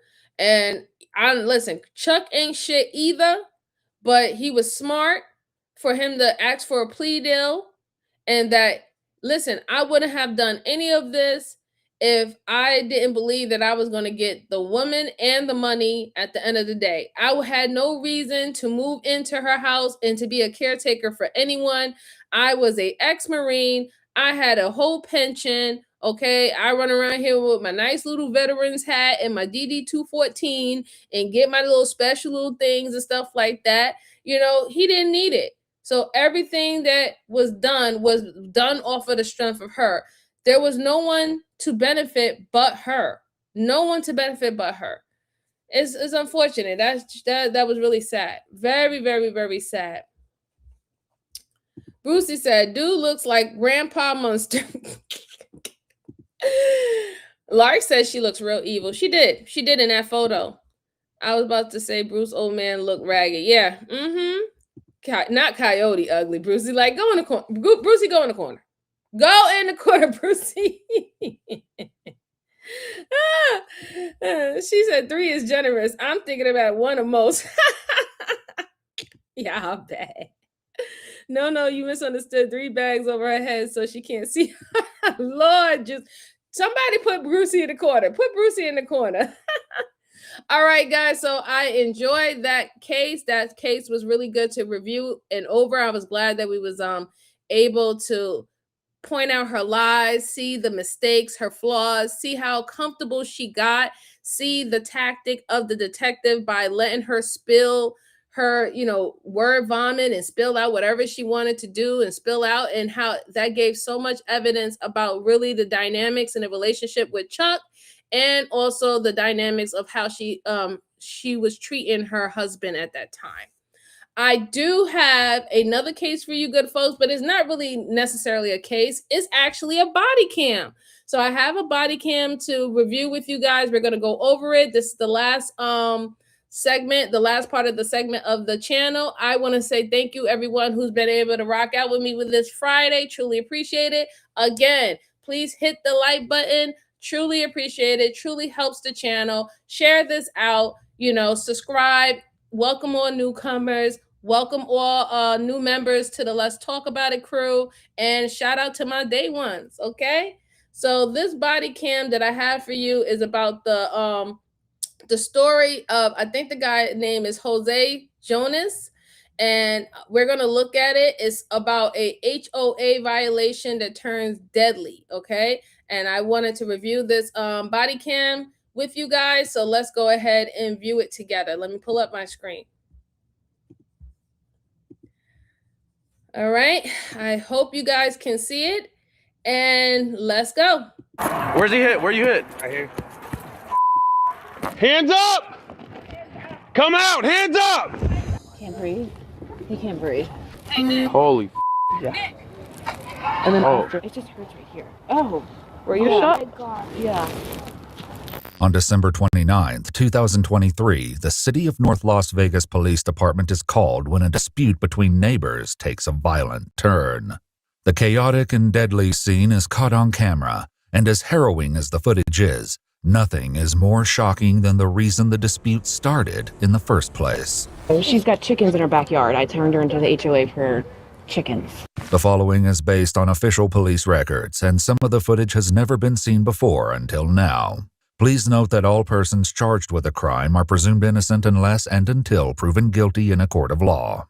At 4:28 p.m., a 911 call is made to the City of North Las Vegas Dispatch. 911, police, fire, medical. Police? Our crazy neighbor? Okay, what's going on out here? What was that? What's going on out here, please?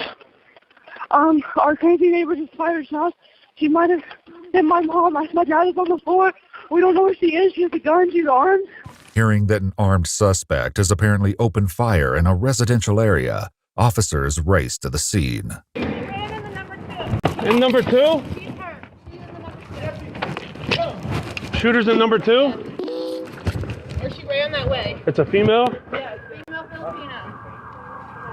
Number 2 room? Shooter's supposed to be in building 2, right here beside the suspect. Go, go, go. Hey, go, go, go, go, go. Where's he hit? Where you hit? Right here. All right. You're good, you're good. Control 3. Just stay awake, okay? Keep breathing. You're good. Yes, Look at me. Talk to me. Happy You're holidays good. and Hands Merry up! Christmas. Come out! Hands up! Hands up! Contact with suspect! Contact! Hands up! Hands up! Hands up. Open the door! Okay. Open the door! Open the door!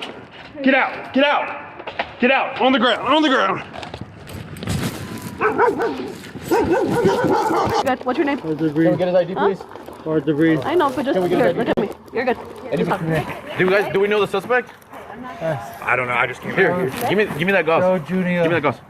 Crazy neighbor. We have a restraining order on file. Okay. Around the corner, the officer has successfully handcuffed the suspect. Where's the gun? I don't know. The girl, she threw it. She threw it somewhere. Is there an exit wound? Hold on. Here, turn around. Hey, sir. There's no exit wound. The victim is identified as 46-year-old Nick Davey. Just as the officers take a look at the gunshot wound in his abdomen, they notice something on the ground just behind him. Secure that. Secure that. Secure that. No, don't grab it. Don't grab it. Don't grab it.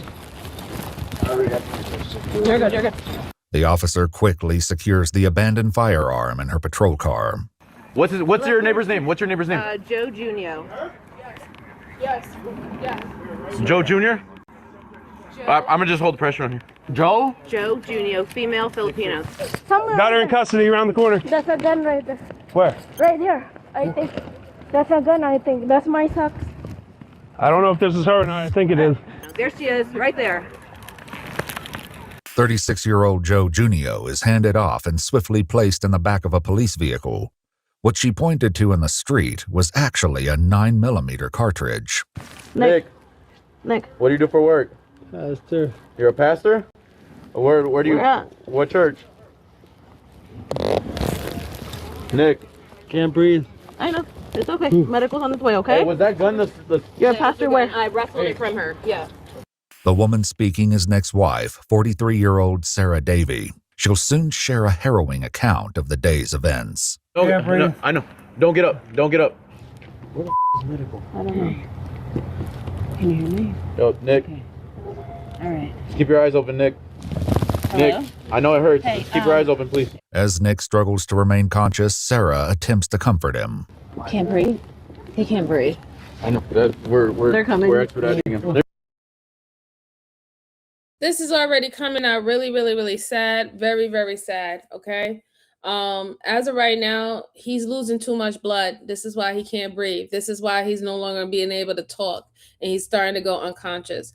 This is why it's very important to call as soon as possible, get help as soon as possible, because within a matter of minutes, sometimes even, well, it's quicker when you actually get stabbed, but a matter of minutes, all your blood will come out, and it can get really bad after that, right?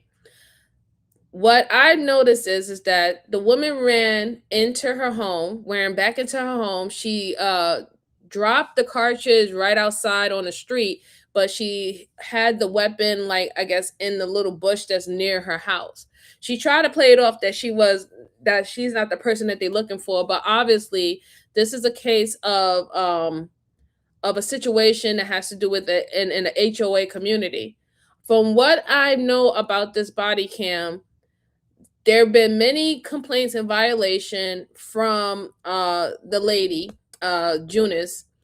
She holds a chicken coop in the back of their community. So all her chickens and stuff is there, and this is a shared backyard. So it's not only her own, it's not something that's only on her property. This is something that they share, and I think it's like 4 houses that shares like the backyard. She has a chicken coop, and she's not keeping up with her chickens.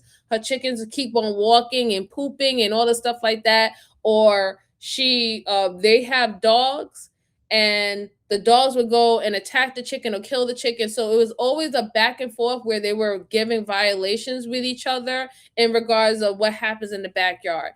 This time, whatever striked it up, but this time she felt like she had to shoot this pastor, and she actually shot his wife too. His wife was hit, but she's so filled with adrenaline, she's not even feeling it right now. We'll eventually see that the wife was also hit, but the main shots happened to be with her husband. I don't know what's wrong with people anymore. I really don't. Brucey said cartridge or a magazine. It was a magazine. 4 pints go quick. Yes, it does. At least they didn't call JT a clip. Lord. It's a group area. We have one in my neighborhood. Okay, so right, you know what I'm talking about, Turkey. Okay. They're annoying, honestly. Crazy about her chickens. Yeah. So far, it seems she was very crazy about her chickens. Let's go on. All right, go. Nick. Is that the phone? Is it the phone? This is It's trying to be her phone. Okay, cool. Just an actual medical can do their thing, okay? You can stand right here. Just give us a ma'am. Do you have his information? Gurney? Yeah. Hey, we gotta get you on the gurney, sir. We gotta stand you up, okay? You good to hold pressure? Yeah, I got you. You got it? Yeah. All right. Is it bleeding pretty heavily, or? No, that's all the blood. As Nick is rushed to receive medical aid, the officers attempt to better understand what led to the violent altercation and try to speak with Joe. What they can't yet know is the bizarre turn this story will take. Hey, man, what's your name? Joe. Joe. All right, I'm going to read you something. Just let me know if you don't understand anything, okay? Joe is read out her Miranda rights. Would you wish to talk to me? No, I need a lawyer. You need a lawyer? So you don't want to explain what happened here? I need a lawyer. Okay. All right, thank you. Somebody said they had video. You guys have video? Check that video, and then we'll go from there. She already lawyered up, so. As it would turn out, the incident was caught on multiple cameras. For now, though, the officers turn to Sarah to get the peculiar and alarming story. She's standing with her and Nick's 2 children. What's the backstory on this? She's a crazy neighbor. Okay. We have a restraining order filed. It has not been approved. The hearing is January 8th. Today, she slow rolled in front of us. We were pulling out. Which one's her car? A white Mazda SUV. Security footage actually captures the moment before this and shows Jo driving away from her home.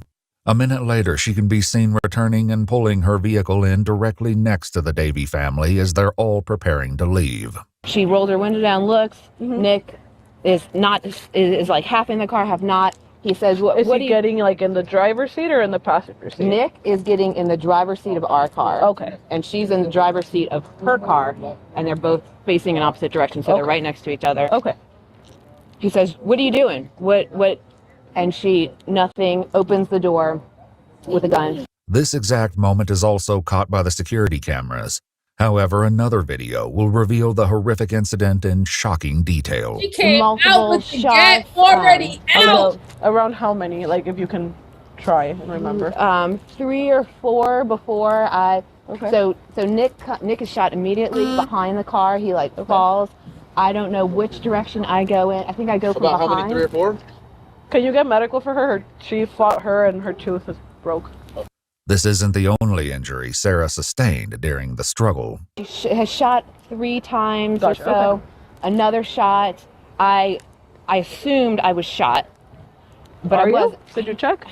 It just hurts right here. Oh, Were you yeah. shot? Oh my god. Yeah. Is this a bullet? Or is it just like a... Looks like you're grazed. You got grazed? Let me see on the back. Oh, there's an exit wound. Feel it? I don't know. Adrenaline. Okay. Yeah. Does she point the gun at you, or did you? I go up to her and I'm wrestling her, so she's down in the gun. I hear a shot. I assume I have been shot, and then I get her. I get the gun from her, and she runs around. Okay. A nearby vehicle was also Puppy. struck Happy during the holidays. altercation. Merry Christmas. With medical on its way again, this time to treat Sarah for her busted tooth and gunshot wound, the officer finally asks about what caused the disagreement in the first place. And the answer is far more unusual than anyone expects. So she's pissed at us. Okay. Why did that start though? Why did you guys? She's got chickens in her backyard. I turned her into the HOA for chickens. Okay. And she started threatening us. And then she started threatening us. Following the reveal that this incident all began because of a dispute over chickens, the Davies daughter shares that she managed to capture the entire confrontation on her phone and hands over the video. So I think she got shot too. It just went through and through, and her Holy tooth is fuck. missing. But like she got it on video. The daughter. Wait, was she still standing? What Yeah, the it went through and through. She said she doesn't feel it. Oh, Yeah. She plays the video again for another colleague, this time with audio. You have the video? Yeah, you can literally see the whole thing. Hey, Nick. She just gets down and shoots you. Hey, Nick. Holy Yeah. And then Oh. after that, she starts wrestling her. They get into it. She takes the gun from her. Joe's condo was eventually searched for evidence and police recovered handwritten notes reading, "My next door Unit 3 neighbor is harassing me. The HOA board never stop harassing me, make me crazy, and they never stop." Stunned by the footage the Davies daughter recorded, one officer even recreates the action. She jumps out the car, literally like this. Pop, pop, pop. As things start wrapping up at the scene, the officers discuss Nick's wounds. Very according to pale. the medics, one entrance or one wound. So we have an in, no out, and he's pretty pale. Yeah. So I mean, he looks like he's got some internal bleeding, bare minimum. Police records confirm Sarah was later transported to the University Medical Center where she was given a CT scan and determined to be in a stable condition with non-life-threatening injuries. According to police documents, Nick Davey went into cardiac arrest and tragically passed away. According to court documents, Joe Junio was charged with murder with use of a deadly weapon, attempted murder with use of a deadly weapon, battery with use of a deadly weapon, child abuse, neglect, or endangerment, and discharging a firearm where persons might be endangered. News sources state that Sarah Davey has since filed a wrongful death lawsuit against Joe. The case is ongoing. If you'd like to see select new videos early and help us keep uncovering case files that rarely come to light, you'll find extra footage and unseen details on our Patreon. Channel memberships here on YouTube also includes early access to select new videos.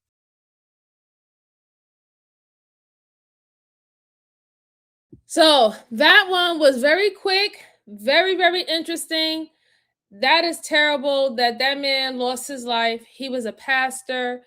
I'm sure he was a pastor for his community. Rest in peace to that family. I'm gonna say it though, wifey is a thoroughbred. Okay, she ate a bullet in her side and didn't flinch because she was full of adrenaline, and I know she wanted to wring that lady's neck and make it pop off like one of her chickens. Okay, I know that that's what she wanted, and that's why she wasn't able to feel anything. It's really sad. It's unfortunate. You're saying that they're harassing you, but truly they're not really harassing you if you're violating the rules. If they can't have chickens, or if they can't have certain animals, let's say like a snake, like a black mamba or something like that, if that's not allowed in that HOA community, you can't have your chickens, okay? And I understand about nosy neighbors and stuff like that, but truly at the end of the day, you were in the wrong. You were in the wrong. They have the right to to file a violation. People got to understand that if you're in the wrong, I know we don't like nosy people, I know we don't like people like being in all up in our business and stuff like that, but if you're doing something wrong and they see it and they want to report it, they're in their right to report it. It just can't flow your way. And I find it very strategic for her that she left so this is what thing, I'm glad that she got charged the way that she did get charged. They need to charge. I hope she got more, or they gave her a good amount of time, right? Literally, especially since this person lost his life. But the reason why is what she did was very strategic. That notebook shows that this was premeditated. And if you saw the video, if you saw the body cam or the recording that they had of the incident, she literally pulled up to where their car was, and they were getting out as a family, or getting out of the car as a family. She pulls up on the side of them, and you seen her come out the car with the gat already in hand and pointing. So it was premeditated. That's what the book shows, even though she thinks that the book is going to show that she was being tormented and it made her crazy and spiral out of control. No, it shows that you've been planning this. You was waiting for the right time to do it. You went all in to do this, and it served her right. Served her right for what she did. I don't feel sorry for her whatsoever. You don't take people's lives over chickens. You know what I'm saying? Like that's just ridiculous. I mean, I don't know what was so special about those chickens. I don't know if those chickens was a part of her job, or if she has a restaurant or something like that, and she feeds the chicken, and maybe that's a part of her marketing strategy. Like, hey, listen, we use organic, chicken that we raise and we fed, grass fed, blah blah blah, whatever. We don't know, right? But all of that commotion, that bullet could have shot more than 2 people. That bullet could have shot 3 or 4 people. That bullet could have shot their children, and you had no care and concern about that. People have to do better. There have to be better ways that we deal with situation. I understand we hate nosy neighbors. I get it. But we can't resort to this type of violence, because now a man lost his life, a wife has a bullet hole in her hip and lost her husband, and children lost their father. So do you see the trickle down effect of what you do? This is something very similar to the butterfly effect. The things that you do is going to affect others, right? We don't live in this world by ourselves. We live with each other. We live amongst each other. So you have to have that in mind. You have to have that type of consideration and respect, and also wisdom behind it, right? But we all know you don't have wisdom, right? All right, let's see what the comment says, and I'm gonna get y'all good folks out of here. Turkey says she took the chicken lover down. That was a beat down coming from a long time, I'm guessing. But the price of eggs, though, all she had to do was share. Damn, Brucey, go in the corner. No doubt, Brucey kept the whole neighborhood happy, right? Right, exactly. They laid golden eggs. Yeah. I guess so. I guess they did, right? The butterfly effect. Yes, that's what it is, Christy. Yes. I bet MJ's lashes have blown trees down in Japan. Nope. Nope. My lashes are real. These are not fake. They have not blown trees down in Japan. Y'all, if you haven't liked the video, do so now, please, y'all. Yes, please, please. The butterfly effect, I haven't heard that for a long time. I like that. I think I might watch that tonight. That's a good one to watch tonight. I like to rehash old videos from time to time. So again, everyone, that's all I have for you. Thank y'all so much. I truly appreciate you. You could have been anywhere in the world, but you decided to rock out with your girl MJ on a Friday night, and I truly, truly appreciate you. Make sure we hit the like button while we're out. Again, while I click off the comment section, you have any cases that you want me to review, please go ahead and put it down there, and I will put it in my trusty notebook and we can review it on the channel. I want to say I appreciate every single one of you. I'm appreciative for my members, my subscribers, my day ones, especially my moderators. Y'all what makes this channel worthwhile to me. And as I've stated, even though it's the holiday season and this is not a good holiday season for me for the passing of my mother, and but still I do have joy in my heart for everyone else, and I want y'all to have a happy holiday. I hope you had a great Merry Christmas, and I am wishing a Happy New Year to every last one of you. I will see if I can come back on New Year's to do a New Year's stream. And hopefully I could do it early because I don't want to keep y'all good folks up at night where y'all gonna bring the new year in with your loved ones. But I will let y'all know. I'll set up the notification for that. So again, truly appreciate you all. Enjoy your rest of your evening, and I will talk to you soon. Take care. Bye-bye.